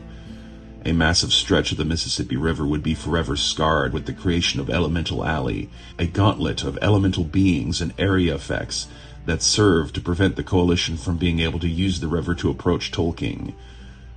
The severity of the acts committed during the Sorcerer's Revenge were great enough that when word of them reached Quebec, an offering of truce was extended to the coalition, and to the surprise of many, the Emperor would ultimately agree to allow Quebec to have its independence as long as certain security concerns were still agreed upon and the use of the St. Lawrence River was uncontested. Tolkien's blitzkrieg had managed to defeat a full coalition army, sending survivors fleeing back to the south, save for a lone brigade under the command of Jericho Holmes, whose forces were herded north right into the Duluth hivelands of the Zytikics to die, never to be seen again. Able to draw in fresh forces off the Canadian front, the coalition launched a new wave of attacks across Mizarine and the eastern borders of Tolkien. Tolkien was holding its own, until they found themselves being hammered by surprise from the northern flank. General Holmes and over 300,000 troops under his command had managed to march right through the Zytikics hivelands and park themselves on Tolkien's back door. When word of General Holmes's survival and of his forces engaging Tolkien's northern defensive lines reached the coalition commanders in Wisconsin, the go signal was given to their battalions to press the advantage and start their siege maneuvers a few weeks earlier than they had originally planned. Battalions pushed northward from the Iowa-Mizarine border, while another battle group was deployed from the Wisconsin front. Tolkien was beset on all sides by 3 coalition armies. The Juicers who had joined their cause after the Juicer Uprising were already starting to die off. Mercenaries employed by Tolkien started to shrink back and eventually flee the field of battle.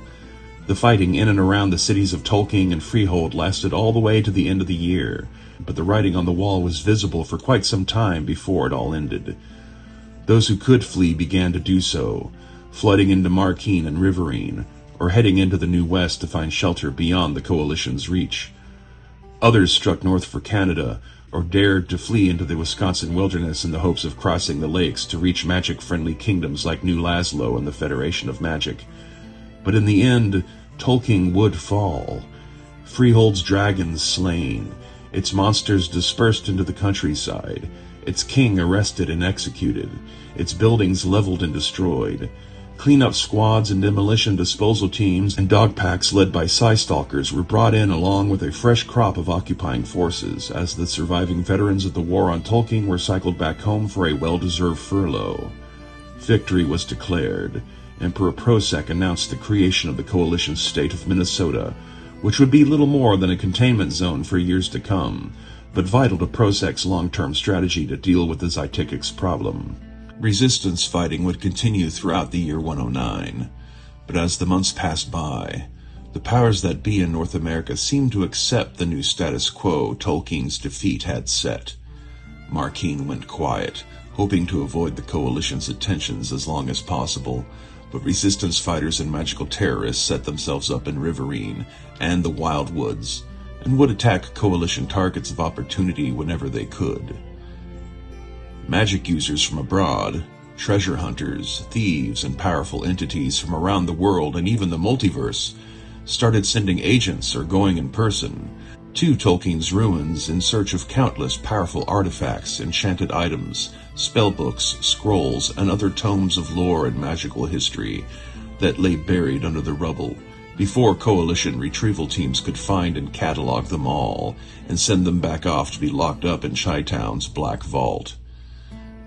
The magic-friendly communities between and around Laszlo and New Laszlo, the Federation of Magic, and other independent kingdoms of the Magic Zone, as well as Kingsdale and the Colorado Baronies, started to wonder which one of them would be next. Truth be told, however, the Emperor had no plans to launch another war against a magically defended kingdom anytime soon if he could help it. Tolkien's fall would serve as powerful fuel for his propaganda machine for at least the next decade, plenty of time to focus on rebuilding the army's war machines and securing their newly acquired territories. As the coalition's war campaign drew to a close, Laszlo's war against the Zytikics was still underway, and things were taking a turn for the worse. Holmes had managed to march his army straight through Zytikic's territory near Duluth without triggering a full-on attack, by having paid attention to the coalition's field reports and science analyses about the Zytikics before taking his assignment in Wisconsin at the start of the war, and did everything possible to not antagonize the swarm, losing only a relative handful of his men to probing attacks by the bugs and ordering his soldiers to not retaliate. Yet after the coalition left the Duluth hivelands to attack Tolkien from behind, the Zytikics there remained agitated. Small swarms set off to try to establish new colonies elsewhere, in the forests of northern Wisconsin, or further north and east into Canada, along the shores of Lake Superior. But the Duluth Hive also sent out millions of workers to expand the hive's physical boundaries outward. Laszlo's shaky alliance against the Zytikics spent their summer and autumn of 109 having to pivot their forces and assets away from the Winnipeg Hive and back towards Duluth. What remained of Marquine joined the effort, as their own borders were under threat from the Hivelands, and Ishpeming, Fort Huron, and the Coalition's scout bases in northern Wisconsin all joined together to try to contain Duluth's expansion. Little could be done, though, without provoking the already agitated Zytikics' wrath. Laszlo's military commanders started to worry that the other hives may pick up on the Duluth Hive's pheromones and start behaving similarly. Their psychics were suddenly worried about something terrible happening in Minnesota. Winter came again, and something terrible did happen. After an unknowable number of years, possibly centuries if not millennia, depending on where you come from, the Minion War, the war between the demons of Hades and the devils of Duval, the top rival hell dimensions in the known megaverse, had finally reached Rift's Earth, and the first of their forces to arrive did so at the ley line nexus points under Coalition guard in the middle of Tolkien's ruins. The Coalition forces there were caught off guard and off balance, the troops there being green and not anticipating an attack of that magnitude. The one saving grace that prevented them from being completely routed was that the demon and devil forces that started to pour out of the rifts were far more interested in fighting each other than they were engaging with Coalition forces. Reinforcements arrived quickly. The Coalition in Minnesota spent Christmas that year using tactics similar to that used at the Devil's Gate in the Magic Zone to try to contain the chaos. Most of the demonic and devil forces escaped into the world to regroup elsewhere, but the Coalition has managed to hold on to Minnesota for now. And so we reach the beginning of the year 110.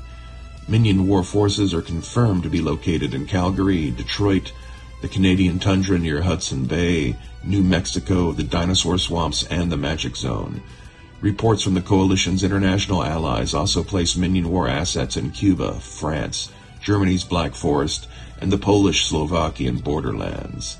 Numerous evil armies have yet to settle down in any particular location, and the specific territories of some of the known demon armies have not been identified, just rumors of where they might be.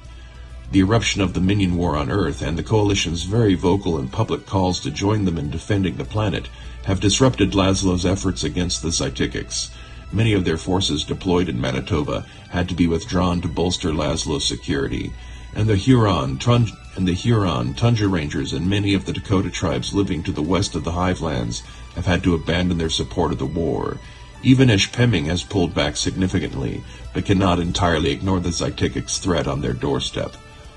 Only the local Psystalker tribes and Fort Dakota itself remain on board with Laszlo's war against the Zytikics, but even the commanders who remain behind in Manitoba to coordinate the defensive actions against Duluth will question the wisdom of remaining in the field if Laszlo comes under threat from demonic or devil forces coming out of Detroit-Windsor.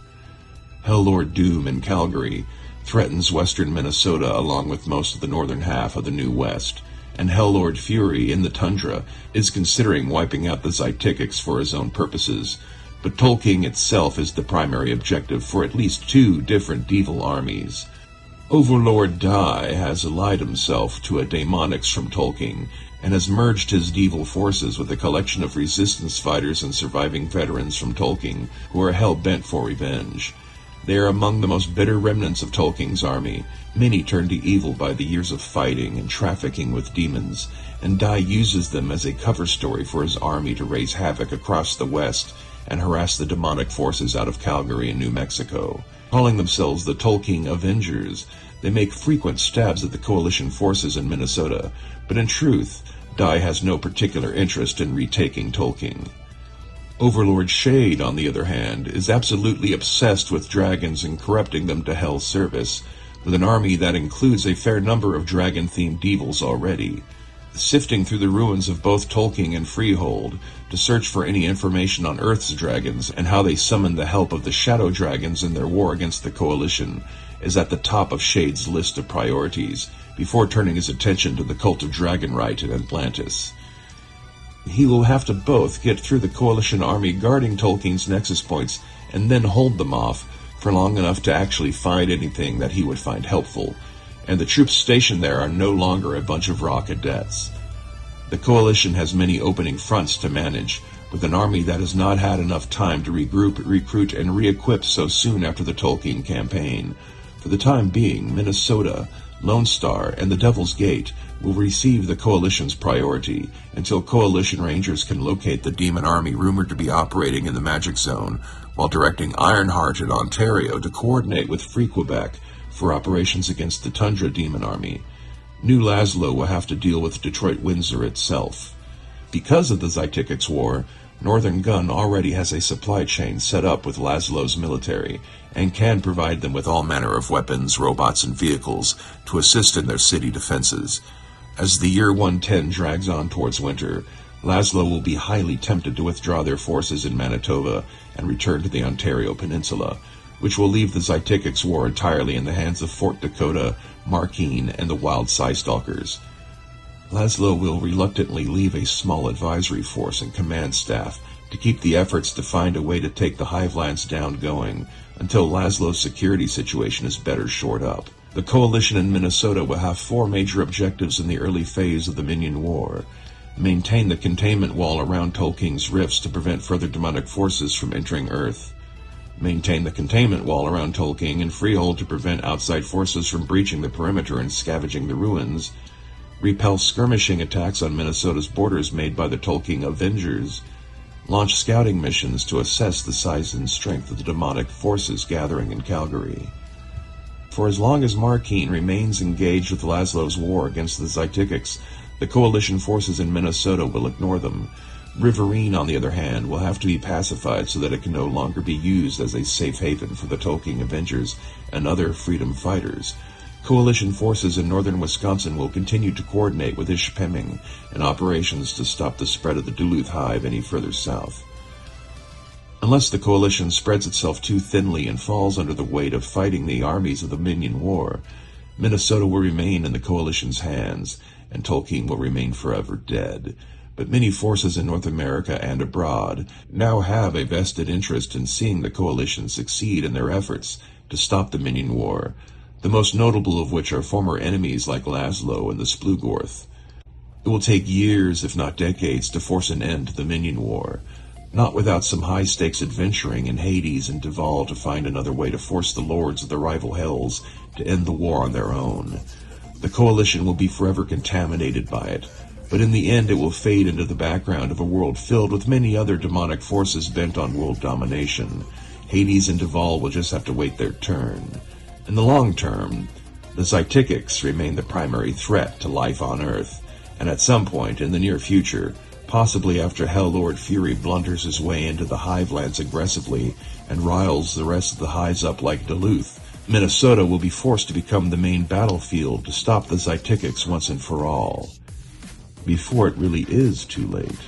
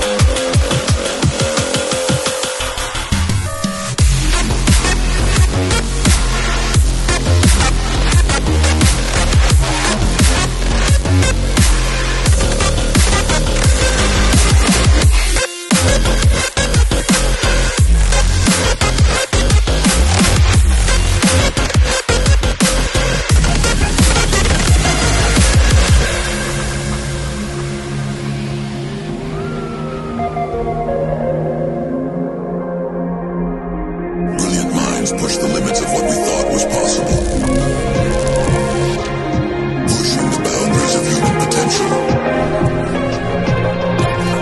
Where technology can enhance us beyond our wildest dreams.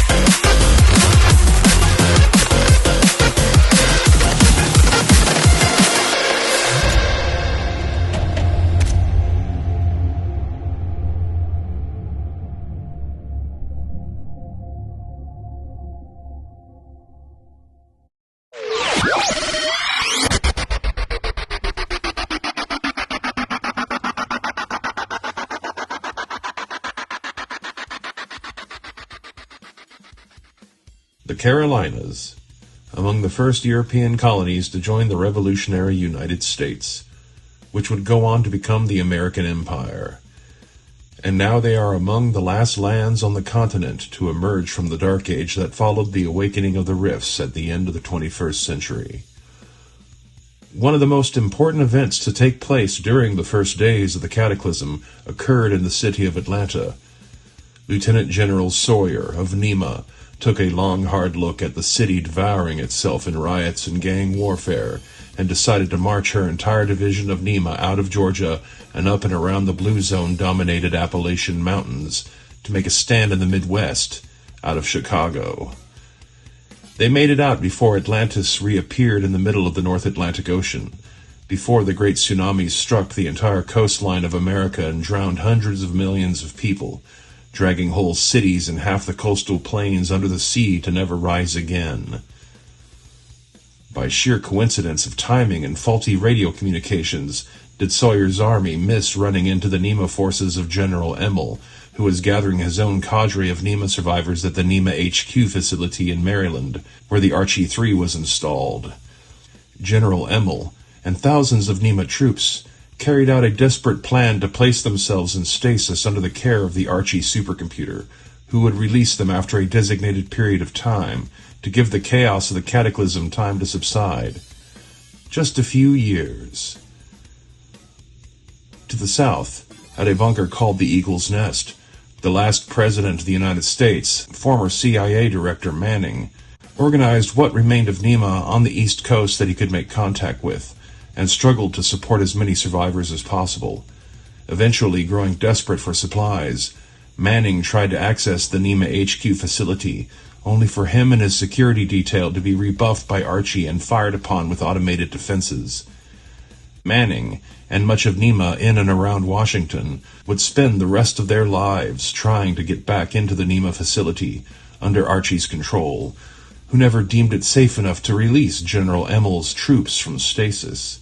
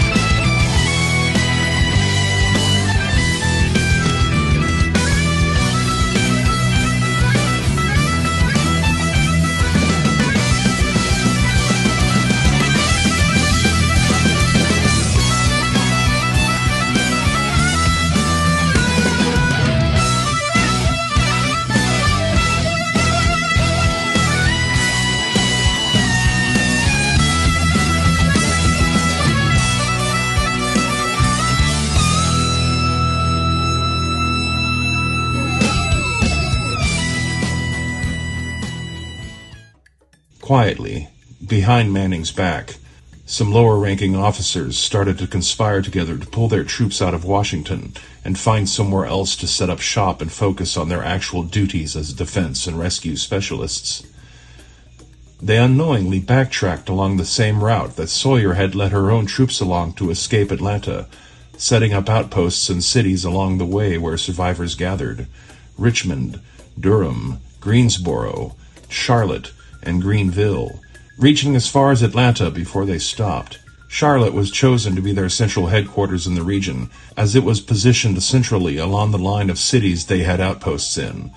The region was plagued with spectral ghosts of Civil War veterans, and monsters were scattering across the landscape from the blue zones in the Appalachians and in southern Georgia.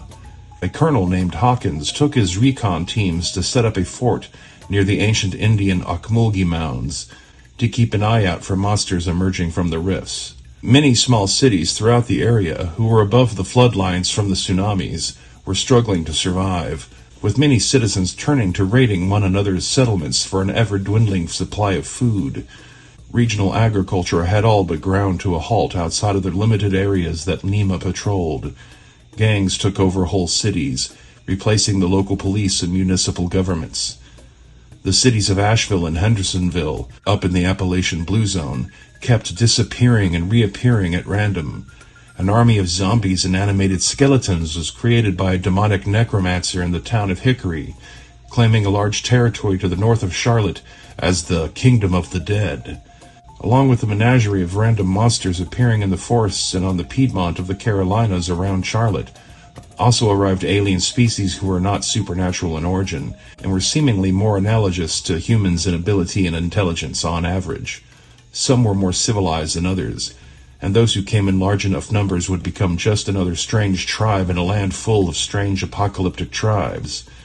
Aidi fishermen, Chasseur Vert, Bayou Ursines, Feni nomads, the Yakis, and others may well have appeared as far back as the early Dark Age, without anyone really noticing for centuries to come. The overall mix of aliens, monsters, ghosts, and zombies that plagued the region around Charlotte led it to it being dubbed the Horror Woods, by the local Nema personnel. Their hands were full, and the overload of new monsters and dangers would grow worse with every passing year, not better, while Nema's numbers dropped steadily and never recruited enough people to recover. Ironically, Nema would last slightly longer in Charlotte than their counterparts did in Washington and Chicagoland, but unlike those other branches of Nema, Charlotte would not see a new organization arise to step into Nema's shoes, as the Republicans and the Coalition did in their respective lands. By the middle of the Dark Age, all that remained of Nema was to be found in Shar, the city formerly known as Charlotte. The roving gangs had started to become barbarian tribes, and the first mutants were starting to appear among them. Dinosaurs of multiple species were starting to migrate up into the region from the time holes in Florida, and the Splugorth Raiders started to make their first appearances in the Americas, following their conquest and settlement of Atlantis. Richmond and Greensboro fell to Splugorth slave raids. Greenville was abandoned as an alien forest of mega-damaged metallic trees started to take root between them and Char. Atlanta was the first of Nema's chain of cities to fall as war between the barbarian gangs peaked, with Nema clinging to the old Marta tunnels below the city before they were forced out by an invasive species of rat people. Even Fort Hawkins would become independent, taken over by DB elves, who would use it as a school for wilderness scouts and continue the fort's original mission to watch over the Ocmulgee Mounds. By the end of the Dark Age, at the dawn of the Coalition's post-apocalyptic calendar, all that remained of Nema was a cult of mechanics who keep the power on in the center of Char and the city itself, even though none of its current inhabitants remember Nema or any of their deeds. It was a shelter and a trading post for barbarians and wanderers, run by street gangs who left the operator's cult alone. Hickory was still there with its old and rarely seen necromancer and his kingdom of corpses.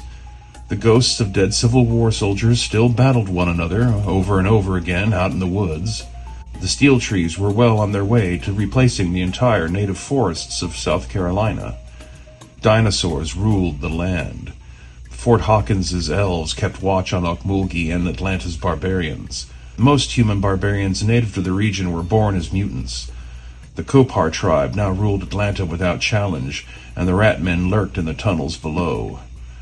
Archie was all but forgotten, save for the remnants of President Manning's followers, whose descendants called themselves Republicans, and worked to build a new civilization atop the ruins of Washington. Archie would have them destroyed and scattered across America within a matter of decades. The people here had no idea what the Coalition was, nor had they heard of the Federation of Magic. Their marker for the end of the Dark Age was the sudden return of the Cherokee Pure Ones, pre-Columbian Indians who had been hidden away in another dimension by a race of spirits called the Nunehi, who had preserved many Indian tribes in this way, after they received visions of the European conquest of the Americas.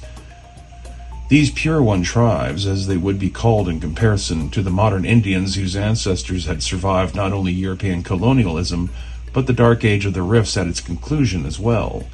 The Nunehi dropped each tribe off in lands that they would recognize as familiar, that contained a location that could be used as a fortified home base, often with access to ley lines and an abandoned weapons and technology cache.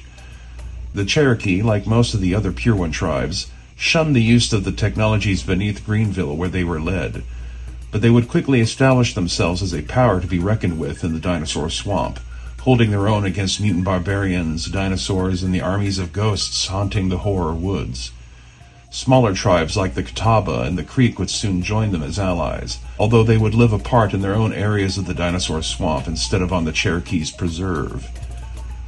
110 years later, Char is now a known destination for traders, travelers, explorers, and hunters, thanks to a pair of expeditions sent out from New Laszlo over the last few decades, whose findings were broadly published. Char remains a libertarian utopia, with no real government, law, police force, or even a city militia. Power is divided between the Operator's cult, the city gangs, which are now a little different from the mutant barbarian tribes outside the city, and an alliance of mutual support among the city's merchants. You have to supply your own security. Char has become a popular destination for rogue dog boys and other Lone Star mutants that manage to make the long journey to get there. Something about the primordial landscape and wildlife is naturally appealing to the engineered Psyhounds, and they now are considered to be one of the city gangs. Tech is limited, but availability is improving yearly. Cybernetics and bionics are popular businesses, considering the commonality of major wounds from encounters with local animals, leading to amputations and loss of vital organs, requiring a cyberdoc to fix them. The selection of weapons and vehicles is more limited, with some brands being very rare to find, like Northern Gun or Triax, or limited in options like Golden Age Weaponsmiths and Titan Robotics. DBs, both common to the region and some found only in Char in very small numbers, make up at least 50% of the city's population, including mutant animals of various origins. Coalition Rangers pass through Char on occasion, seldom announcing their presence or loyalties, as they are out on the extreme eastern edge of their range from Chi-Town, on this side of the Appalachians. As Free Quebec continues to expand its naval operations in the Atlantic, they may also start to send spies into Char if they have not already. Both Free Quebec and Chi-Town are not pleased with the reports they have received thus far about the city and its inhabitants. Char is so isolated that prior to the new Laszlo expeditions, it was not plugged into North America's black market network. And even 20 years later, few syndicates have bothered to send any of their agents out this far. The immaterial hand has the easiest time reaching Char, using rift teleportation to bypass the long overland journey, and Char's relative proximity to Atlantis has its attractions, considering that they specialize in moving magical contraband. But Char has few actual connections to the Splugorth, save for a single gang that occasionally does slave-catching work on the side. The Splugorth used to have a base on the coast of Virginia, but it was destroyed by the alien cyborg warrior women that call themselves Shimerians, who have claimed most of the East Coast as their own barbarian nation. Shimerians, and some of the creatures they use as riding animals, are just one of many alien species on the East Coast that appear to have some sort of techno-organic biology, possibly from the same world that the steel trees in South Carolina come from. No one knows for sure. The Shimerians do not talk much about their origins. They live in nomadic tribal groups, each controlling a different section of the Shimerian nation. They avoid casual contact with non-Shimerians, and can be vicious enemies if they are offended or attacked. But they have also been observed to come to the rescue of various barbarians and travelers from outside, who come under attack from certain monsters and Splugorth slavers, especially Splugorth. The Shimerians seem to hold a grudge against them, and have spent years driving them off of the East Coast. The tribe that roams North and South Carolina is called the Horrorwoods tribe, and they are the furthest south of all the Shimerian tribes, and the most likely to wear trophies from dinosaurs they have slain. They stay out of Char and Camp Cherokee, sticking to open wilderness. Hickory's Kingdom of the Dead has shrunken somewhat, but it is still there as Char's closest neighbor. The Fade towns of Ash and Bone continue to come and go seemingly at random, with Ash currently under the rule of a dragon named Nero. The further south you go, the fewer people you encounter, with the last major settlements to be found being the rebuilt town of Macon, near Fort Hawkins in Okmulgee. The Kopar barbarians still rule the streets of Atlanta, and the Rat People the underground, but there is a third faction operating out of Atlanta in secret, for the first time in centuries, the Liberated Underground. The Liberated Underground is an organization of true Atlanteans who work to free and smuggle slaves out of Atlantis, away from their Splugorth masters. Atlanta is but one of many safe houses the Liberated Underground uses to funnel escaped slaves into the Americas, where they can hopefully blend in with the other DBs. Slaves brought to Atlanta do not stay for long, sent off to find Char or other destinations as soon as they are recovered enough from their ordeal to travel. Weapons are either constructed locally or sourced from companies like Golden Age Weaponsmiths, whose headquarters in northern Alabama gives them an exclusive route to get to Char, by going down south around the bottom of the Georgian Appalachians and then turning to head back north at Macon to get to Char. Titan Robotics also sends traders and deliveries to Char on occasion, as they have secret factory facilities on the East Coast already, and will bring a selection of Wellington items from Manastique with them to offer along with Titan's line of robot vehicles. Despite being on a coastline, the Carolinas are effectively landlocked. The coastal shallows with their many urban ruins just under the waterline are treacherous, and even if a navigator can memorize a safe route through to reach the modern shoreline, the Carolinas provide no suitable natural harbors. Neither does Georgia and Virginia. The closest and only port on the entire East Coast is a secret harbor on the Chesapeake operated by Titan Robotics.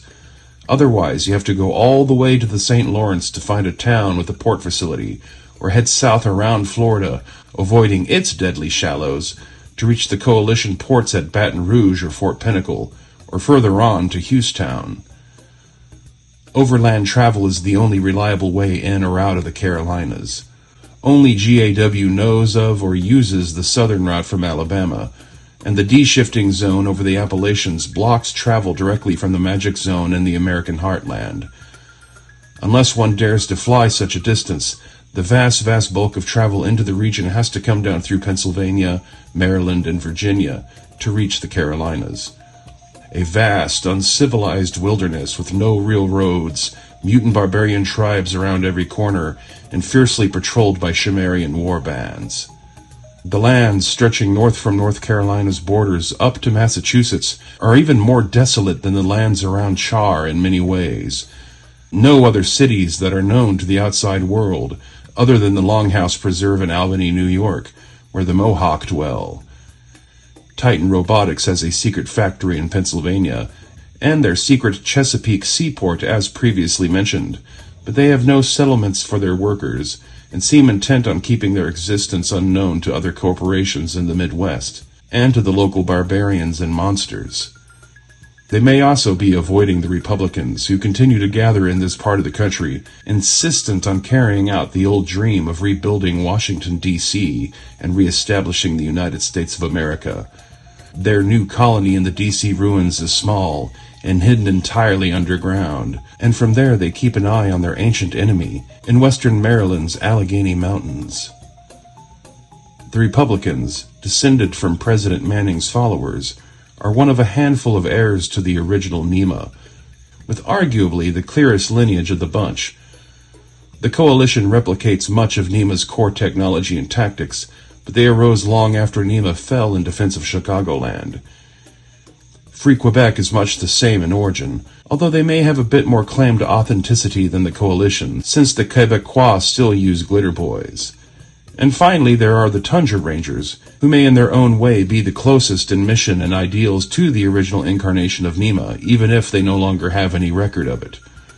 One could also include most of the legacy Glitter Boy pilots, but they are not organized like the others.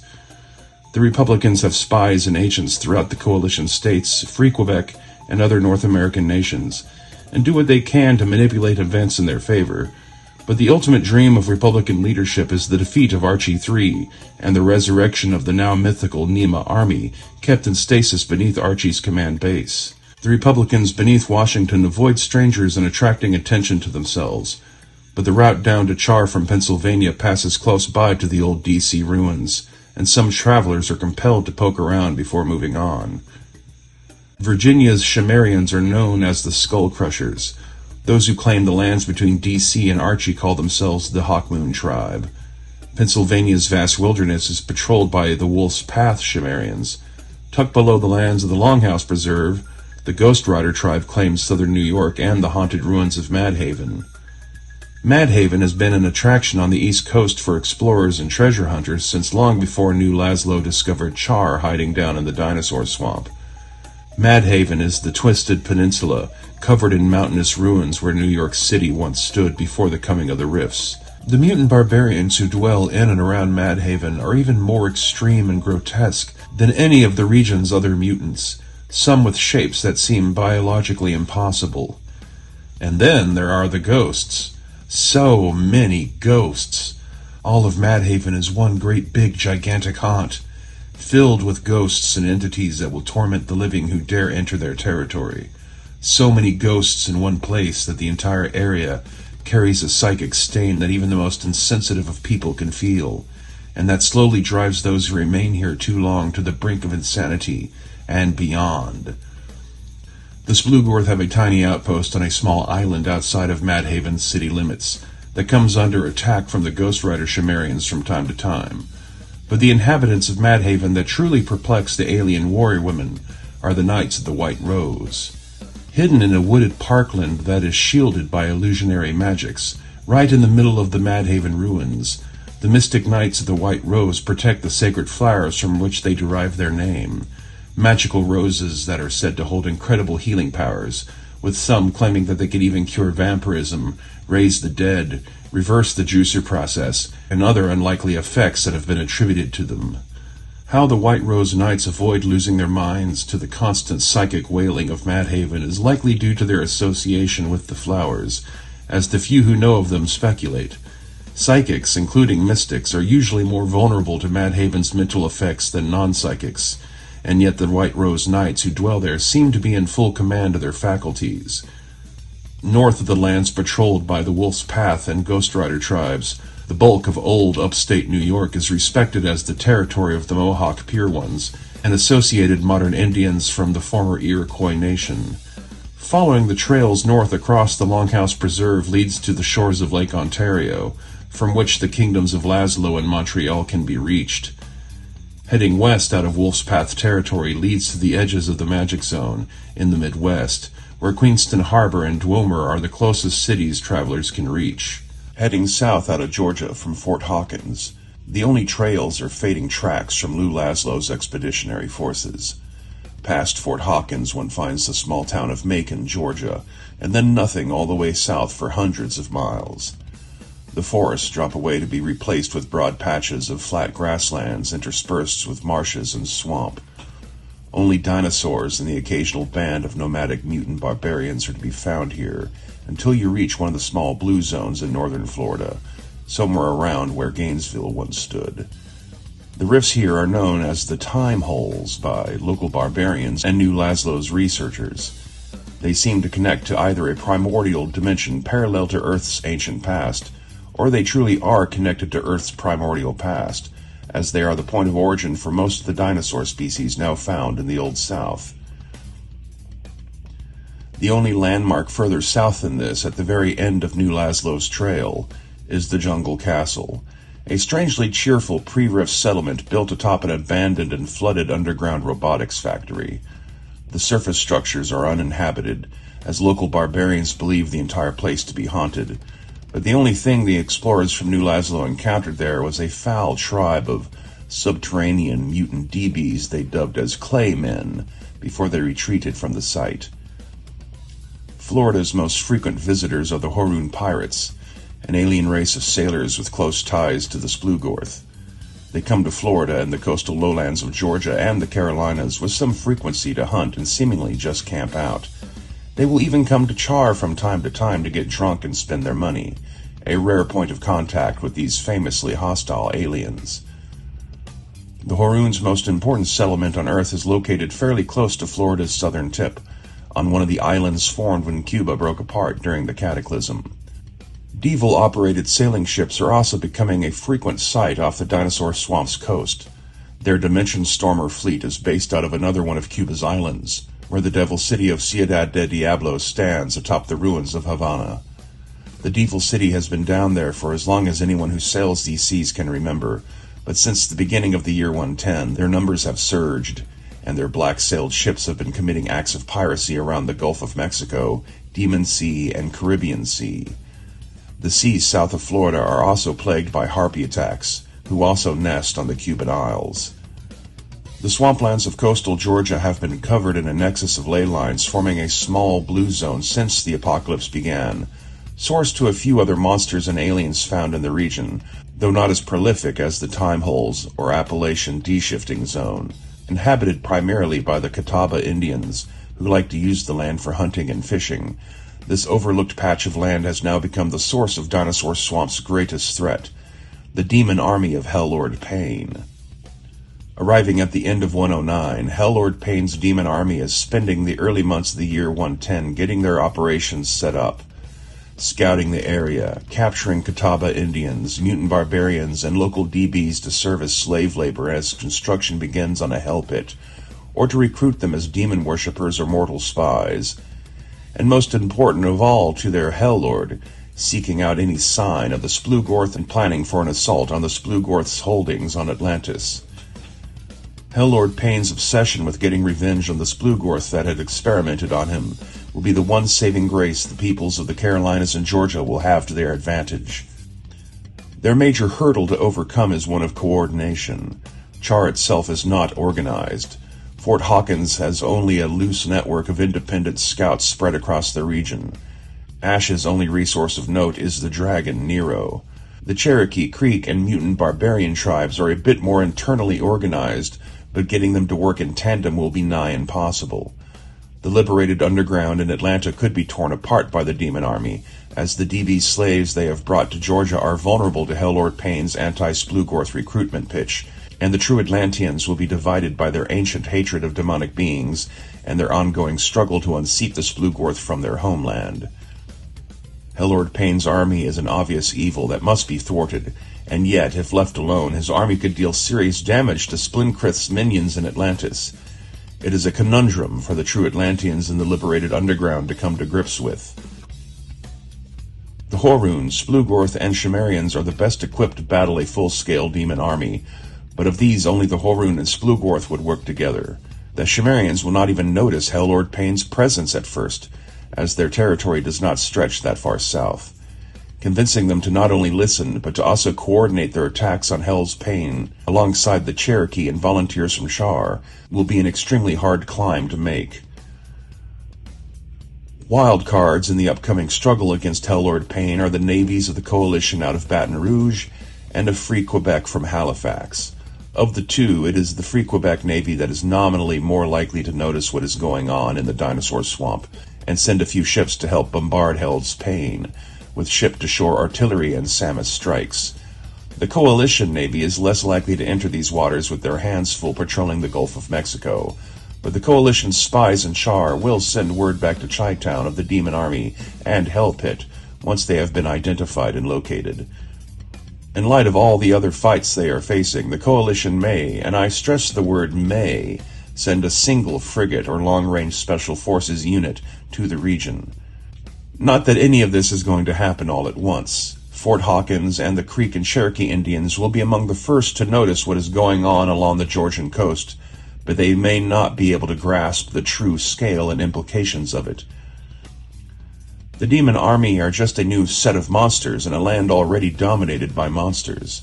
The region's inhabitants are already hardened to such things, and will not react with the same panic as the soft citizens of the Coalition or Laszlo back west will. It will be a few months before rumors even reach Char from people who have contact with the local Indian tribes, or from spreading gossip among the land's wilderness scouts. Longer still before anyone notices that the Indians have gone to war with the demons in the swamps. Only Coalition and Free Quebec spies and rangers, true Atlanteans, Horun pirates, the Cimmerians, and smugglers with Titan robotics and the immaterial hand possess a large enough worldview and knowledge base to fully grasp the danger of what is occurring in the swamps.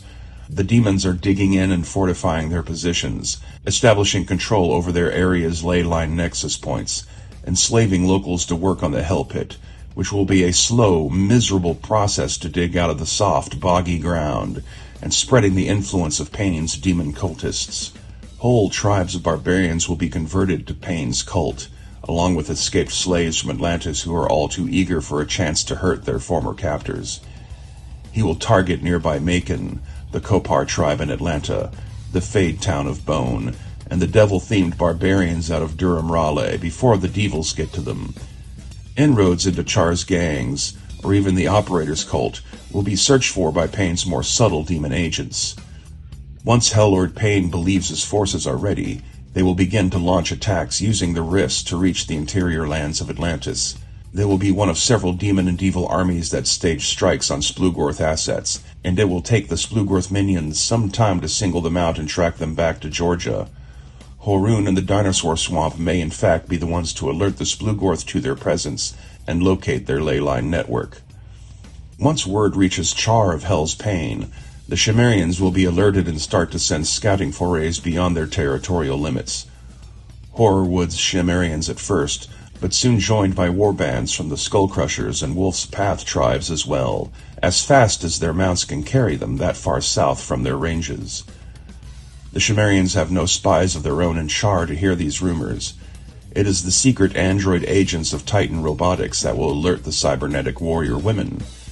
Whether they are somehow related in origin or have an understanding between one another as synthetic beings, the androids running Titan Robotics' operations in Pennsylvania and Maryland have ways to pass information to the Cimmerians, and the warrior women in return will protect their facilities and shipments when they are under threat.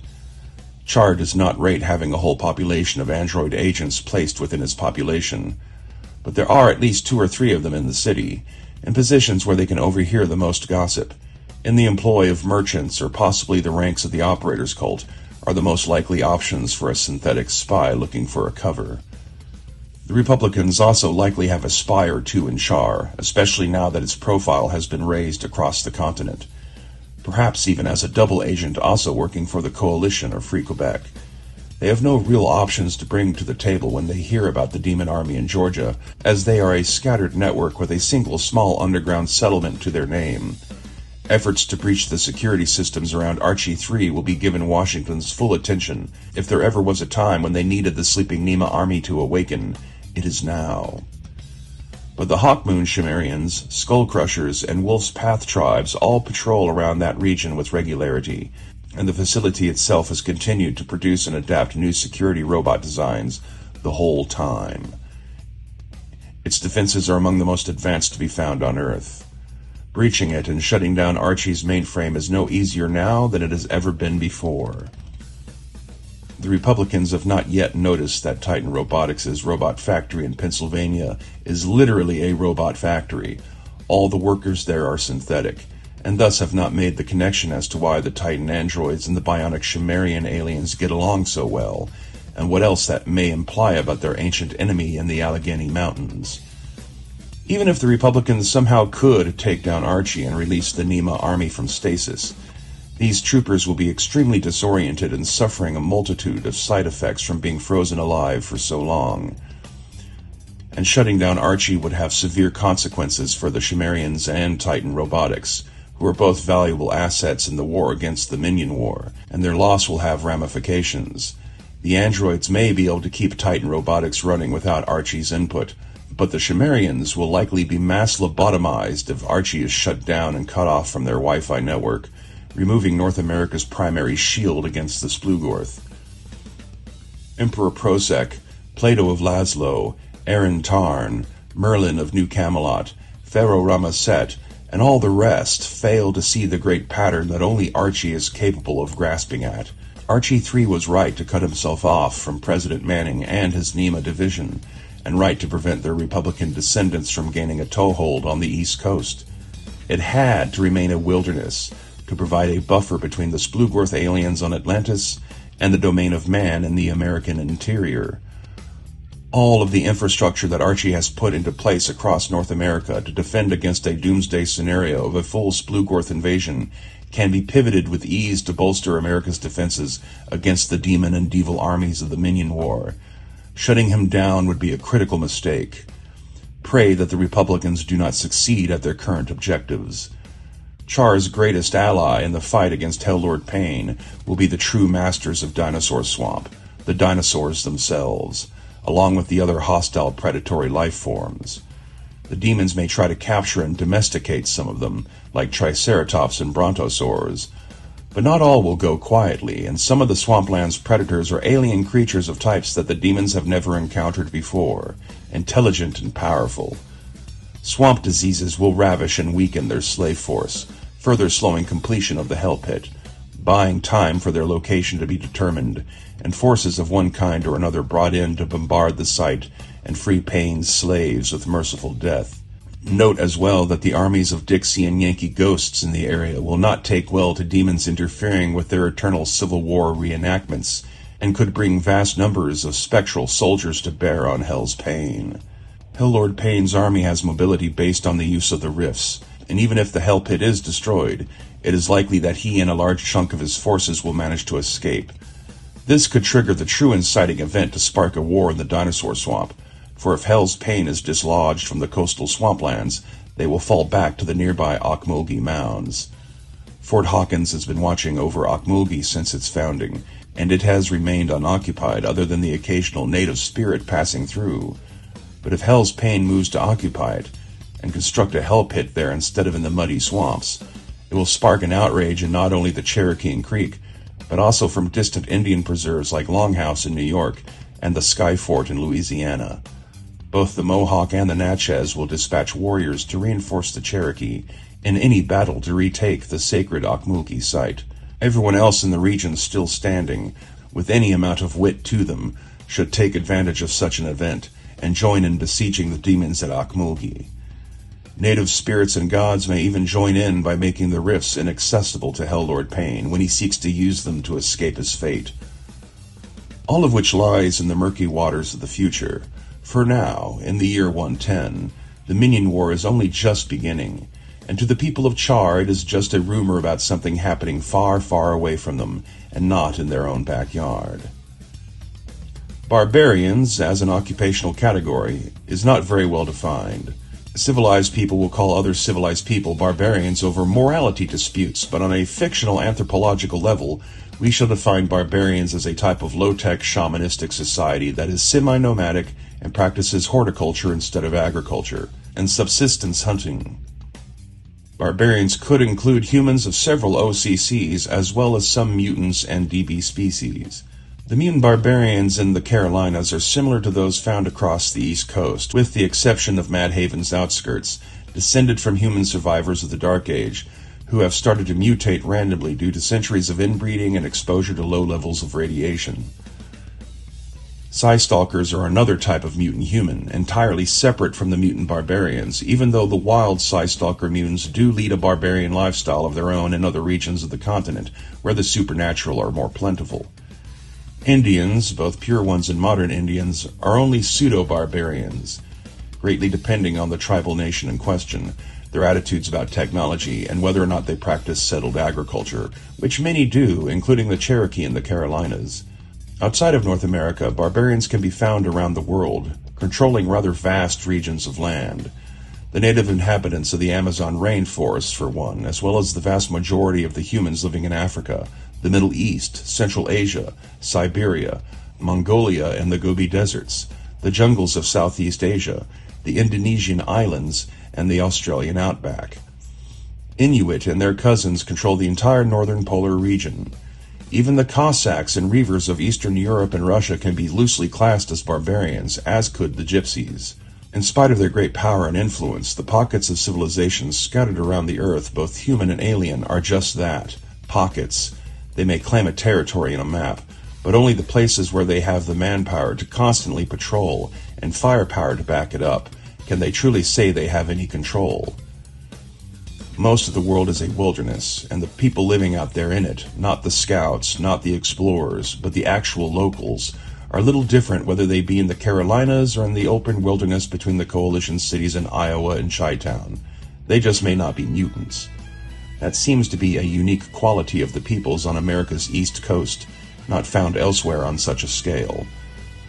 Barbarians across the world believe in an ever-shifting kaleidoscope of gods and spirits, both real and unreal, and rely on their tribal shamans, eco-wizards, psychics, and natural-born mystics for protection against the supernatural. They do not like confining full-body suits of armor, as is the style with civilized warriors, but will often learn to use modern weaponry, are fond of enchanted items, and wear homemade armor made from salvaged scrap metal or the hides of mega-damaged beasts.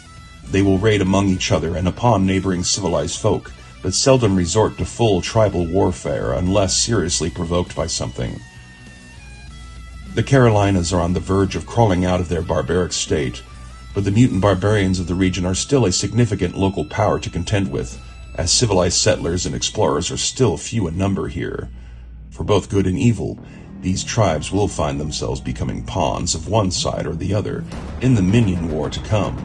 The titular minions. Disposable idiots.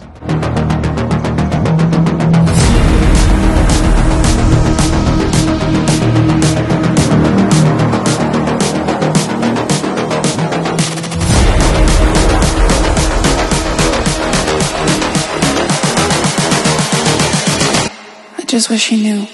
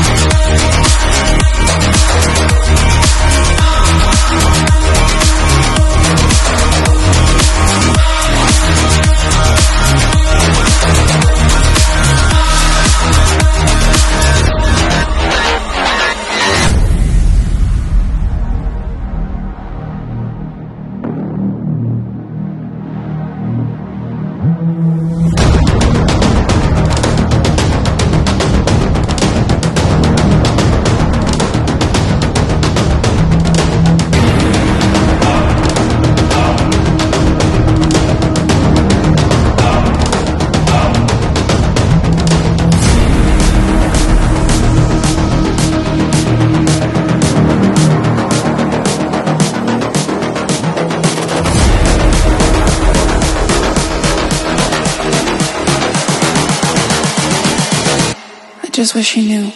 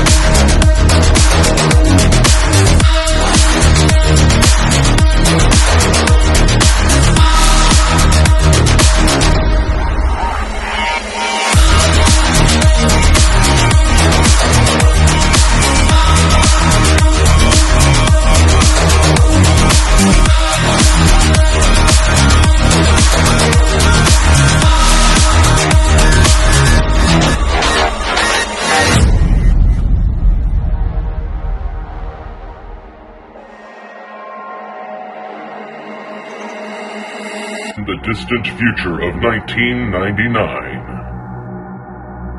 Amazon Time Barbarians fight to liberate the women of North America against vast armies of trolls and chads under the control of the Rogan Joe. This original tabletop role-playing game is thick with 2 C's. Available now on Amazon.com and DriveThruRPG.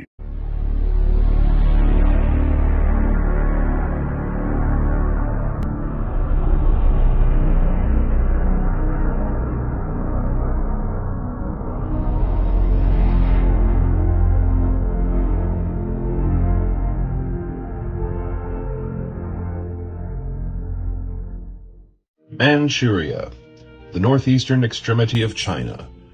The term Manchuria has fallen out of favor due to association with the Japanese and their actions in China during the Second World War. But whatever you want to call it, this region that can be roughly defined as the drainage basin of the Amur River has had a profound effect on world history, as far as the East is concerned. The lands further south tend to capture the Western mind when it comes to what we think China is. Yet there is good reason why Beijing and the Forbidden City are located so far north. Several of China's greatest and most famous of ruling dynasties came from this northeastern region, where the summers are hot and full of rainstorms, and the winters as cold and dry as the Arctic winds that chill them. As a regional power, Manchuria at its peak spanned from the borders of Mongolia all the way to the Sea of Japan, and from the Yellow in the south to the Okhotsk Sea in the north, with only the Korean Peninsula's kingdoms maintaining their sovereignty during this period of time. Its people have had an impact on Chinese history, Japanese and Korean history and culture, Mongolian and Turkic history, and by extension they have impacted Western civilization long before Marco Polo and Dutch and Portuguese sailors found their way to fabled Cathay. It is unfortunate that the Manchurian exonym is out of favor, as calling it the Three Provinces just doesn't have the same ring to it. So I'm going to use that term here anyway, because it accurately describes the region I am talking about. The mingled Russian and Chinese lands of Manchuria in the world of rifts. When the rifts awakened at the end of the 21st century, and Atlantis returned to displace a sea's worth of water, the coastal lands of the Japan Islands, Siberia, and China were spared from the worst of the tsunamis that had been unleashed in the Atlantic Ocean. But the seas did rise in a flood that never fully receded. Central Manchuria, in the heart of the Amur Basin, was subject to titanic flooding, much like the rest of lowland China to the south. The waters would mostly recede, and many millions of survivors in the highlands atop and around Manchuria's mountain ranges were able to return to the lowlands. They found near total destruction and loss of life, but they had little time to mourn the dead and no time at all to rebuild. Ley lines crisscrossed the lands of China, forming a near unbroken perimeter around much of its borders.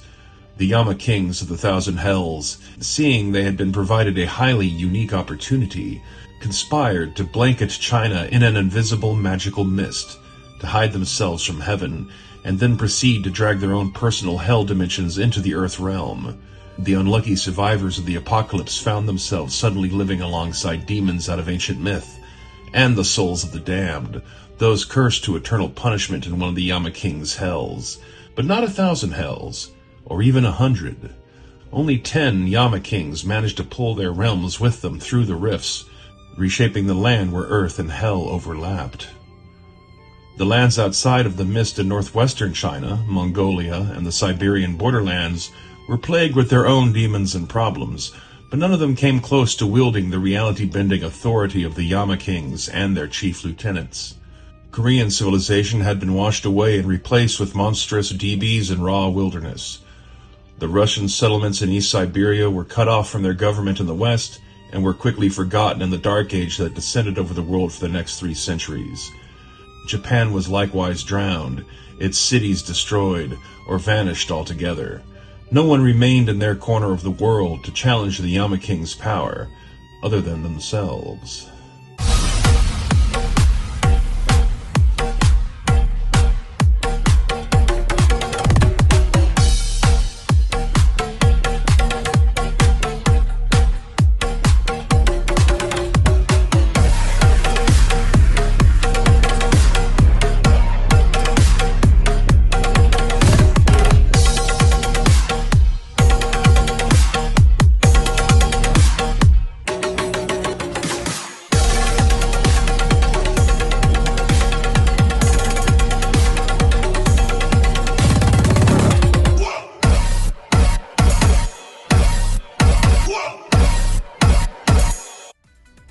By the year 110 of the post-apocalyptic calendar, 3 centuries after the rifts awakened and brought magic rushing back into the world, the Yama kingdoms remain, but their unending rivalries among each other has been slowly undermining their positions. The kingdom of Sichuan is now leaderless, its demons running amok, with no sense of order imposed upon them from above. Henan's Yama king was deposed by Shaolin monks, and his demons contained behind the walls of the city of Kaifeng. Yunnan province remains a free land of human communities, and the underground city Geofront, last remnant of the pre-Rifts Chinese government, is becoming an increasing headache right in the heart of the Yama kingdoms. Shandong has been taken over by the Communist Party, uniting living, dead, and demon alike in grim equity. An 11th kingdom has been added by the reincarnated First Emperor, served by an army of terracotta soldiers. Guangzhou, far to the south, dares to trade in modern technologies. So few provinces of hell remain true to their missions. But none may have fallen as much as the kingdom of Hanbing has. Neither Sichuan or Henan, for the Hanbing province, controlling much of old Manchuria from the Yellow Sea to Harbin in the north, has become physically separated from the rest of the Yama kingdoms and is no longer shrouded by the mists.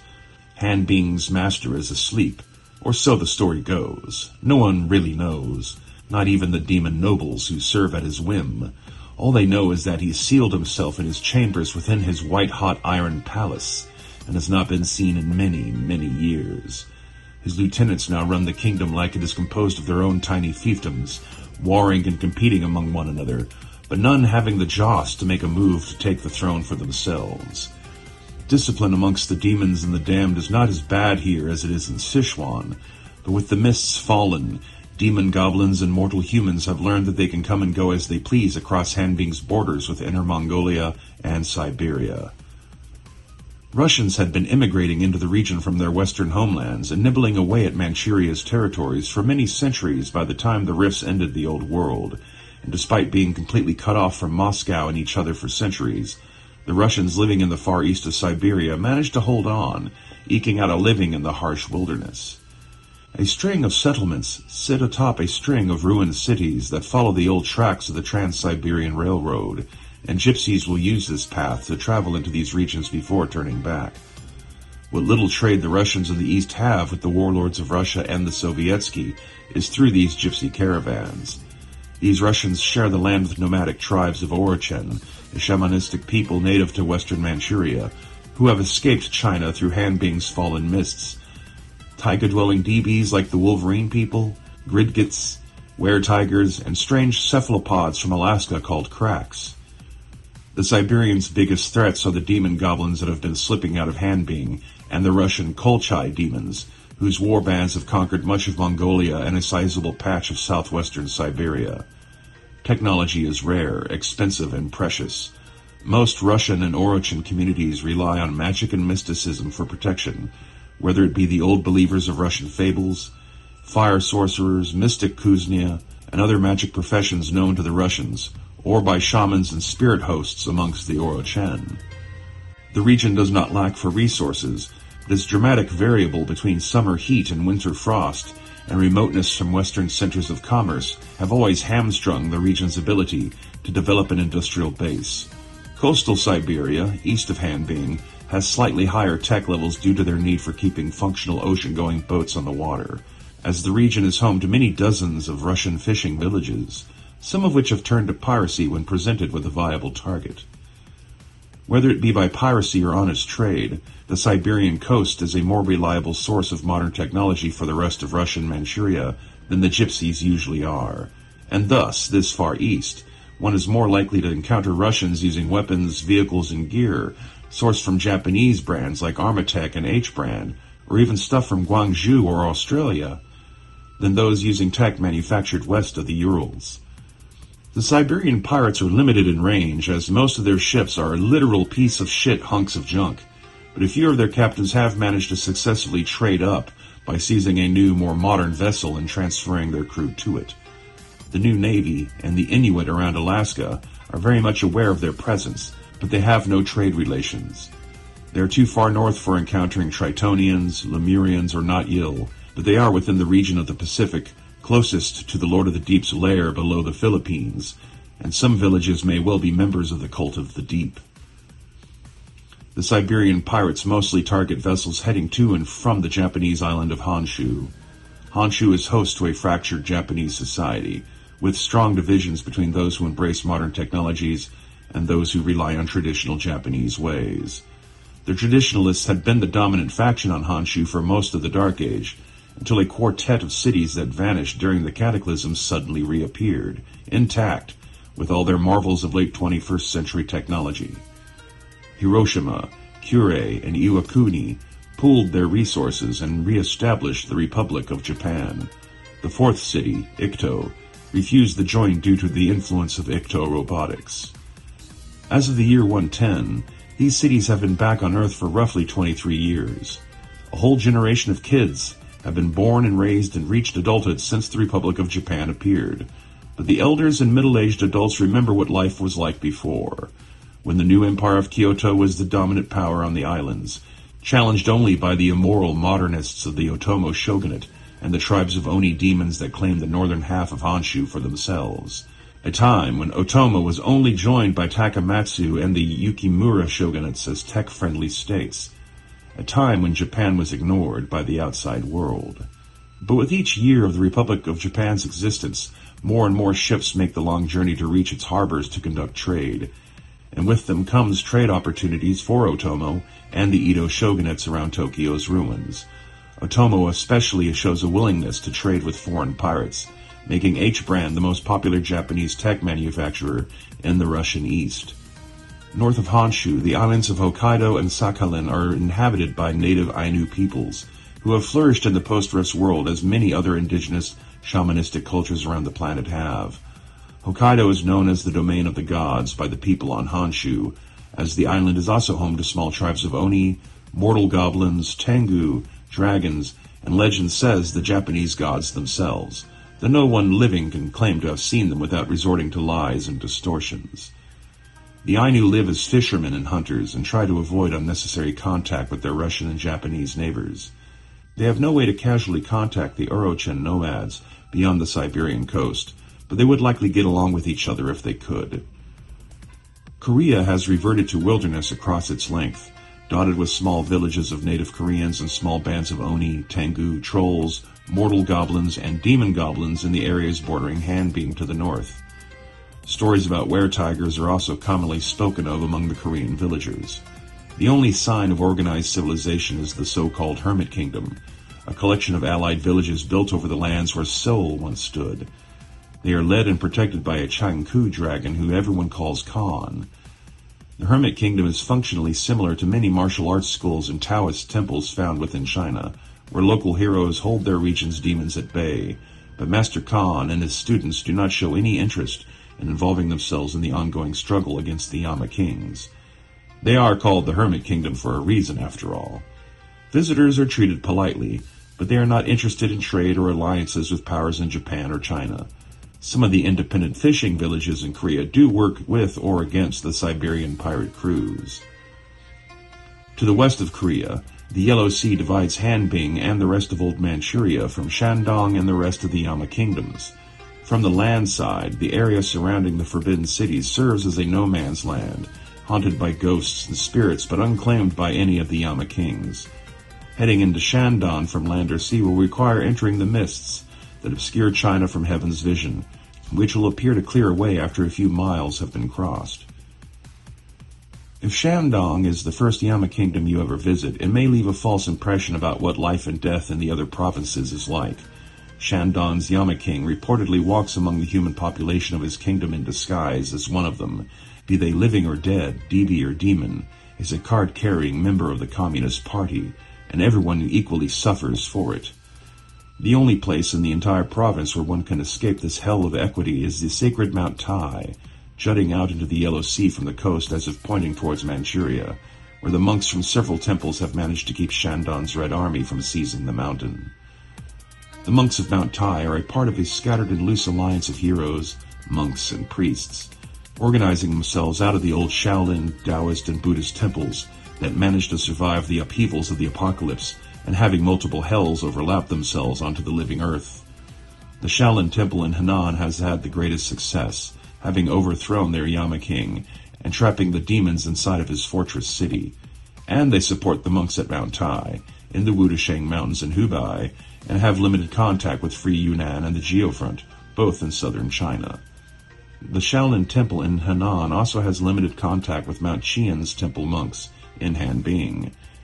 Hanbin's separation from the mists seems to restrict contact with all, save for Mount Tai, but the degrading conditions of the Hanbin provincial government has given Mount Qian's monks and allies a tremendous amount of freedom to act and seek help from the outside world. In spite of its mounting problems, Hanbin remains the largest of all the Yama kingdoms in both physical size and total population. Over 20 million dead and damned human souls made physical by the energies of the rifts are kept there, from an odd mixture of Han Chinese, Orochin, Russians, and others, as well as several million demons and spirits, and a mix of 1 million living humans and DBs. Before we go further, we should discuss in brief the differences that divide Chinese demons from the various other demonic beings from dimensions like Hades, Duval, Wormwood, the Shadowlands, and so on. Those breeds of demons have their infiltrator and seductor types among them, to be certain, but they are generally more monstrous in both behavior and the appearance they wear. Even the strictest of demon or devil lords command hordes of demons that are extremely savage and unruly in behavior. Chinese demons, on paper, seem much the same, but their existence serving the Yama Kings for so many eons in the Thousand Hells has made them far more civilized and disciplined on average than you would think upon first encountering them. Conditions vary greatly from province to province, as each Yama King has their own vibe and expectations for their minions. But in a great many locations where both mortal and dead humans dwell, the demons there will assume a human shape and live out a daily existence that imitates human lifestyles. Sure, their job that they go to 9 to 5 every day may be to torture damned souls in a factory setting, or stand guard over a lava pit, or try to scare as many children as they can before their shift is over, but they speak of it while off duty as any mortal would speak about their day in the office. Similarly, while demons of all types see themselves as a superior form of life and regard humans in much the same way we regard animals we like to hunt for sport or keep as pets and livestock, they generally do not go around slaughtering and eating every human they encounter. For one thing, since they all wear human forms so much, they can never know if the human they are talking to is secretly one of their own superiors in human form. Demons who cannot resist the urge to torment or devour someone they meet will often take some time to stalk them and make sure that they actually are a real person. Even those that cannot shapeshift well, or at all, will act in a far more civilized manner than the average demon encountered outside of the Yama kingdoms. This does not imply that they are less evil, just that they are more duty-bound by the mandate of heaven and their roles in it. Chinese demons are not renegades in the same way as Western ones. They are what heaven wanted them to be. It is their own masters, the Yama Kings, who are in an act of rebellion by coming to Earth. The demons beneath them are just following orders. Exceptions are, of course, to be had. Sichuan, which no longer has a Yama King, and no Shaolin temple to supplant him, has become a failed state whose demons rampage about and fight each other at whim, with many spilling out into the surrounding lands that have not been claimed by the Yama Kings. Han Bing's demons are not quite to that stage of devolution, but the longer Chu Chang remains asleep or in hiding, the closer his province will come to being shattered by a full-on demon civil war between his lieutenants. Most of Han Bing's demon goblins have already fled, heading outside of Han Bing's borders to inhabit the forests of northern Manchuria along the old Siberian border.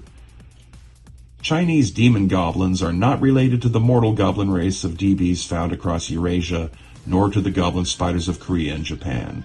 They are least demons, mischievous spirits, greater than ghosts but not as powerful as even the lesser demons, and rarely able to gain any rank in the Yama King's hierarchy. Fox spirits, goat-headed goblins, one-horned goblins, and others fill the ranks of this demonic caste. Han Bing's lesser and greater demons continue their work to run the province and see that the damned there are fittingly tormented, but a growing number are being drawn into the plotting between Chu Chang's demon ministers, who each maneuver to profit and advance themselves in their master's absence. Chu Chang's hell is one themed around ice and freezing weather, making his burning hot iron palace in Harbin counterintuitively one of the nicer locations to be found in demon hands, especially in winter. Touching or entering the palace is usually a death sentence for mortals, but its radiant heat warms a large portion of the city surrounding it. Humans from the Orochen ethnic group, distantly related to both the Han and the Mongols, but not the Turkic tribes that once lived in this region in centuries past, were forcibly civilized by the pre-Rifts Chinese government and had become a major ethnic group in Inner Mongolia and the 3 provinces of the northeast. For a time they were as trapped in the hells of the Yama Kings as any other Chinese race, but as Han beings started to separate from the mists surrounding the other regions, the Orochen discovered that they could just walk out of Han Bing into the forests of Upper Manchuria and Siberia. They have since reverted to their traditional ways, but they could remember of them at least, and have proliferated in number as they have spread out in little clans of semi-nomadic hunters and reindeer herders, traveling as far west as Lake Baikal and as far north as Yakutsk. They share their home range with ethnic Russians, Mongolians, Wolverine people, and even a few Gridgits, and rely on a form of shamanism for protection from the supernatural that is very similar to the shamans of the Americas. They have not forgotten everything they learned while trapped in China, and are not shy about using high technology when they can get their hands on it. Vehicles, weapons, power supplies, portable heaters, and weather-resistant body armor are all desirable items for trade when available. Orochen territory stretches southwest from Han Bing down along much of Inner Mongolia as well, where the tribes raise horses, goats, and sheep on the dry Mongolian steppe land.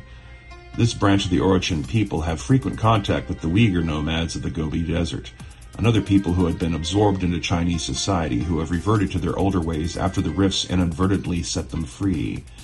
The Uyghurs are one of the last remaining Muslim cultures on this earth, and they conduct trade with the Turkic peoples on the other side of the Altai Mountains, in the desert of Taukum. This positions the Uyghurs as a vital link to the east for goods moving out of and into Warlord Kolodenko's territories around the Caspian Sea. Both the Orichan and Uyghurs living in southwest China know to give the mists a wide berth during their travels, but they are not free from threat by demonic forces. The Kolchai, a race of Russian demons also known as the Deathless Ones, have come to Earth in great numbers, each gathering around them a small personal army of lesser demons, DBs, and even some humans. Individual Kolchai can be potentially found anywhere in Central and Eastern Asia, but the bulk of their number are to be found in a large swath of land, covering much of Old Mongolia and a sizable portion of south-central Siberia, east of the Urals and west of Baikal. For the time being, most of the Kolchai in these lands jostle with each other in small skirmishes for territory and clout, but some do march out to try to wrest control of distant locations, pitting their forces against the reavers of the warlords or even the Sovietsky army. They know better than to make an attempt to invade the Yama kingdoms, and are unaware of Hanbing's current political vulnerability. They have their eyes on the west, for now, but will stage raids for slaves and recruits into the lands roamed by the Uyghur and Orichan, where their nomadic mobility serves them well. The Uyghurs and Orichan living closer to the mists or in the trade town of Yinchuan on its borders have had to learn to keep an eye out for another threat, the terracotta soldiers from the walled kingdom of Shanxi, the so-called 11th Yama kingdom, though it was not founded by a true Yama king. Emperor Huangdi, the fabled original emperor of China, has somehow returned, and with his army of terracotta warriors at his back, has carved out his own fiefdom from the mists, and plots to conquer all the Yama kings to become emperor of the Thousand Hells himself. He is as cruel to his living subjects as any demon king, and it is fortunate that he has thus far lacked the military power required to actually pull off the conquest of the other provinces. Beyond Shanxi's new Great Wall, to the west and south, is a narrow region of land within the mists that remains unclaimed by any Yama king, separating Shanxi from the borders of Chuanzi and Sichuan. Rogue demons from Sichuan can be encountered in this unclaimed territory, and a few walled villages here and there, independent from Henan to the east. Henan province is nestled between Hubei, Shandong, and Shanxi, and has become one of the three great strongholds of humankind, to be found within the mists. Guided by the monks of the Shaolin Temple, the people of Henan, both living and dead, are free from the torments of their Yama king and his minions, all of whom are now locked up within the walls of Kaifeng. The land is not only landlocked, it is also surrounded by hostile forces on all sides. Trade and contact with the world outside of the mists is rare in the extreme. They can barely maintain contact with Yunnan and the network of temples sprinkled across the demon provinces. Thankfully, the region has plenty of suitable land for farming, made much easier with the demons contained. Demon goblins, Chinese vampires, and other monsters and spirits can be encountered in Henan, but they pale in comparison to the land's former master and demon forces. Many of the dedicated practitioners of martial arts, especially those that were believed to tap into qi and feng shui, were empowered by the surging magical levels in the world after the rifts awakened, giving their practitioners an ability to hold their own against supernatural opponents that untrained and unequipped people could not withstand. Aside from a few fighter occupations, like Japan's samurai and ninja, or China's various warrior classes, the majority of those seen as heroes by the common folk of China, Korea, and Japan are the fighting monks trained at Taoist, Buddhist, and Shinto temples, dotted throughout this entire region of the world, followed closely by the professional demon hunter classes found throughout Manchuria and Siberia. In the lands of China, where these temples often serve as the dominant social organization for many human and peaceful DB communities, the differences between those dedicated to Taoism, Buddhism, and even Confucianism are minimal to non-existent to the eyes of outsiders. Heroes of all types, often including dragons, make use of and defend the temples and their protected villages, but the monks of China and Korea are broadly divided into two categories: based more on their personal focus than on their specific religious affiliation. Open-hand monks specialize in physical, martial, and defensive arts that avoid the use of both melee and ranged weaponry. Internal energy monks focus less on raw combat ability and instead upon the mastery and channeling of chi energy to various effect. Celestial warriors, philosopher warriors, and meditative warriors are not monks, but do often work at, train at, and dedicate themselves to the various temples, as do various psychic OCCs and demon hunters. Of Manchuria's unique psychic classes, spirit hosts and blind mystics are often considered to be of equal status to monks, and spirit hosts are also common to the Orochin nomads, serving as another form of tribal shaman. China and Korea have the broadest variety of demon hunters, while Japan offers only a single demon queller class. This is fitting, as Japan's issues with the demonic Oni are vastly more manageable than what is faced by the people of China, whose lands are controlled and shaped by demonkind. The most infamous of China's demon hunting classes are the great demon-catching heroes, who seek to reform instead of destroy their targets. Goblin Rangers who specialize in consulting communities on how to deal with local demon goblin spirits, and the rare but inspirational enlightened demons, those who have committed themselves to reform and attaining balance with mortal life forms, and are the ideal result of a demon catcher's efforts. In Japan, monks are highly respected, of course, but they are a secondary power when compared to the shoguns of Honshu or the Republic of Japan. Samurai and ninja are tied up with the concerns of mortal political power. The Oni are a threat, but they can be handled, and dwell in their own zone outside of the shogun's territories. Perhaps it is because of these factors that Japan's monks have a greater variety of orders among them than just the open-hand inner energy binary of the mainland monks. The Sohi are Shinto monks, trained in combat with staff and fist and capable of learning martial arts abilities that have been enhanced by the ambient energies of the rifts. They are known for their acts of charity and willingness to lend aid to villagers and city folk alike, but they are not healers or specialists in Shi magic. They accept both humans and DBs into their order, including a sizable number of Tengu, who are most commonly found on the Japanese islands and have their own associations with Shinto and the Shinto spirits and gods. Dragons will also join or associate themselves with the Sohi monks. The Sohi do provide slightly different educations to their nuns than the male monks receive, but they share the same basic abilities and standards of conduct. The Bishamon fighting monks are a monastic order founded to assist the Japanese guardian god Bishamon, protect the Japanese people from the Oni and other monsters that afflict the islands. Their abilities include some martial training and psychic mastery, but overall they come closest to the stereotype of the classic cleric, a wandering devotee of the gods who defends and heals the weak and helpless. Most obscure of the Japanese religious orders, the Yamabushi follow an offshoot of Shintoism that focuses on the spirits of mountains and stone, making their priests perhaps distantly related to the stone masters of Atlantis, and that they both have magical abilities related to the control of rock. More so, communion with rock in the case of the Yamabushi. By the nature of their religious practices, Yamabushi priests tend to stick to the mountains and valley settlements, only venturing into the lowlands and the big cities when absolutely necessary. Like Japan's other orders, the Yamabushi are opposed to the Oni and other demon spirits, and are likewise protective over the communities that dwell in their mountain ranges. The temporally displaced inhabitants of the Republic of Japan, in the cities of Hiroshima, Kure, and Iwakuni, as well as the corporate citizens of Ikto province, are more respectful and accepting of monks than other traditionalist vocations like samurai. And though the population has many late 21st century sensibilities, Shinto and Zen Buddhism are still popularly held belief systems. Sohi monks even have a few small monasteries in the Republic's territory, away from the city centers. Despite their ancient connections to these lands, the Changku dragons are no more common to this region than they are anywhere else on Earth, outside of England where they are currently concentrated. While some western species of dragons can be found in the peripheral regions of China in the west, most of the dragons in the east are from species like the Kumo-mi, Shikoku Kido-mi, Asamatatsu, and some of the more recent draconic immigrants to Earth like Cat's-eye and whip-tailed dragons. Not all eastern dragons are of good alignment, but they tend to side more with the indigenous human populations than they do with invasive supernaturals like the Oni and Yama demons. One minor saving grace this side of the world can boast is the extremely minimal contact they have with the minions of the Splugorth.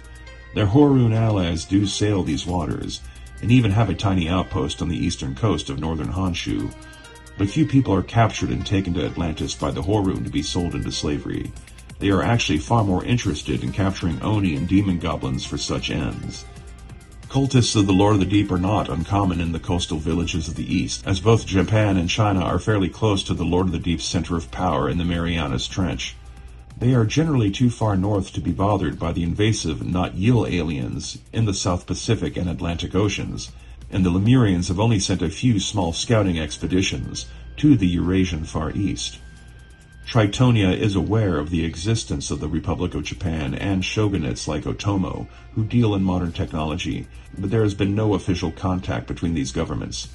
By the year 110, the new navy has made contact with officials in Hiroshima, but there was no influx of trade or drafting of treaties between them.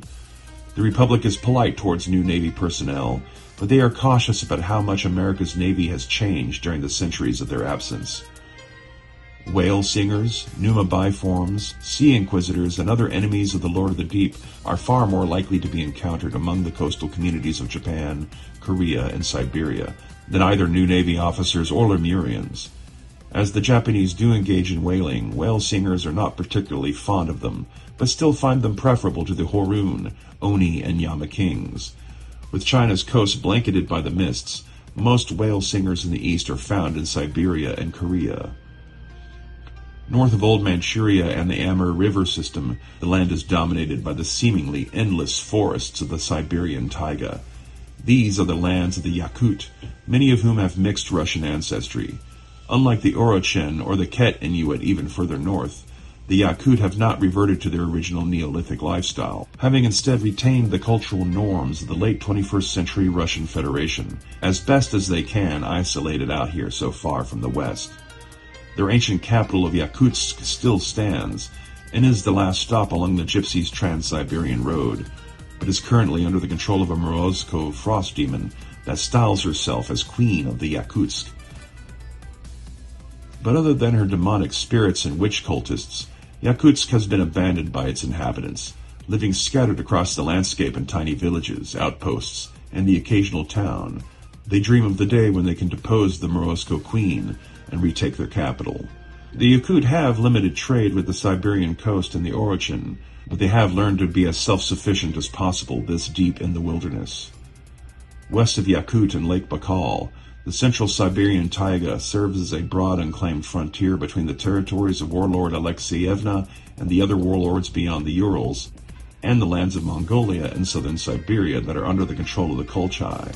This vast wilderness is similar to Yakut in myriad ways, but the mortal inhabitants are a more diverse mix of ethnic Russians, Turkic tribes, Gridgits, and Wolverine people, along with the normal assortment of monstrous and demonic beings.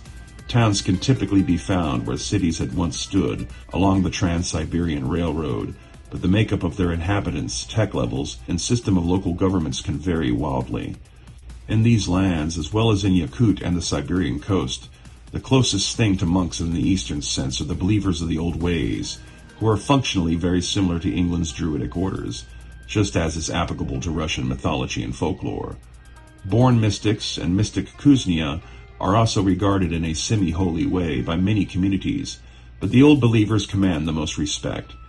They are not organized as Western Druids are, and are widely spread apart across Russia's breadth.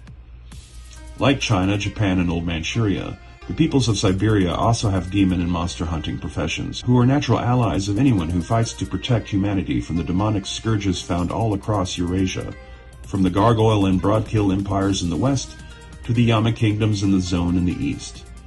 Russian demon and serpent slayers are fairly straightforward in their mission and methods, focusing on anti-demon hunting techniques and slightly dabbling in the use of magic for spells that supplement their demon-slaying activities. Ecto-hunters are psychics that focus more on dealing with ghosts and spirits, but whose skills and abilities lend themselves equally well to the detection and termination of demonic entities. Psy-stalker mutants are rare in lands east of Poland, as much of Russia is relatively free of dense ley line networks, and the effects of the mists surrounding the Yama kingdoms has prevented their evolution from occurring among the humans within the mists or along their borders. But they are not entirely unknown, being born on occasion in communities close to centers of magic or with a large supernatural presence. Yet they certainly do not exist in Siberia or East Asia in any amount large enough to form tribes of their own. Most Siberian Psystalker mutants can go their entire lives without seeing more than one or two others of their kind, if even that. Siberia and Central Asia's spirit folk are more comparable to the fairy folk of Europe and the Americas than they are to China's demon goblins, in both form and temperament. Thanks to the old believers among them, most Siberian villagers and settlers know what rules to follow to keep the local nature spirits appeased and at bay. The Domovoi are the most famous of the Russian fairies, perhaps, but they also have an assortment of elemental beings similar to Western nymphs, like the Leshy, which are basically a combination of satyr and Sasquatch, the evil and destructive Polovoi, who try to spoil farmers' crops, male water hags called Vodanoi, firebirds, and ghostly spirit wolves. In those places along the Siberian-Chinese border where Russian woodland spirits and demon goblins run into each other, they are hostile and often attack or otherwise undermine each other, with the Siberian spirits typically finding themselves on the losing side.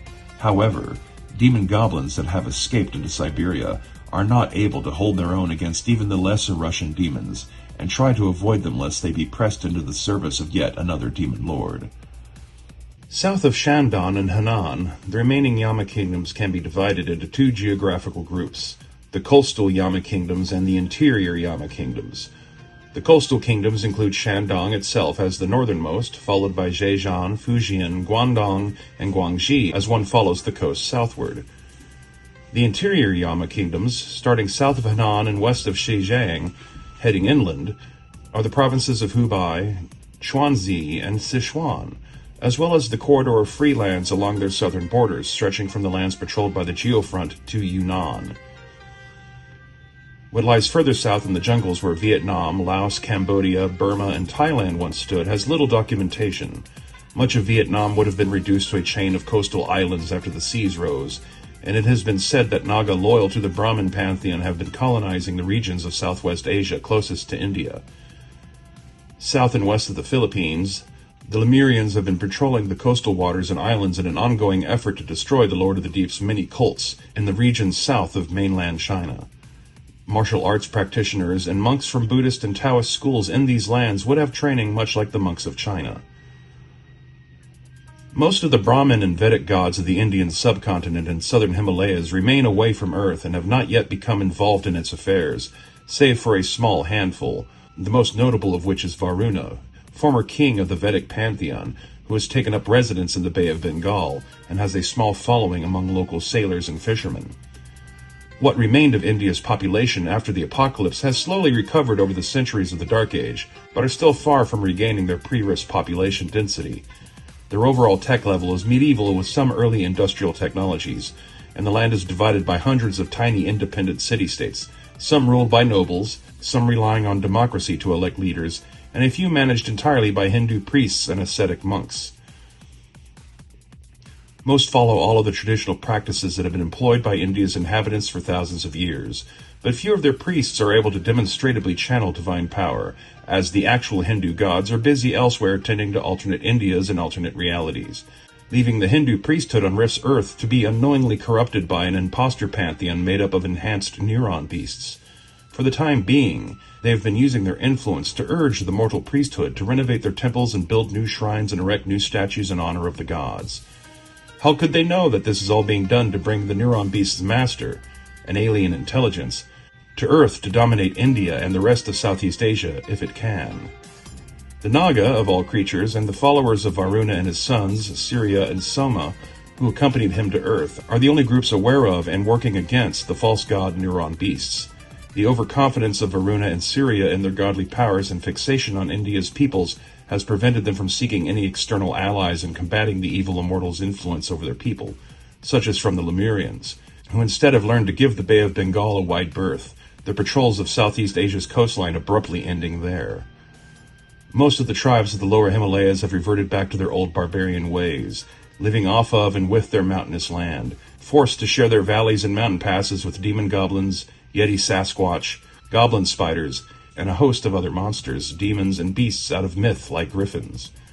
But the majority of the Himalayas, surrounding the Tibetan plateau, are covered by the mists cast by the Yama kings, as Tibet was intended to be a part of the Yama kingdoms as well. Instead, it exists within the mists, but separate and hard to reach from the bordering Yama kingdoms. Tibet's tantric Buddhist monks have long been famous as demon wrestlers and tamers, and they have maintained an iron grip over Tibet's demon population since they arrived. Those that could escape did so, and are now among the demons and spirits that trouble the lower Himalayan tribes.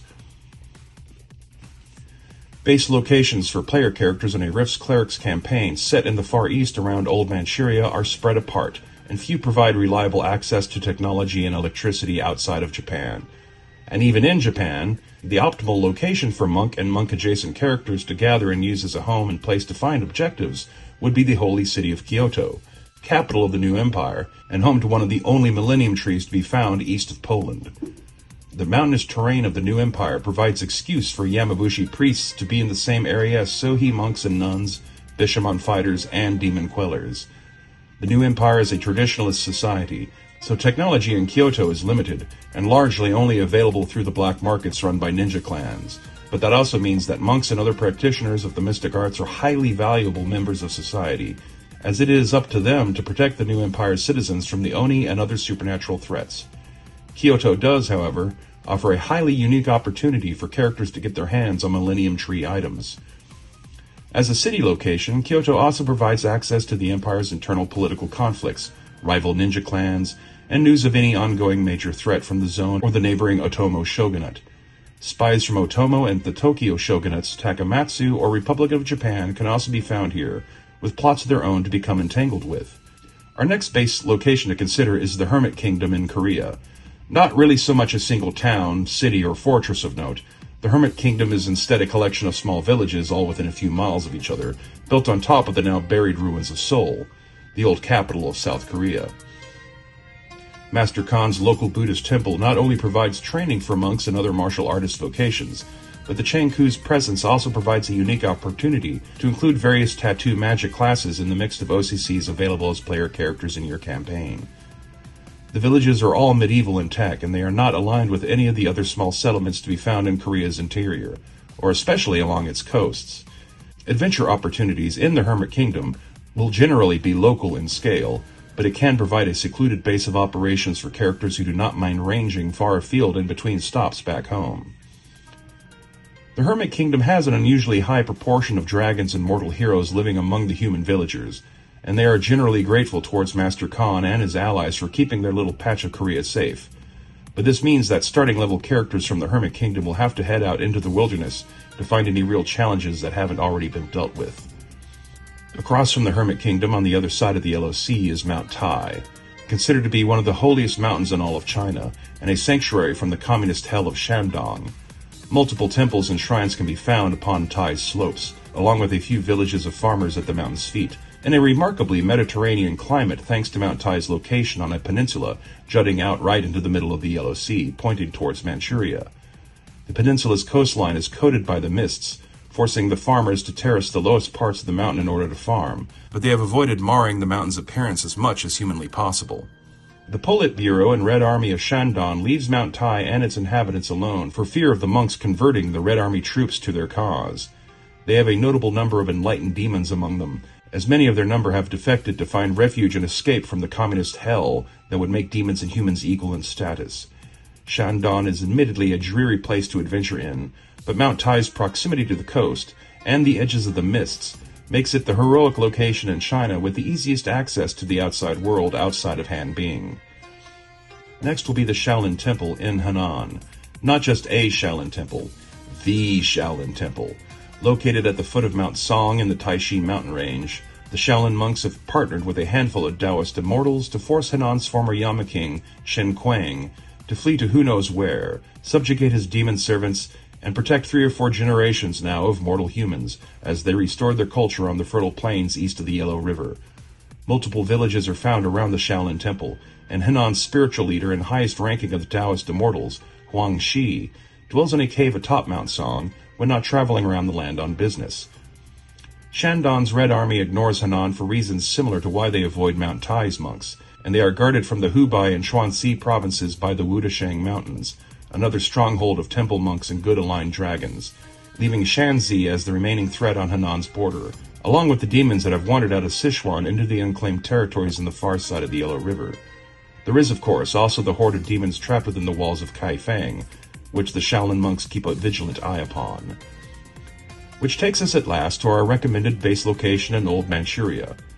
Mount Qian would seem the logical choice, as it is also a territory protected by monks and martial art heroes, but it is functionally very similar to locations we've already discussed, like Mount Tai.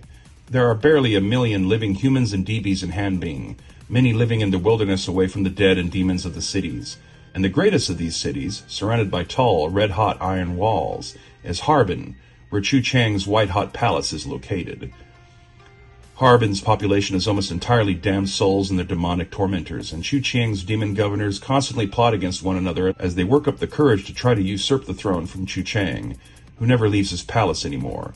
Harbin is a hard place to call home if you are still alive, but it is also where savvy player characters can do the most damage, encouraging Chang's underlings to sabotage each other and thus the kingdom itself. Located in Hanbing's north, it also puts characters within a reasonable travel distance to reach Siberia. There is precious little information available about Siberia's settlements, but there are plenty of candidates to place small low-tech cities or large wilderness towns atop the ruins of pre-rift cities in the vicinity of Lake Baikal, like Irkutsk, Ulan-Ude, and Chita. And there is likely to be something called New Vladivostok on the Siberian coast, be it a town or a proper city, and possibly a haven for regional pirates, found close to the sunken ruins of the original Vladivostok. Ultimately, it will be up to you, as Game Master, to fill in the details of such locations. Away from Eastern Eurasia, organized religion is no longer very organized, and the monotheistic faiths that were globally popular before the coming of the Rifts, Christianity, Islam, and Sikhism, have had many of their beliefs strongly challenged by the presence of magic, the supernatural, alien demons, and the presence of pagan gods and demigods. Thousands of tiny cults dot the planet, dedicated to obscure gods or powerful beings pretending to be gods, with the cult of Dragonrite and the cult of the Deep being among the larger and more widespread belief systems in the year 110. Remnants of Judeo-Christianity can be found in the American West, northern Mexico, and parts of South America, where there are preachers who wander the land preaching the good word, but they do not exhibit much in the way of divine power. Similarly, the remaining Muslim cultures in Central Asia and Western China's deserts adhere to ancient traditions and have traditional religious roles amongst them, but the only empowered clerics in Rift's Earth are the priests of various pantheistic gods, druids who channel nature's powers, and shamans from various cultures around the world who typically derive their abilities from spirits of varying kind. Of these, only the druids in England and France have any significant amount of organization between them. It could also be worth noting that the dominant belief system across the planet is a form of strange agnosticism, not quite atheism, as gods are now demonstrably real, but they are also revealed to be alien beings of a sort, and there is little to no visible presence of some sort of super god existing above and beyond them. The people of North America's coalition states are mostly in this category, reinforced by the coalition's skepticism of magic and alien influence. And so it is in the lands of the East, where demons have ruled since the coming of the Rifts, making a literal hell on earth of their dominions, that the region's religious orders became the dominant organizing principle among the mortals forced to dwell in and around the Yama kingdoms. Here, where chi mastery, martial arts training, and connection to the native spirits, dragons, and gods of the East give their monks and priests the power to fight back against demons without having to bargain away their soul to some godling or alien intelligence in exchange for divine ability. In conclusion, if you want a Rifts Clerics-themed campaign that better replicates medieval Catholicism and D&D, then I would point you towards Wormwood. But in the world of Rifts Earth, it is in the lands of China, Korea, and Japan that heroes of all classes will come together in the shadow of local temples to work alongside their priests and monks in defense of the land and its people. In locations like Henan, none of the player characters need be of any monk or priestly class to still be involved in the business of the Shaolin Temple or Huan Shi. Monotheistic characters are also possible in the East, as there are Uyghur Muslims in the Gobi Desert and small pockets of Jewish families in Manchuria, descendants of an old enclave on the China-Siberia border, and are unknowingly now one of the largest Jewish populations left on Rift's Earth. Whether or not Uyghur or Jewish characters are permitted to take the Rift's priest class, from pantheons to the Megaverse, is up to the game master to decide, as it was intended for pantheistic priests. And with Han being now separated from the mists that hide the rest of the Yama kingdoms from heaven, godling and demigod characters may be permissible, sent to investigate the Yama King's handiwork. Religion is a quirk in other parts of the planet, but in the lands in and around the Yama kingdoms, it is an unavoidable aspect of the region's cultures, surrounded as they are by demons of many stripes.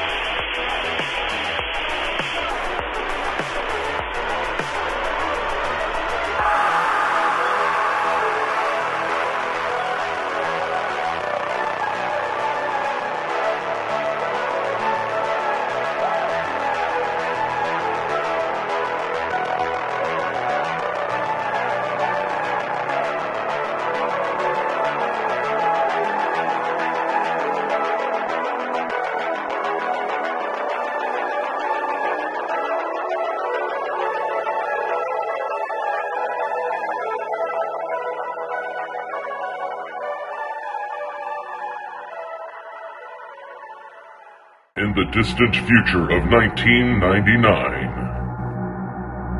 Amazon Time Barbarians fight to liberate the women of North America against vast armies of trolls and chads under the control of the Rogan Joe. This original tabletop role-playing game is thick with 2 C's. Available now on Amazon.com and DriveThru RPG. Mid-22nd century America. 100 years after the world was consumed in nuclear fire and hordes of zombies, just as civilization has started to re-emerge in the American wasteland. This is the setting of Life After the Undead.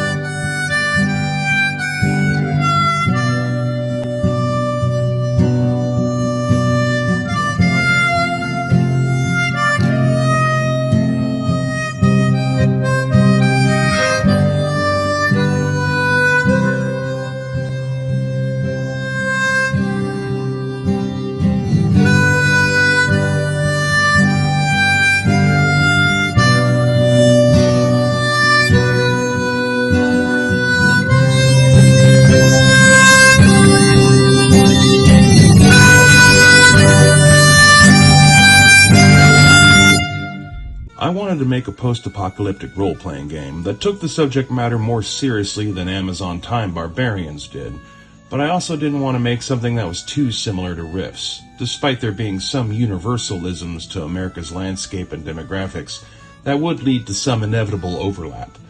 So I decided to lean into it and design a game world that was intentionally the opposite of Rifts in terms of certain world design pillars. So the premise is that there was an apocalyptic event at some unspecified time in the mid-21st century, the near future, and no one bothered to write down why the bombs were falling and whole segments of the country were engulfed in radioactive flame.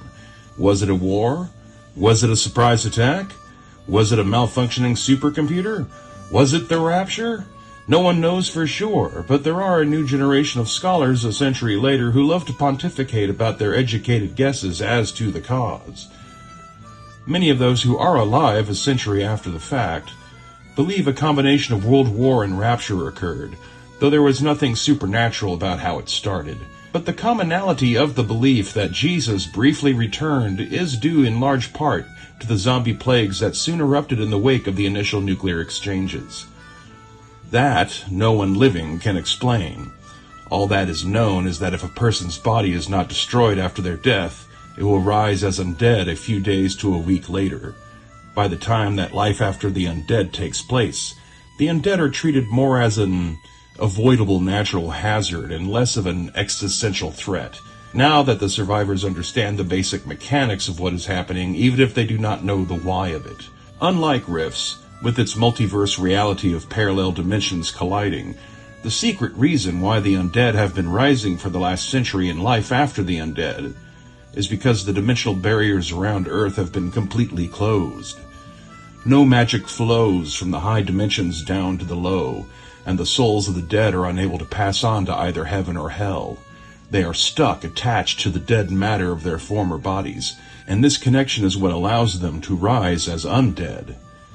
The only magic humankind still has access to, after the doors to heaven and hell slammed shut, was that of faith in the divine, and the clergymen and women of many religions, those who truly believed and understood all the old rituals of prayer and exorcism, found that they possessed real power to heal and hold the undead hordes at bay. Anywhere between 80 to 90% of the human species was slain during that first decade after the apocalypse, whether it be quick during the initial bombing or caught unaware or unprepared by the roving undead. The soul-powered zombies decayed slower than they would have naturally, but over time that vast initial horde of undead grew feeble and wasted away until they were piles of inanimate bone. As the decades carried along, those pockets of survivors with their religious protectors would recover and start to grow again, reaching out into the American wastelands to find other pockets of civilization. The old ethnic demographics of pre-apocalypse America had been permanently scrambled, and the religions that dominated different populations had all been through that apocalyptic filter as well. The ongoing specter of new undead has kept the followers of different faiths from turning on one another over it. With the exception of the Mormons and Deseret, most clergy observe the unspoken truce that religious leaders have had between one another since the zombie plagues. As long as undeath remains an ongoing problem, they have little reason to inspire their followers to attack each other on religious grounds. The conflict that is on the verge of breaking out is a political one, as the various neo-feudal kingdoms and micro-republics trying to recreate the old American system expand their territories enough that their borders now touch. There is still plenty of territory out there to claim, but there are many motivations that can lead to war than just space alone.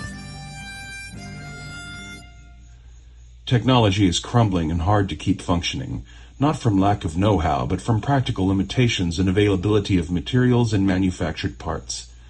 Nonetheless, there are still some remaining combustion vehicles, electrical grids, modern weapons, and rare and expensive computerized electronics. But by and large, tech levels across the Americas have reverted to an early industrial late 19th century level of sophistication. The regions that suffered the heaviest nuclear bombardments remain radioactive and attractive to wandering undead, and are known as dead zones. Most of the eastern and western coastal lands, the Texas Triangle, Ontario Peninsula, and the region between Chicago and Detroit are the primary dead zones. In and around these dead zones can be found the new nations that are taking shape in the post-apocalypse. The Kingdom of Maine, where a Saudi prince from England has usurped control over Maine's navy. The old state counties, which still operate under their old American charters in the western half of New England, from Vermont to Pennsylvania. The Appalachian strongholds, an epicenter of mining and manufacturing controlled by isolationist clan holds. The Great Lakes Republic, an alliance of Muslim-dominated city-states dotting the coastlines of the Great Lakes in Michigan, Wisconsin, northeastern Minnesota, southern Manitoba, and coastal Upper Ontario. The Nashville Republic, out of Tennessee, Kentucky, southern Illinois and Indiana, eastern Missouri and Arkansas, and northern Mississippi and Alabama. Nashville is modeled on the old American government and is set up to serve as the default location for life after the undead campaigns to start off in. The Gulf Kingdoms are an alliance of coastal city-states inhabited by a Creole Latino people with ties to the Papal Americas. The Republic of Texas has absorbed large parts of New Mexico, Oklahoma, southern Arkansas, and most of Louisiana, and is a powerhouse of trade, oil, and agriculture.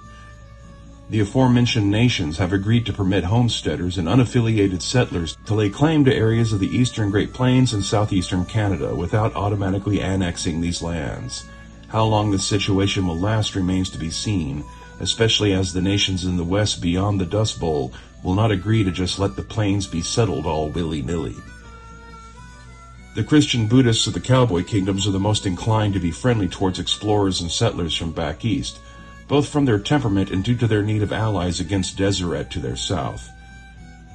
The Deseret Empire is a fundamentalist Mormon theocracy that controls the deserts of Utah, Nevada, and western Colorado, with borders extending as far south as the Grand Canyon. They do not respect the truce between clergy of different faiths, threaten the cowboy kingdoms with regularity, and have heavily persecuted the Ute, Navajo, Hopi, and Pueblo Indians living on the edges of their territory. They will not react well to contact with the East. The Kingdom of Alberta, inhabited by Canadian Sikhs, is really just the largest of the cowboy kingdoms in many respects other than religion, and will be friendly to most Easterners, but will not react well to finding Muslim settlers from the Great Lakes expanding further into the Canadian frontier, and will become immediately hostile to the Saudi King of Maine, as both have claim to ancient English royalty and thus a claim to Canada as a former British domain. The northern areas of Old Mexico are controlled by a collection of semi-independent city-states that are a part of the greater alliance of the Papal Americas, ruled from the new Vatican in Havana, Cuba, and unites the vast majority of survivor settlements across the Caribbean, Central America, and South America.